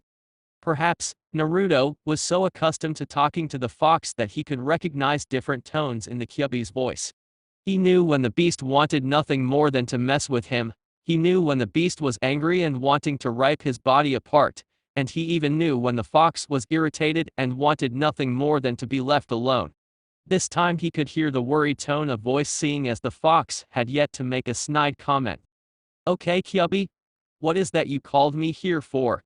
Instead of being in the cage, Kyuubi was outside of it, merely seating like a tired dog wanting to cross the road. Its 9 exuberant tails were casually playing with each other, and it made the hunter-nin wonder if Kyuubi enjoyed playing with its tails. Seeing as you fully intend to go out there and face pretty much everyone, it's prudent for me to tell you of 2 techniques that will certainly give you an edge once in the field. First of all, I'd like it for you to call me by my real name instead of the one your pathetic kind bestowed upon me as expected. Naruto's eyebrow rose highly up his forehead, but the fox chose not to wait for a stupid question such as huh? Or what are you talking about? Instead, he took the initiative and explained. It's time for one of those boring history lessons, brat, so you'd do well to see. As I believe you know, we Bijoa were created by the man your kind calls Rikudao Senin. Listen attentively, because I will not explain it to you twice. Naruto did just that and listened to everything, finally digesting the truth behind the legend that is the NARUTOxHANA. How he always treated the Bajoa as nothing more than his companions, never once believing them as demons or hateful creatures of destruction. Naruto noticed how the fox mentioned his previous host's declaration of what they believed about the fox's power, including, much to Naruto's surprise, the Shodaime Hokage and Uchiha Madara. He was later surprised when he heard the name given to the fox by the NARUTOxHANA. Kurama is your name then? I kind of always wondered why you were mentioned by the number of tails, but never sought for answers. Okay, Kurama, what are the techniques you wish to tell me about it? The fox showed all of its teeth as he knew that his host enjoyed a nice ninjutsu. The first is one you recognize as being used by your damn father, the Hiraishin. As expected, Naruto was shocked, but Kurama continued. That pathetic piece of trash left both you and me with the specifics of the technique, and told that your perverted sensei had the special kunai needed for it. Personally, though, your speed almost matched that of your father by using the power you egoistically took from me. Give it to the damn fox for messing with his mind once more. The damn fox was the one who simply let him take it in the first place. Apparently, though, the fox showed a smile of amusement at Naruto's thoughts. You're indeed quite amusing to mess with, Naruto. Great, because of the link we now share, Kurama can read my mind. Yes, I can. Now, don't interrupt me. That second technique I wish for you to learn is one all Bajoa possess, and quite possibly you will have to face it out there. It's called the Bajuudama. Immediately, images of the technique appeared to Naruto, as well as the necessary information of the technique inside his mind. Its power is measured by the amount of tails a Bajoa possesses. For instance, if you were to compare mine with that one-tailed Shukaku, I would obliterate him.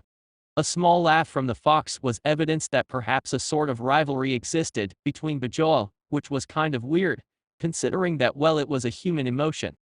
Do not compare me with your kind, human. Despite having the fox's trust, antagonizing Kurama just wasn't smart, so he merely apologized with a nod.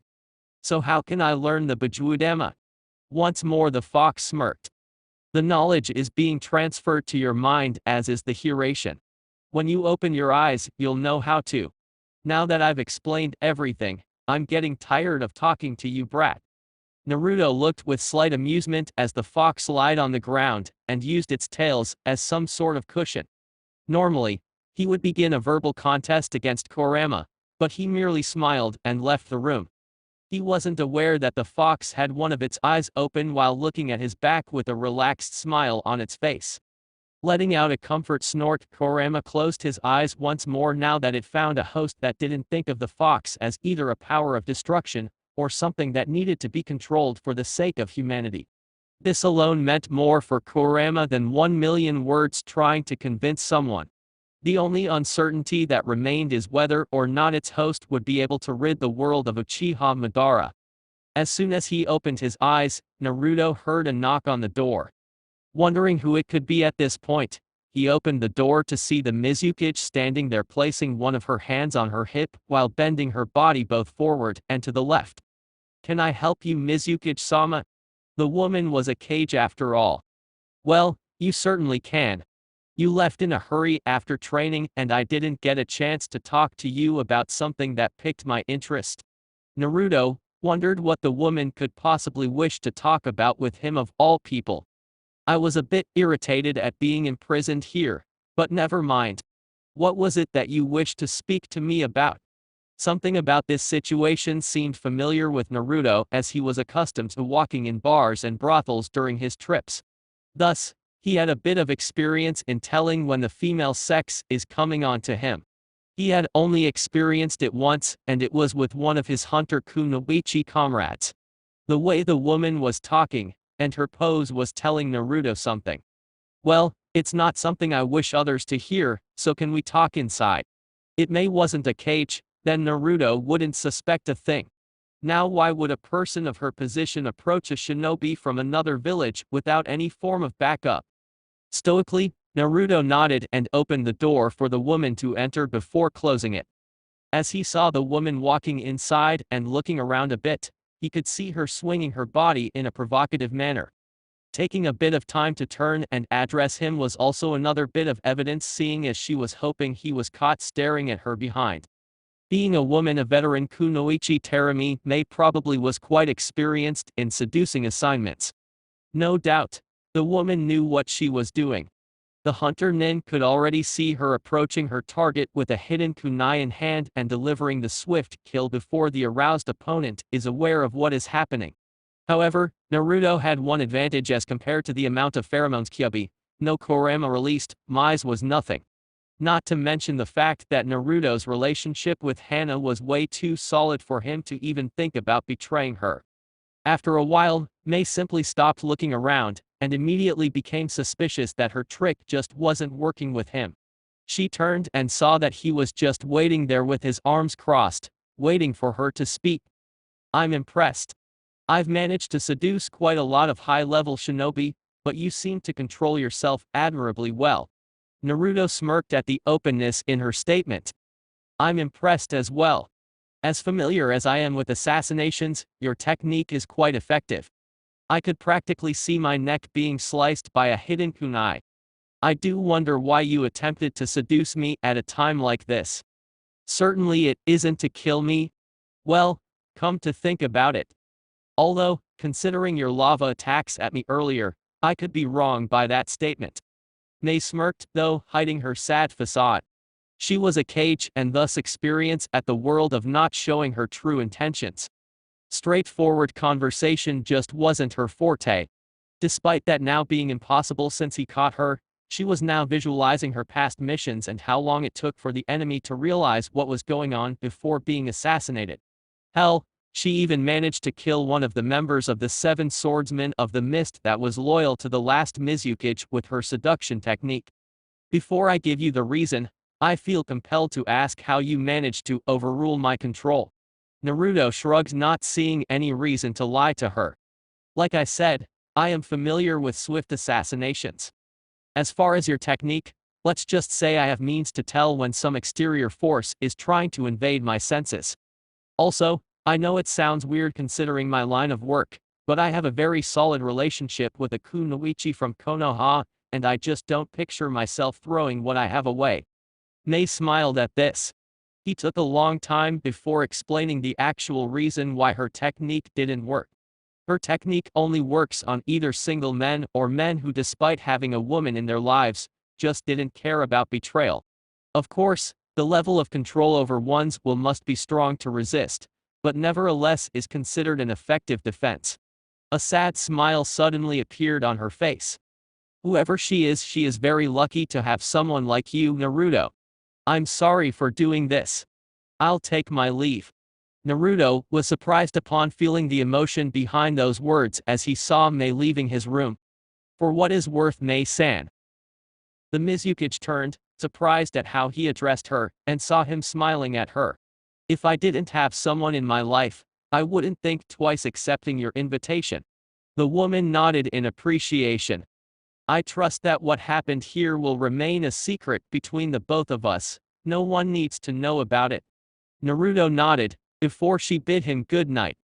After getting onto his bed, Naruto closed his eyes once more in order to assimilate the info regarding the techniques.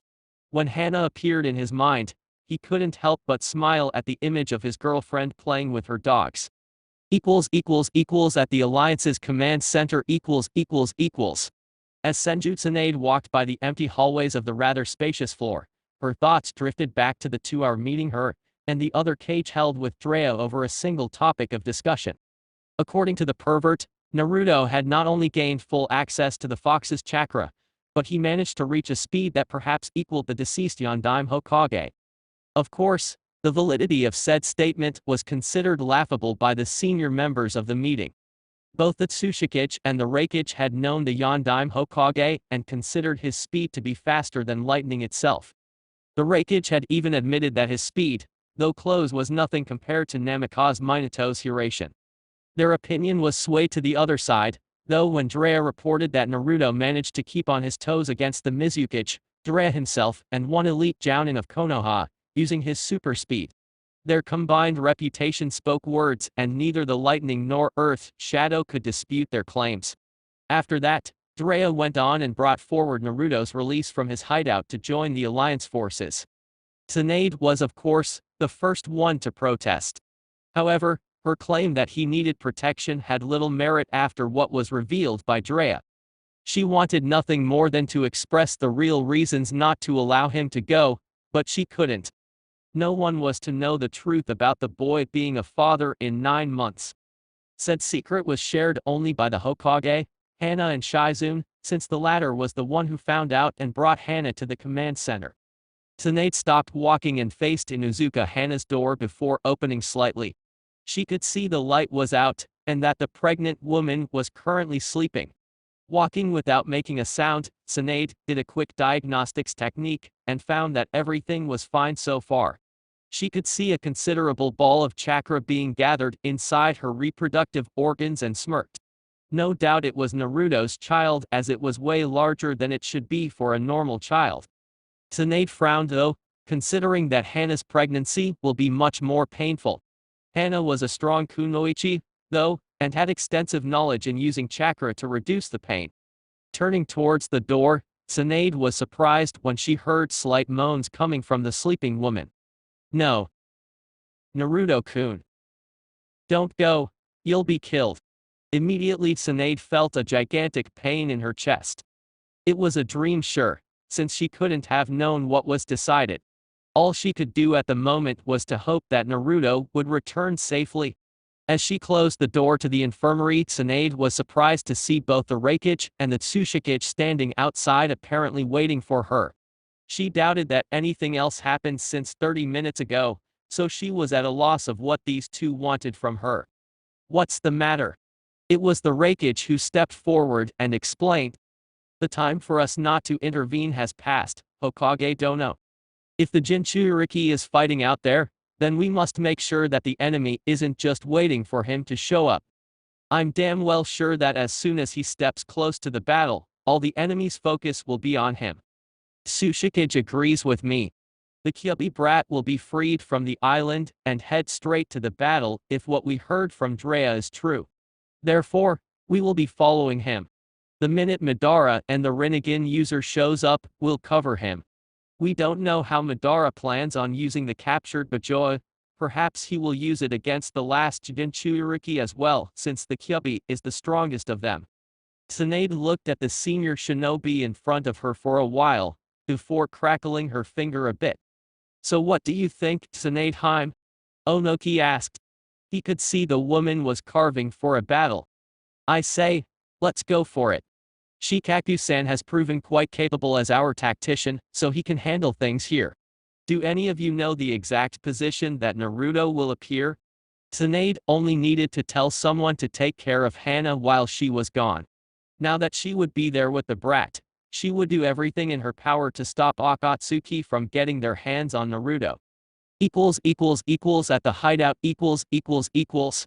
Naruto was asleep when he heard someone knocking on his door. The amount of info regarding both the Hiraishin and the Bajudama was quite extensive, hence why Naruto was suffering from a nasty headache at the moment. It was no surprise that when Naruto opened the door, Jiraiya saw the sword in Naruto's hand. He could also see the boy's hand trembling, probably desiring nothing more than to slice the one who woke him up. Certainly, his reddish pupils were quite an indication on how mad the boy was at being awakened. Yes. Jiraiya had to smile at how grumpy the boy sounded right now. Nevertheless, he had good news. Good news, Gaki. The Kage approved of you going to the war zone. We'll leave this place first thing tomorrow. The news was indeed good, seeing as Naruto's eyes returned to his normal blue ones. Okay then, thank you. I'll be ready, Naruto said, before closing the door, not allowing Jiraiya to see the boy smiling inside his room. He was already envisioning the enemy's army getting slaughtered by his sword. The next day. When the sun appeared in the horizon, everyone in the hideout was already awakened. However, of all of them, Naruto undoubtedly was the first one up and ready to go. He admitted to almost losing his mind if he stayed one more minute hidden from the organization. Naruto was a born fighter. No matter what happened in his life, he will always prefer joining in the front lines than being protected even if he was the target. He knew that nothing could go wrong, he knew that he couldn't risk capture, but no way in hell would he just allow himself to sit and wait while the enemy is out there using the power of the Bajal against the members of his village amongst others. Naruto saw the boat already waiting for them to leave. Once everyone joined aboard the boat, it left the strange island towards the place of the battle. From here on out, it would take approximately 4 hours for them to arrive. Once they do, the Jounin would scatter and join the platoons. Jiraiya and the Mizukage would be the ones following Naruto just in case. The hunter-nin wasn't made aware of the Kage's decision to be by his side, but it was clear to everyone that the moment the last Jinchuriki arrives, they will converge most of their efforts in capturing him. Standing alone, Naruto had his eyes unfocused as he was sharpening his blade. Everyone could see that his body was there, but his mind was already battling against the enemy. A few of the Jounin from other villages had heard of the Jinchuriki's prowess after it was revealed to them that the Konoha hunter-nin that was cleaning the bingo book was in fact the Jinchuriki. Those who knew them, and also knew whom he was related to, couldn't help but spot the similarities. Jiraiya was perhaps the only one who could attest that as he saw an image of Minato in Hokage robes posing just like Naruto was right now. He took a few steps before being side by side with the hunter-nin. Once we arrive, all hell will break loose, rat. You sure you're ready for this? Jiraiya's line of sight never wandered away from the horizon, and neither did Naruto's. After sharpening his blade, Naruto placed his hunter-nin mask back on. We'll only know when we arrive there, won't we? Naruto said, before placing his sword back inside the scabbard strapped on his back. One thing I do know. Jiraiya turned to meet the hunter-nin's mask as Naruto finished talking. Is that I belong on the front lines. Jiraiya couldn't help but smile at this. Normally hunter-nin were subtle, often resorting to dirty tactics to ensure a swift kill. Naruto was a different type of hunter-nin, wanting nothing more than a full-scale battle against his enemies. As far as effectiveness is involved, Naruto managed to wipe out more criminals than all of the past hunter-nin combined, except for that madman Uzuchi Geishi. Coming to think about it, Jiraiya could see his methods in Naruto. Despite how sadistic he was, Geishi loved the village and would do anything in his power to rid the village of missing nin. Perhaps, Naruto's internship under his tutelage wasn't so bad after all. At the war zone. 4 hours later, the ship had arrived at its destination. The Jounin had already scattered in different directions, leaving Naruto with Jiraiya and the Mizukage alone close to the ship's location. Immediately, the three began to run with Naruto in front. Suddenly, they could see a great amount of shinobi coming their way. Jiraiya and Mei were already slowing down to talk to the battalion when Naruto activated the golden cloak as per Kurama's suggestion. Immediately after doing so, he could feel the real nature of the men in front of them and landed a strong kick in one kumo-nin, shocking both Mei and Jiraiya, before the one attacked was transformed into a white setsu. Immediately, Naruto went on the offensive, not even looking behind to see if Jiraiya or the Mizukage was following him. Summoning a Kage Bunshin, the real one used all 10 fingers and formed mini Raishuriken at the battalion of white setsu, while the clone was busy doing hand seals. Fuden Suden no Tatsumaki wind release tornado tunnel technique. The clone was immediately enveloped by a ferocious wind before charging the setsu that couldn't do anything but receive the full extent of the technique. The rest of the platoon, composed of 5 setsu, tried to attack Naruto by merging together.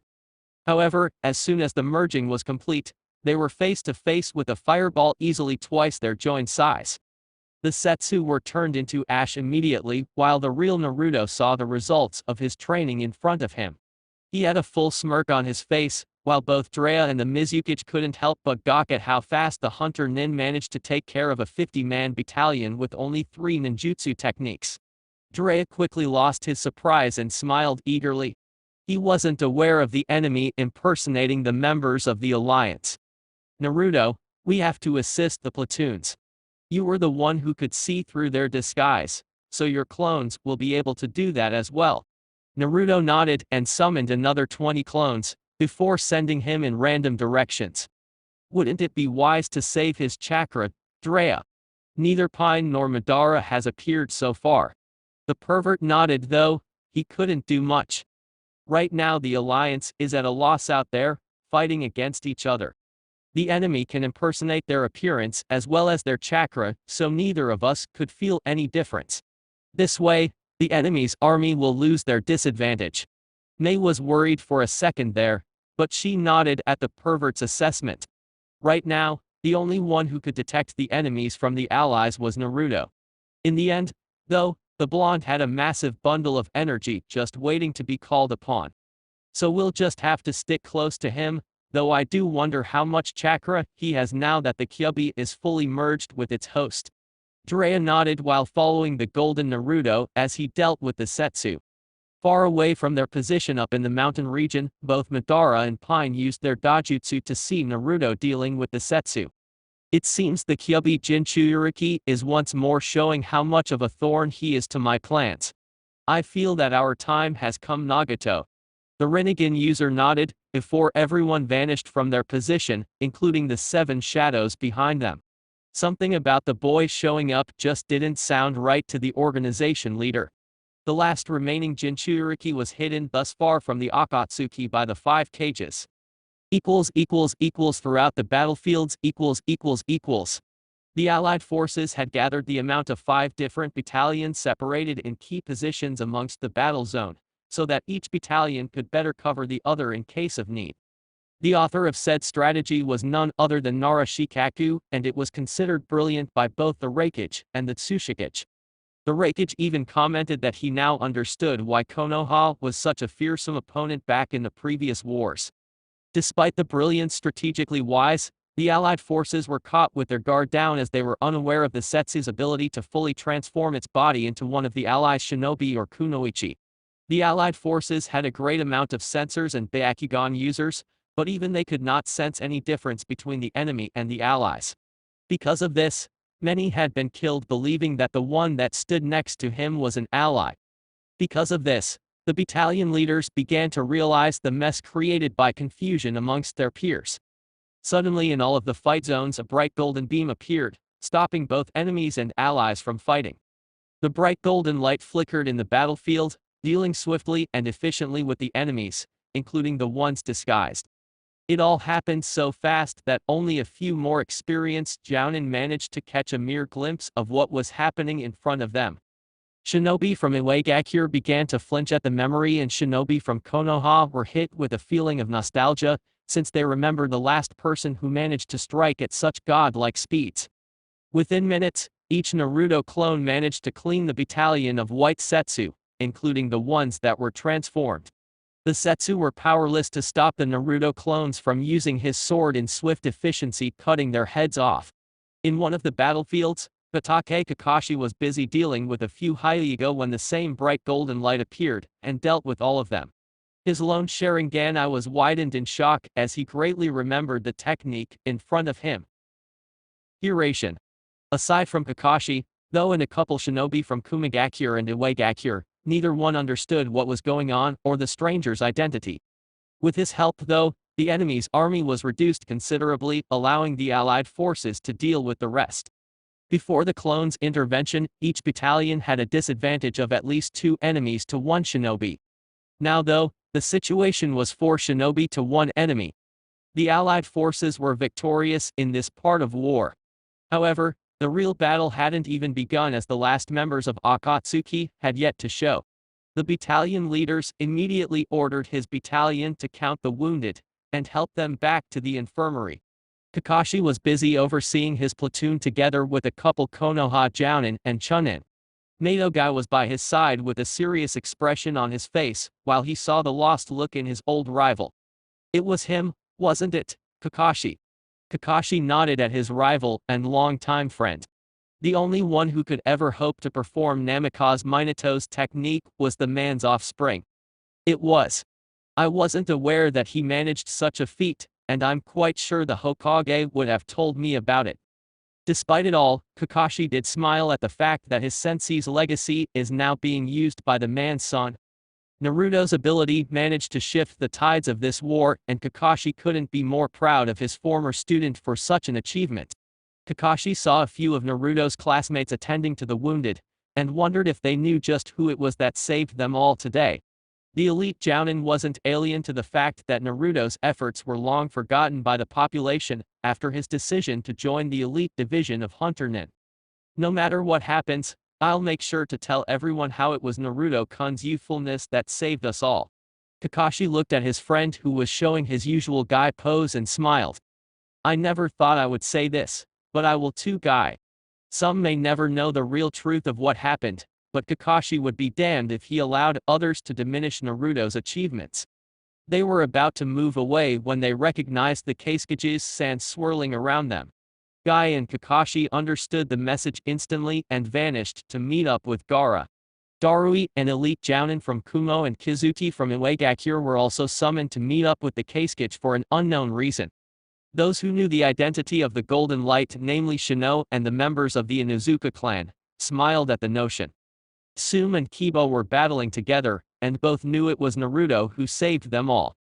Asuma recognized the technique, but the Naruto clone stopped for a while and greeted the two before vanishing once more. Their new family member was one hell of a guy, and quite probably, Kiba and Asuma would be able to call Naruto her brother/son.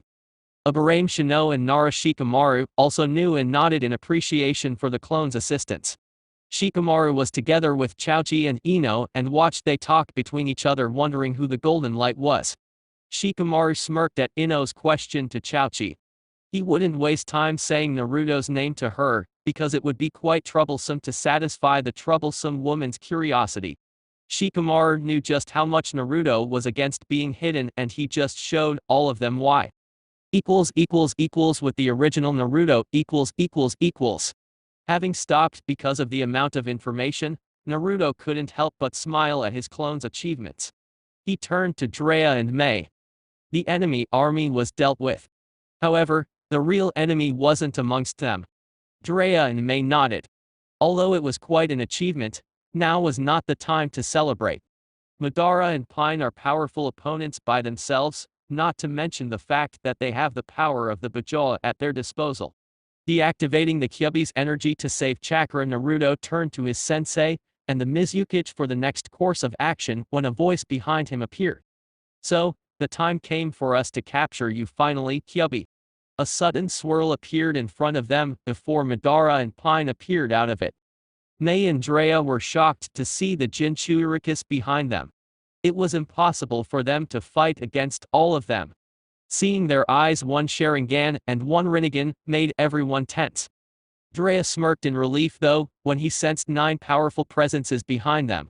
The 5 cages Kakashi, Guy, Kizuki and Darui were there as well, backing Naruto up for the battle ahead. Tsunade was the one who spoke. We won't let you capture Naruto, Madara.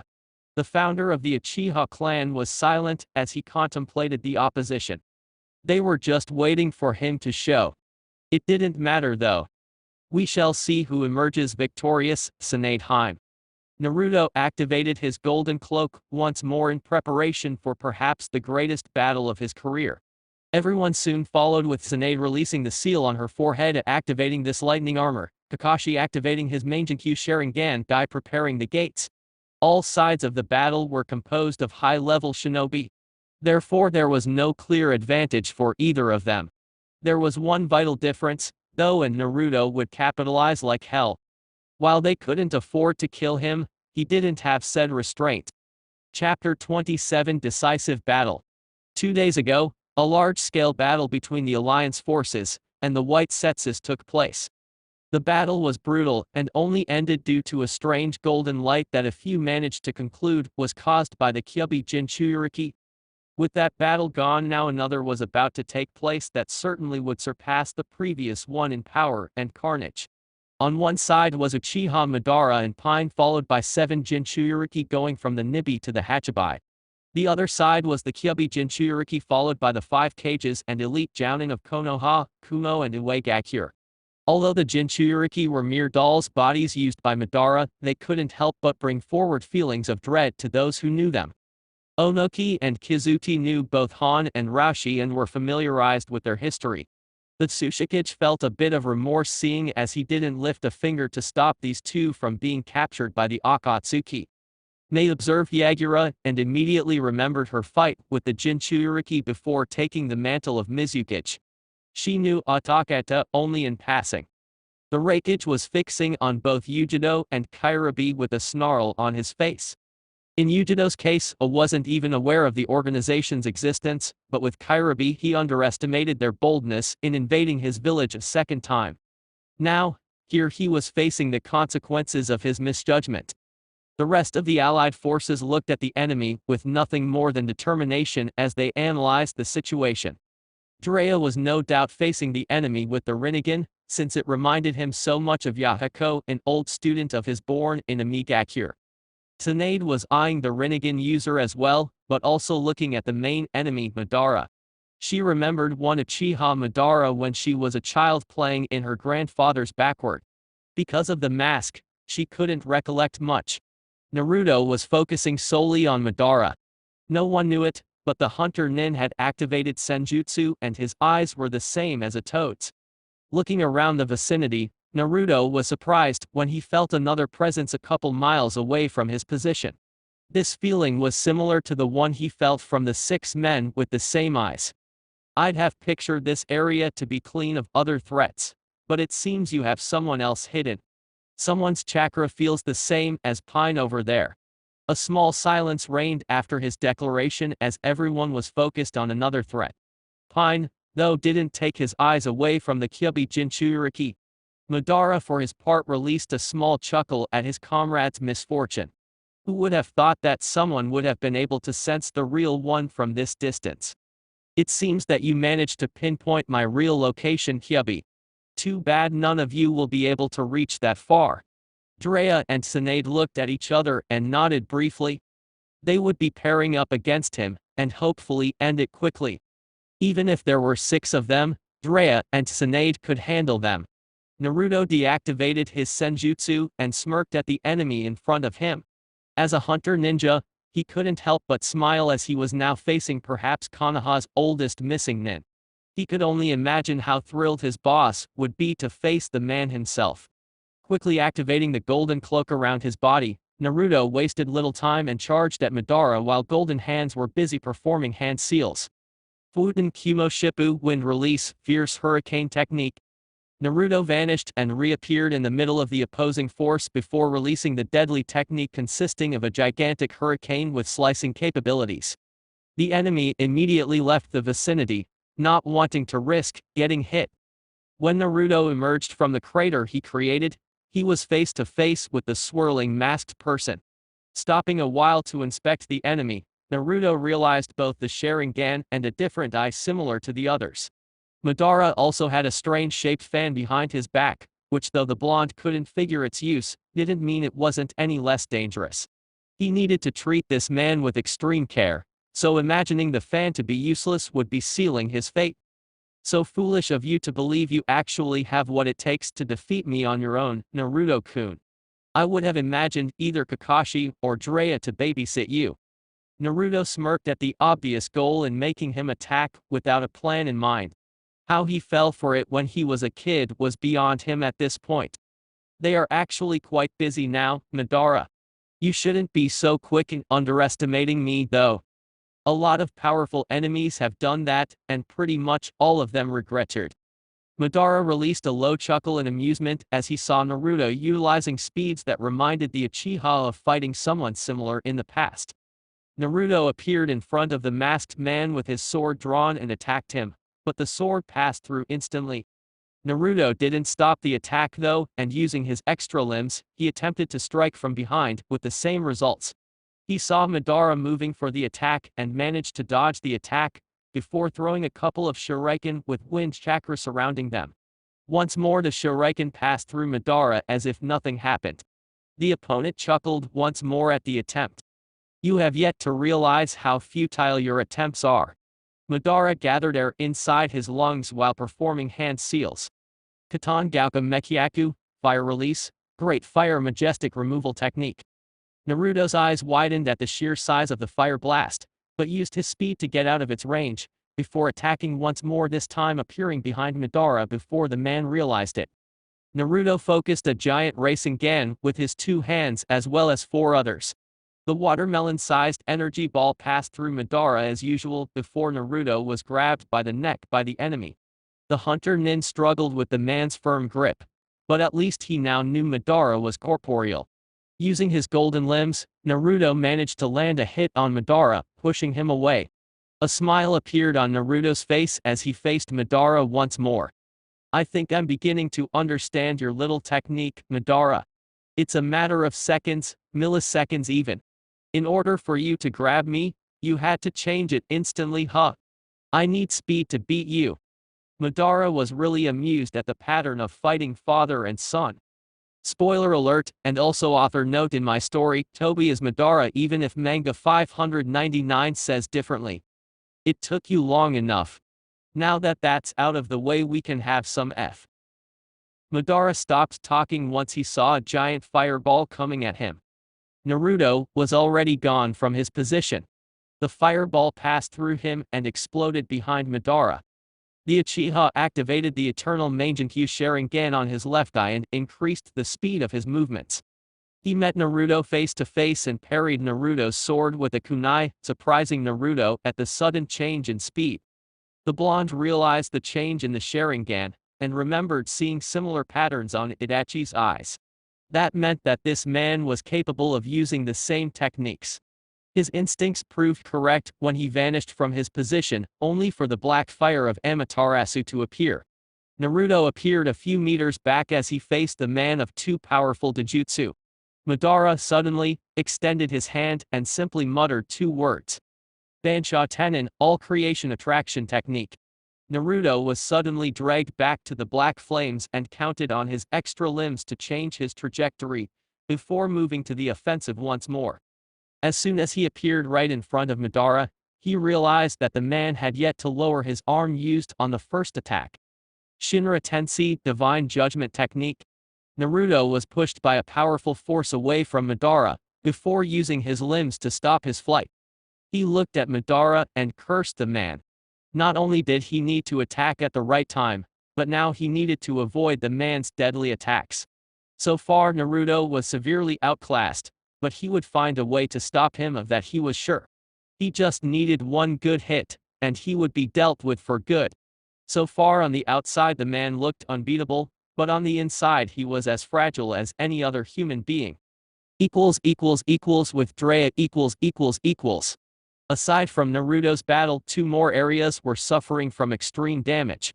The possessed Jinchuriki were battling the cages aside from Tsunade and the elite Jounin.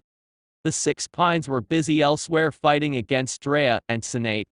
So far, the 2 Sannin teammates knew very little about their opponents, even if they appeared to be handling the situation well. One of the enemies, they learned, was able to absorb ninjutsu. Drea attested to that by seeing the man absorbing one of his fireballs. There was another who could fire missiles from his head, although they assumed it wasn't human. Tsunade even managed to pinpoint the most dangerous one after being sent flying because of a strange technique. It was the one that looked like Yahiko. Drea-sensei, it is useless to stand before a god. Neither you nor the Hokage can ever beat Pine. Tsunade and Drea looked at the 6 enemies before the opponent with a large yellow hair waved through hand seals, before slamming both hands on the ground. A big-ass rhino appeared instantly, forcing Drea and Tsunade to do the same, summoning Gamabunta and Katsuya to aid them. Drea looked at his ex-student and sighed, believing that talking now would be useless. He needed to defeat these bodies instantly and go look for the presence that Naruto felt. Now that he realized from his memory, the only Rinnegan user wasn't Yahiko but Nagato. For some reason, he realized that Yahiko wouldn't have done anything to Nagato, so perhaps Nagato is still alive and is the presence that Naruto felt. He needed to verify what happened, and because of this, he had no time to waste. Right now, his hands were full with Pine, so he wouldn't be able to aid Naruto against Madara. He just hoped the boy would be okay. Shouting for Gamabunta to stall the enemy, Drea began the ritual necessary for calling his strongest toad summons. Battle of the Jinchuriki . As if one Jinchuriki was hard to beat, now the rest had to defeat 7. Kizuki and the Tsushikage paired up against both Han and Haoshi. The Jinchuriki were now using their first transformation, thus giving both elite shinobi quite the workout. The Tsushikage cursed his old age every second as he used his ability to fly to dodge the lava techniques of Haoshi. Han was heavily suited for close-range combat, so his every move was taijutsu-oriented, which suited Kizuki just fine, seeing as he had the ability to augment his muscles by using Doton ninjutsu. However, Kizuki was no Jinchuriki, thus he had to make every move count in this fight, and face his opponent head-on when he could avoid it. Darui and the Reikage were busy fending off both Kairabi and Yujido, who were also on their first transformation. Darui with his elemental Kekai Genkai was doing great in keeping Yujido busy, but he needed to conserve his chakra for the real deal. The Reikage wasn't having said care, and he was charging his brother head-on just like he was used in doing when they sparred. Mei was fending off against Yagura while Kakashi and Guy paired up against Fuun Atakata. The worst part of all this mess was that each Jinchuriki had the Sharingan and the Rinnegan, meaning that they could expect the movements as well. To make matters even worse was the knowledge that the enemy still had a full transformation to use, meaning that any time now, the respective Bijoa would appear and join the battle. With Naruto . After testing the strength of the fan, Naruto was sent flying towards a mountain before crashing hard. The boy snarled at Madara once more, before wiping some blood from his mouth. Seeing how the fight began and how it was now, Naruto was certain that he was on to how to defeat him. He was able to match Madara's speed, but at the last minute the Uchiha would increase his chakra and escape, before using either one of the techniques supplied by the Taijutsu. It was frustrating, he realized. He knew he was close, but he also knew he had ways to go. After getting out of the rubble, he saw Madara surrounded by a black field of energy, and protected by the strange skeleton figure. This creature happened to be one of the Mangenkyu Sharingan's techniques called Susanoo. The creature had the appearance of an old samurai with armor and a Pinocchio-sized nose. The blonde was already witness to the power behind that black gigantic sword. He needed to destroy that thing. I was indeed wrong in underestimating you, Kyubi Jinchuriki, Madara said as he looked at the boy in front of him with extreme focus. The boy's speed was surprisingly greater than his own, even matching the Yondaim's jutsu. Madara couldn't capture him with the Tsukuyomi since he was cinched with the Kyubi. He wasn't able to use the Amaterasu because Naruto had experience with the technique after seeing Itachi using it. Another annoying technique of his was the jutsu after jutsu that Naruto was throwing at him. At first, the boy would throw him a fire jutsu, which Madara would use his ability, allowing the technique to pass by him as if he wasn't there. The hunter ninja waited for the moment when Madara released his technique, before quickly casting a wind technique and exploding everything in a 1-mile radius. It may be considered reckless chakra waste, but it was a gamble that Naruto won by calculating the amount of times that Madara could use his ability. Madara could be untouchable for the amount of 5 minutes, before having to release the ability. Now, his body was badly burned and his Akatsuki robe was torn from all the cuts from Naruto's devastating move. Whoever thought to create a gigantic tornado and add a grand fireball to the mix? Naruto, for his turn, was having an inner debate with his partner in crime. Damn, this guy is tough. His consciousness was now at the place where Kurama used to be imprisoned. Now the fox was out of the cage. What did you expect from the person who controlled me just by looking? I can see, though, that you're still not using my power to its full potential. Why is that? Naruto was deep in thought as he looked at the beast. Your full power is my last resort. For me to use it, I must be sure that Madara is using the same amount as well. For now, half of the power is enough. I must find a way to penetrate that shield of his without using the Bijudama. Perhaps a full-powered Rasen Shuriken might do the trick. I'll even add a second one for an extra punch. Kurama snorted at the brat, who seemed to mind very little about the carnage he had already caused by fighting Madara. However, who was the fox to say that, seeing as he used to level mountains with his tails? Good times. In the outside world, Naruto cursed as he saw the creature preparing his sword strike once more. If he was hit by that thing, it would be the end for sure. Quickly summoning 10 cage bunching and sending them to different positions around the battlefield, he prepared himself for the onslaught. The creature created a slash of chakra by swinging its sword. The technique was perhaps the size of a mountain, and it charged Naruto, slicing everything in its path. The arc hit him dead on, but now Naruto managed to escape by simply replacing himself with one of the clones. The image he received from the bunchin was enough to make the hunter-nin flinch in worry. However, now was not the time to hesitate, as the bunchins and the original prepared one Rasengan each before throwing at the dark creature. Madara saw the 9 discs of highly compressed wind chakra and snarled at this kid. Did he have to simply throw S-ranked ninjutsu as if they were nothing? The shuriken-shaped Rasengan all hit Susanoo at the same time, forming a pillar of light towards the sky, before an incredibly sized dome engulfed the giant creature. Madara was inside, and could very well see the destructive power. His Sharingan couldn't even count the amount of slashes, and his chakra capacity was struggling in keeping the shield as strong as it should be. Contrary to many beliefs, the Sharingan wasn't run by limitless energy. The Uchiha Patriarch snarled when he saw the cracks starting to form around his presumably impenetrable defense technique. Then, many cracks started to appear, and Madara no longer considered plausible to keep up the control over the Susanoo. Naruto did have the advantage as far as chakra was concerned. He used his time-space jutsu to get out of there before the rest of Naruto's technique finally penetrated Susanoo's shield and ripped him to shreds. With Drea . The fight against Pine was brutal, and like Naruto's fight, the area was filled with fire and destruction. The 6 enemies were now reduced to 4. After Drea activated Sennin mode, he and his summons managed to understand how the enemy operated. They concluded that the bodies were connected somehow, since when Drea attacked one from behind, the enemy would dodge without even acknowledging the pervert's position. The one with the large yellow hair was defeated by Tsunade's punch, while Katsuya used its acid to deal with the enemy summons. The other one that was destroyed was the body with green spiked hair. Apparently, this one had the ability to revive the others. With him gone, now stood only Yahiko and 3 more. Pine observed his opponents and found himself baffled that they managed to destroy 2 of his bodies. Countless times he was able to slip behind one of them, but the other soon moved to defend, forcing the enemy to back off and retreat. The Sannin's teamwork was being displayed now. Drea moved through hand signs while his summons were busy gathering air inside their lungs.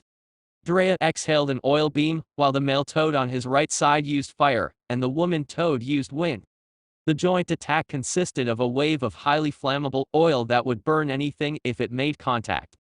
Once more, the one that seemed capable of absorbing ninjutsu jumped in front of the assault and stopped the technique. Because of him being busy with Drea's technique, though, it left him open for Tsunade to use her agility and appear right behind his face. The body still managed to dodge the first punch, but Tsunade quickly followed with a kick with enough condensed chakra that the man's head was sent flying. The Hokage wasn't able to throw in a nasty remark before the Yahiko body appeared in front of her and extended his arm. Shinra Tensei, Divine Judgment Technique. Tsunade was sent flying with extreme force, before being stopped by Drea. He could see the damage to Tsunade's body. Snarling at her amateurism, Tsunade released the seal in her forehead once more, before more markings appeared on her body and arm, healing the wounds quicker. Right now, the enemy was reduced to 3, and now the advantage in number wasn't so great. Also, aside from Yahiko, the other bodies weren't made for offensive. Their theory was proved wrong, however, when the one with a big smile on his face literally opened his head, before missiles were launched against the Sannin.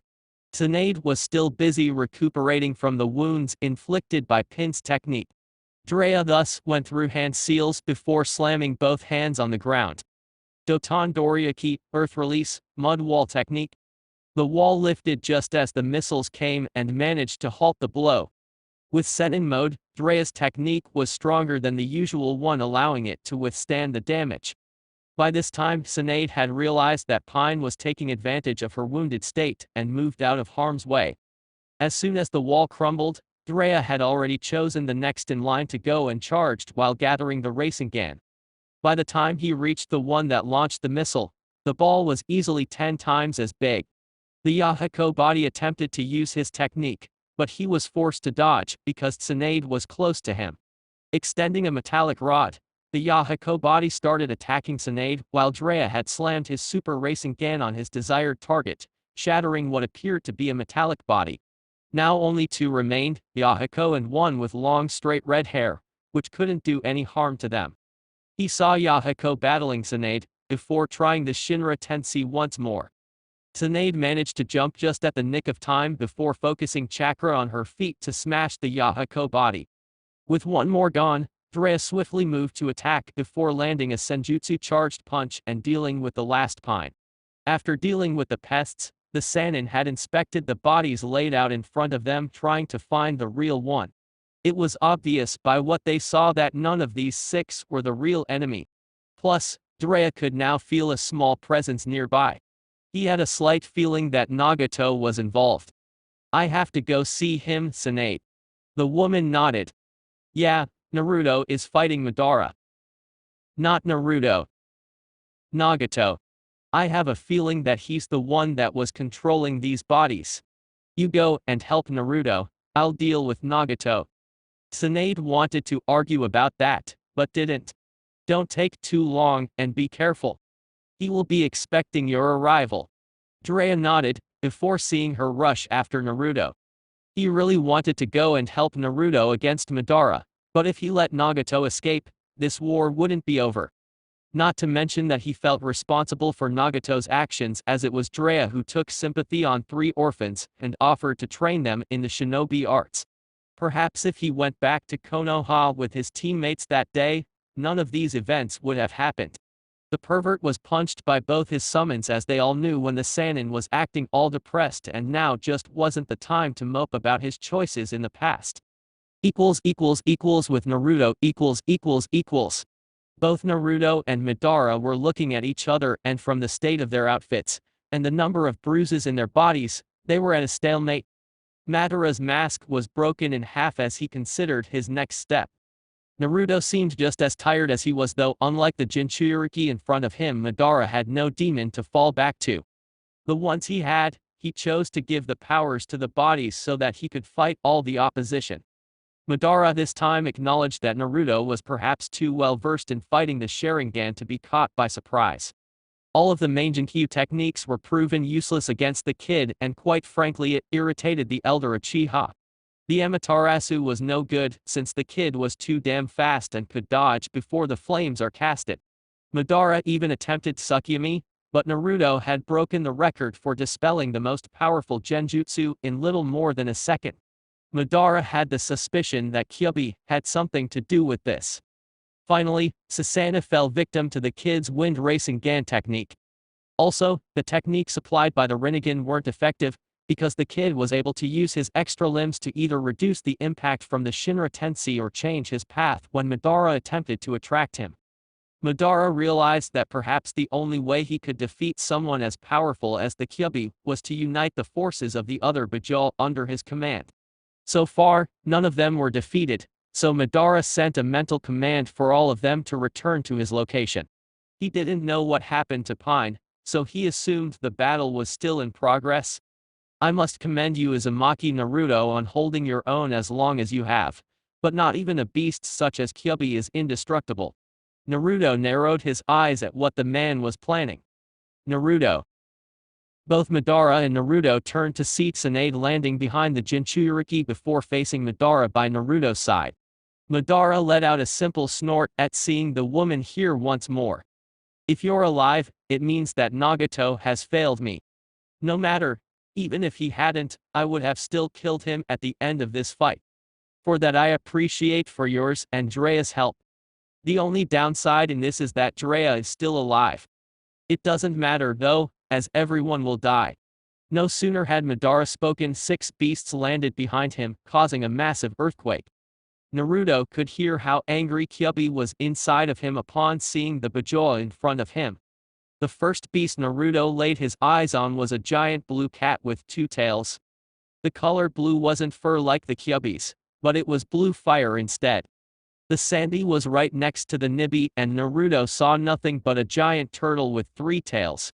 The Yandi was a big red-furred monkey wearing a crown at the top of his head and 4 tails behind it. The Gobi took the form of a whale-horse hybrid. The Rokubi was a strange-looking beast, looking more like an ice-blue slug with 6 tails behind it. The 2 last demons and strongest behind Kyuubi were the Shishibi and the Hachibai. The first being a giant and very intimidating beetle with 6 wings and a Circe counting 7 tails total. Last, but not least, the Hachibai was a hybrid of a bull and an octopus with fists that resembles a human and 8 tentacles working as legs. Naruto felt a chill up his spine, wondering how the hell the others managed to deal with such a large menace. To ease his mind, all of them appeared behind Tsunade, some almost on the verge of unconsciousness and others deadly hurt but alive. As you can see, Kyuubi Jinchuriki, it's useless to resist the joint strength of all the Bajoa. Not to mention that the power of the Ichibi is also against you. And now everything in a 10-mile radius will be destroyed. I've grown tired of dealing with you all. As if responding to their master, all the Bajoas suddenly opened their mouths and started gathering similarly looking balls of energy. The shinobi behind Naruto paled and wondered if they would be able to escape alive from the destruction that would soon follow. Naruto was merely looking at the demons in front of him as he heard Kyuubi's instructions in his mind. All of you must stay behind me at all costs. They looked at the Kyuubi Jinchuriki who had his eyes closed, wondering if he had gone mad. Suddenly when his eyes opened, all of them instantly trembled at the sudden release of energy. Naruto's golden cloak had expanded to a golden overcoat of energy and a black ball in his stomach. The alliance was now 60 feet high and on top of a creature made of pure energy, shaped like a fox. It started to roar at the opposition, showing its defiance to their act against the most powerful of the Bajoa. If it was destruction the enemy was after, then Naruto and Kyuubi would show them exactly what the word meant. When Kyuubi opened his mouth towards the air, he also started gathering the energy for a Bajudama. However, unlike the other Bajoa, his was at least twice as big. Naruto was snarling as well as he was supplying the Bajudama with as much wind chakra as he could muster. Even if he had inhuman chakra supply, he was still human. When the attacks collided, a bright light engulfed everything for at least an entire minute. Naruto's protection lasted only until the collision before everyone was sent flying towards distinct directions. When Tsunade rose from the debris, she saw the size of the hole created by the attacks. At least half of Konoha could be well placed inside of it. She couldn't see the end of it though. One by one of the alliance rose from the debris. They all saw the bodies of the respective Jinchuriki on the other side of the hole on the ground, but no sign of either Madara or Naruto. It was Guy who saw a piece of the Akatsuki's cloak and quickly went to inspect. He found Madara on the ground, his legs separated from his upper body. As the others arrived, Guy stared at the man while silently wondering if everything he had done was justified, the amount of destruction, the number of lives that was lost due to one man's greed. With the enemy dead and the bodies of the Jinchuriki secured for a proper burial, Tsunade and the rest remembered about the one that saved them all and managed to kill the enemy. After a while though, the fact that neither managed to find him or even sense his presence for that matter, had everyone dreading the fact that perhaps Naruto hadn't make it and was vaporized by the blast. It was at this moment that Jiraiya appeared looking frantic at the destruction before him. He looked at Tsunade who was kneeling on the ground sobbing. A sad nod from Kakashi was the only thing needed for Jiraiya to conclude, even if at the cost of his heart almost stopping from the pain that soon followed. Naruto was dead. 1 week after the battle . Konohagakure was filled with celebration as everyone were celebrating the defeat of perhaps the most dangerous organization in the world, and one that were almost able to destroy the very world they all came to love and cherish. Some weren't though, remembering about the ones that perished in the war. Today was a day for mourning above all things. From the entire village, though, only a selected few remembered the truth of what happened out there. Uzumaki Naruto, the one whom everyone seemed to have forgotten even existed, sacrificed himself to defeat Madara and the Akatsuki once and for all. He was a true hero in the eyes of the few. Aside from the Inuzuka clan to whom Naruto considered his family, the two Sannin and Kakashi, the rest had forgotten that Naruto even existed. These selected individuals were located in selected locations around the village looking at the celebration, while wishing that their blonde hero was among them now. In the end, like his father, Naruto sacrificed himself for the greater good. However, unlike Minato, who was worshipped and still is, Naruto's memory was long forgotten by now. Kakashi was in front of the memorial stone, as usual going through the names of people that were important to him throughout his life. First it was Uchiha Obito, a brave comrade who sacrificed himself to save Kakashi from certain death at the last great ninja war. Second was Rin, who was declared missing in action 10 years ago, and last year was presumed dead. The third person was the man to whom Kakashi thought of like a second father, who sacrificed himself to stop Kyuubi and seal it inside the fourth person, his own son. Namikaze Naruto also sacrificed himself to get rid of Uchiha Madara once and for all. Tsunade was inside her office next to Drea, looking at the reports of the war. She may be facing the report, but her eyes were dulled without much focus. No one could blame her though. After what she had witnessed, there wasn't much out there for her anymore. Even if Naruto wasn't inside the village constantly, Tsunade couldn't imagine her life without the annoying hunternin. Drea wasn't much better. It was the first time that Drea didn't feel like conducting his research, as it was his coping mechanism with pain from losing Minato, Sarutobi-sensei, and now Naruto. The talk he had with Nagato and Konan did little to appease the feeling of responsibility he felt now. After he stopped Konan from attacking him, he had heard from Nagato that he hated Konoha because of the fact that Hanzao the Salamander had sided with Danzao to kill Yahiko a long time ago. Drea snarled at the old war hawk for what he did, and vouched to look into this. Too bad that the old war hawk was dead now, or he would march inside his old root headquarters and demand answers. The hidden villages after the war was finished had agreed to renovate the Pact of Neutrality first signed after the Third Great Ninja War. Tsunade at first attempted for a unity pact between villages, just like Naruto would have wanted, but it was a futile attempt. It just wasn't doable now that the threat was gone. In the end though, it wasn't much different than before the war began. It was considered a victory in the sense that the new Pact of Neutrality allowed the villages to run co-op missions from time to time, and that in the case that two different hidden villages faced each other on a mission, there would be no killing involved. While it was fragile, seeing as many situations may occur to bend said rules, it was better than before. Inside the Inuzuka clan residence, Tsume and Kibo were busy consoling the sobbing Hana. The dogs were there as well, doing the best they could. However, neither had the resolve necessary to be strong for the woman that was carrying Naruto's child. Hana's triplets were there as well. Manjutsu was by Hana's side weeping along with her master for Naruto's death. Kiba and Tsume were patient with Hana, shouting at them wishing to be left alone, before eventually complying with her request. Hana was at the garden alone looking at the skies hoping for a signal when a smoke appeared by her side. Hana was shocked to see that it was a toad and it was wearing glasses.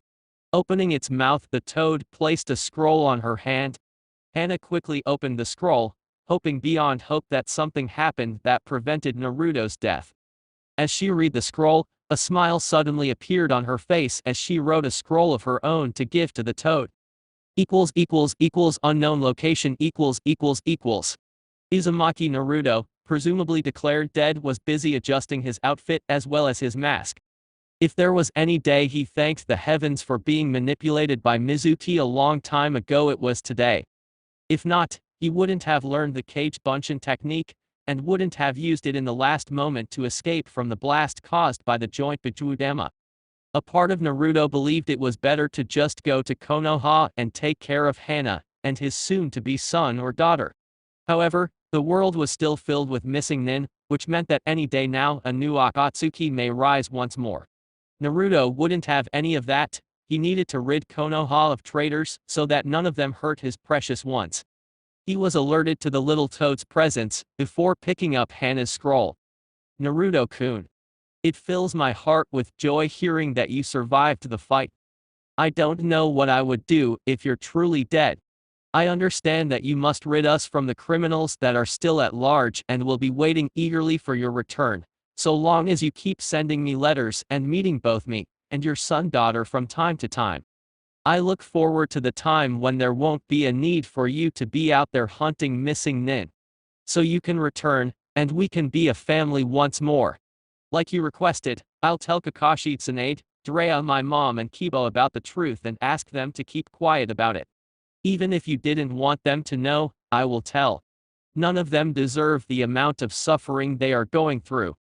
I love you with all my life, and I can't for our child to be born. Be safe, and return to me. Naruto smirked behind his mask as he read the scroll. He was glad that Hana understood his concern, and got up when a voice alerted him. Are you ready to resume your duties? Uzuki Geishi was behind his famous hunternin, before giving Naruto the updated bingo book. The blonde just returned with a short nod. Then welcome back to KONOHA Gakure's hunternin division. Epilogue 3 years later. 3 years had passed since the major battle that took place between Akatsuki and the Alliance. Since then, the number of incidents between villages was thankfully reduced to a bare minimum. The ones that occurred were caused by Nuke Nin, who happened to be killed just hours after creating the havoc in the first place. There was a major concern shared by the Great Five villages about what happened to the Bajoas that were released because of the fight. The usual theory was that since they were made of energy, it wouldn't take long before they would reform somewhere else. The concerns shared by the villages were put to rest when Tsunade came up with the idea to seal them in the same place that Naruto trained with Drea, Yamato, and the Mizukage. Once there, no beast would be able to escape. The Tsushikage was a bit reluctant about it, but conceded in the end. The elemental nations thus reached a new era of prosperity similar to the one that followed after the first path of neutrality signed by the Five Cage. In Konoha, not much had changed. Everyone of Naruto's graduation class was promoted to Jounin, and some even were assigned to Genin teams. Uchiha Sasuke was released from custody by Tsunade's decree so long as his chakra capacity was limited for 5 years. By the end of the 5 years, a member of the Yamanaka clan would scan his brain to see whether Sasuke is still a flight risk.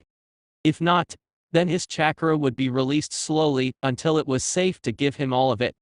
Surprisingly so, Sasuke was at ease now that Uchiha Itachi wasn't among the living. As such, he became more socially open to others around him, even surprising everyone when he was seen dating a stranger Kunoichi Jounin. Haruo Sakura was angered by this, but it didn't bother Sasuke. The rest was living their merry lives doing missions for the village and in some cases, spending time with their loved ones. After the war, a good number of couples were formed. Tsunade finally relented to Drea's hints and accepted to be his wife. Tenten and Neji also got married. The ceremony was conducted by Hayashi with the entire clan present. Mitarashi Anko had practically raped Uriko once, and surprisingly so, the man enjoyed it. They got engaged 1 month later, and Anko was even expecting her son. Yamanaka Ino had asked Chaochi for a date once, and they hit it off instantly. They were now wondering if they should declare to the world as boyfriend and girlfriend. Shikamaru is still single, though, because the last dates he had were way too troublesome to handle. Same with Lee, though he was the one girls thought too troublesome to handle. Some say that he is only focused on getting Sakura for a date now. Kiba and Hinata had agreed one time to be each other's backup if none of them found anyone by the end of the 3 years. Since neither had found anyone, they were a couple now. Shino ended up marrying within the clan. Kakashi and Guy remained single until now, although there was a rumor that Kakashi and Shizune were last seen drinking together. Hirena had Asuma's child, and was happy on her own. Currently, she was inside the Inuzuka clan along with Hana and her son Inuzuka Minato. Hirena was among the few, counting Kakashi, Tsunade, and Drea, that knew of the truth about Naruto's situation. Minato was a beautiful child, blonde hair and blue eyes just like his father. The Inuzuka's birthmark was clear below his eyes, similar to his mother, and if one would pay close attention to his cheeks, one would be able to notice the faint outlines of Naruto's whisker marks. Right now, Young Minato was busy playing with the Heimaru triplets and a small gray pup Monchis and Kurimarus. The kid was a bundle of energy just like his father and even managed to tire the dogs, earning giggles from the boy's mother upon seeing the loose tongues begging for water. While looking at her bundle of joy, the woman couldn't be happier as today happened to be the day that her lover and Minato's father would come back from his journey. At the gates Naruto appeared in front of the gates with his usual black uniform, but with a few additions. Strapped around his neck was a red scarf similar to Konohamaru's blue one. Also, like Drea, Naruto had a giant scroll strapped on his waist. Inside of the scroll were proof of his kills, thus cleaning the bingo book, at least the last one he received from his boss 3 years ago that contained nuke nins from all over the elemental nations. The ones from outside Konoha, Naruto had already cashed in and received the bounty. As he stepped inside the village, Naruto realized how much time passed since the fated battle, and wondered how his loved ones were doing. I can't believe it's been 3 years already. Time flies when we're having fun hunting missing nins. It does indeed. Though I'm still baffled by how long it took for you to defeat that last missing nin from Konoha. You managed to defeat Uchiha Madara and managed to come up with a win technique that surpasses the Yondaime in speed, but you take more than a minute to defeat a low-class Chunin that shouldn't even have become a shinobi in the first place. Before Naruto had a chance to retort, the fox continued. And before you say he was one of your classmates in the academy, don't bother trying to explain yourself. You could have finished the man off before he even realized that someone was there, but no. You wanted to give him 1,000 chances to surrender? The guy happened to be a known acquaintance, okay. He was just so bad that I felt pity on him. You don't have to mope about bearing with weak containers every goddamn time. If you do this one more time I will. Now go meet your family and be gone from my sight. Yes, boss. With a smile beneath his mask at his companion, Naruto instantly vanished from his usual position, leaving only a small breeze where he once stood. To those around, it was nothing but a blur. The now fully grown hunter nin stood inside the Inuzuka clan, surprising Hana and Kurena. Hana didn't waste time though, and jumped at her lover at finally seeing him. When she took away his mask, she smiled upon seeing the look in his eyes upon seeing her after such a long time. There was little need for words, since they exchanged letters all the time. Naruto was now home and things would be different from now on. The hunter nin was surprised when he looked down and saw big blue orbs looking at him with a confused expression on his face. Inuzuka Minato was considered very bright for his age, and already appeared to connect the dots. Naruto smiled at his son and kneeled down next to him. Hello Minato-kun, do you know who I am? The small blonde took a while, before remembering a picture that his mom showed him. To-san. Is it really you? Naruto nodded with a smile on his face. Minato responded with a bright smile on his face before rushing to hug his father. Hana and Kurena were smiling at the scene. Inside the house, the matriarch Tsume was also showing a smile as her family was now complete once more. She was happy that her son-in-law came back to her daughter safe. When Hana mentioned about Naruto's plan, Tsume was first concerned about it. However, after realizing that Naruto was perhaps the strongest shinobi in Konoha or even the elemental nations, she figured that there wasn't a man that was able to kill him. She stepped in the garden and greeted the blonde with a hug, before looking at the scroll on his back. So, did you manage to do what you set out to do? Naruto smirked and picked his scroll before placing it on the ground. Yeah. The bingo book is now non-existent. Tsume smirked at that, showing her pride in hunting just as Naruto did. I should deliver the ones from Konoha to the Hokage, but not before spending a great load of time with this little one here. Naruto said, before grabbing Minato and lifting him in the air. The kid's laughter washing away the entire burden that Naruto incorporated as his own, because of his kills. After playing a while with his son, Naruto took the sleeping Minato back inside the compound and placed him inside the kid's room along with Monchis, who by the way just wouldn't leave his side. The hunter ninja smiled at his dog companion and caressed her ears, earning a fun snort from the dog and an angry one from the fox inside of him. Both behaviors filled his life with joy. He met Asuma, Hana, and Kurena having some coffee in the kitchen and took a seat by his girlfriend. "So, what are you talking about?" Hana smirked and responded. "We were all wondering what you would do now that your job as a hunter ninja is no longer required." Surprisingly so, all three took a sip of coffee at the same time as all three stared at the blonde for an answer. "The only real path for me now is Anbu, I'm afraid." By the look on their faces, they expected a different answer. "As far as everyone is concerned, I'm no longer among the living, thus the mask will be forever covering my identity. Anyway, I'll be discussing this today with the Hokage, but besides Anbu, both regular Jounin and even being a Genin team sensei is out of the question. At least until my real story is out in the open." Hana and Kurena were expecting him to take on a team or do high-level missions, but Asuma was the only one that agreed with her son-in-law. She didn't see any reason why her daughter would wish for perhaps the strongest ninja in the world to be out in the open, meeting with her daughter and their child. It is indeed the best course of action, Naruto. Besides, it's not like you wish to be seen by others aside from those who knew your real story, huh? Naruto smirked at the comment and nodded. "So true. Well, I believe it's wise to go now and meet Tsunade. Asuma-san, would it be okay if I live here from now on? I know both Hana-chan and Minato-kun will be living here." With a smile shared by Hana, Asuma interrupted the hunter ninja and explained. "Actually, since you and my daughter pretty much destroyed her room 3 years ago, we had a new one built for the two of you." Naruto smiled in appreciation before saluting the girls just like Kakashi.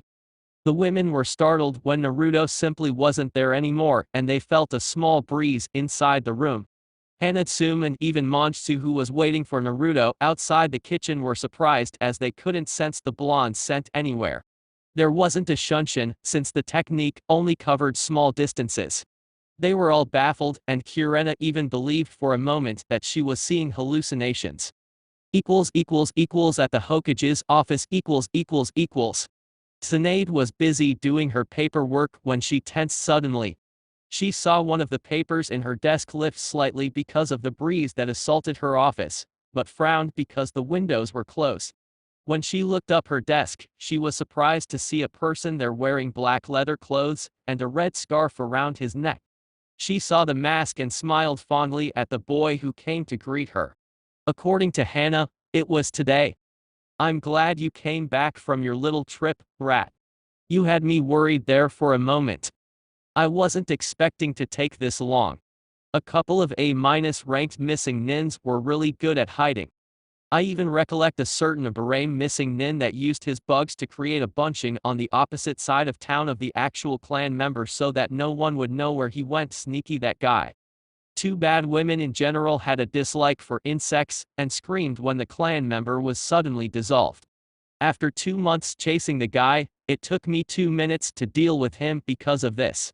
Tsunade looked at the hunter ninja and wondered why the hell he was sharing his adventures with her in the first place. She had never chatted with a hunter ninja before, and now that she had, she just wasn't interested in much else. "That's nice. I know that the big scroll behind you is the results of your efforts, so don't even bother to open up in front of me." Naruto smiled at that. She just didn't want to watch the heads rolling. "I'll be delivering to the headquarters right after I leave from here. Now, with the bingo book cleaned up, I was wondering about the future and your plans for me." Tsunade nodded and pushed her chair back a bit in order to relax as she eyed the shinobi in front of her with a smile on her face. Her every wish was for the brat to take on regular Jounin assignments with an elite Jounin squad. However, with Naruto's supposed death, giving him any position that didn't require using a mask was ill-advised.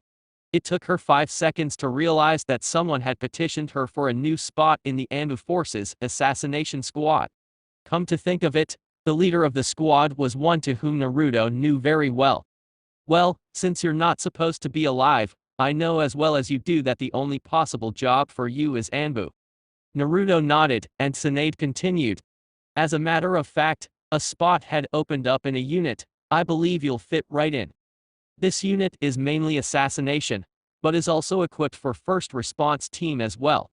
Tsunade grabbed the petition and placed his name in it before handing to Naruto. In this scroll are the coordinates of your new assignment. Once there, ask for the unit captain and deliver the scroll for him. Naruto nodded and grabbed the petition handled by Tsunade. Welcome to the Anu forces, brat. I look forward to hearing from you once more. Thanks, and say hi to Drea for me, will ya? Naruto said, before leaving like he arrived. With no trace whatsoever. He saw the name of the one who signed the petition and smiled at having an Ibarame as his new boss, especially one he knew. That's it for this part. If you enjoyed it, then like, share and subscribe for the next video, as it's going to be more interesting, and also check out the other playlist. Hope you would like them too.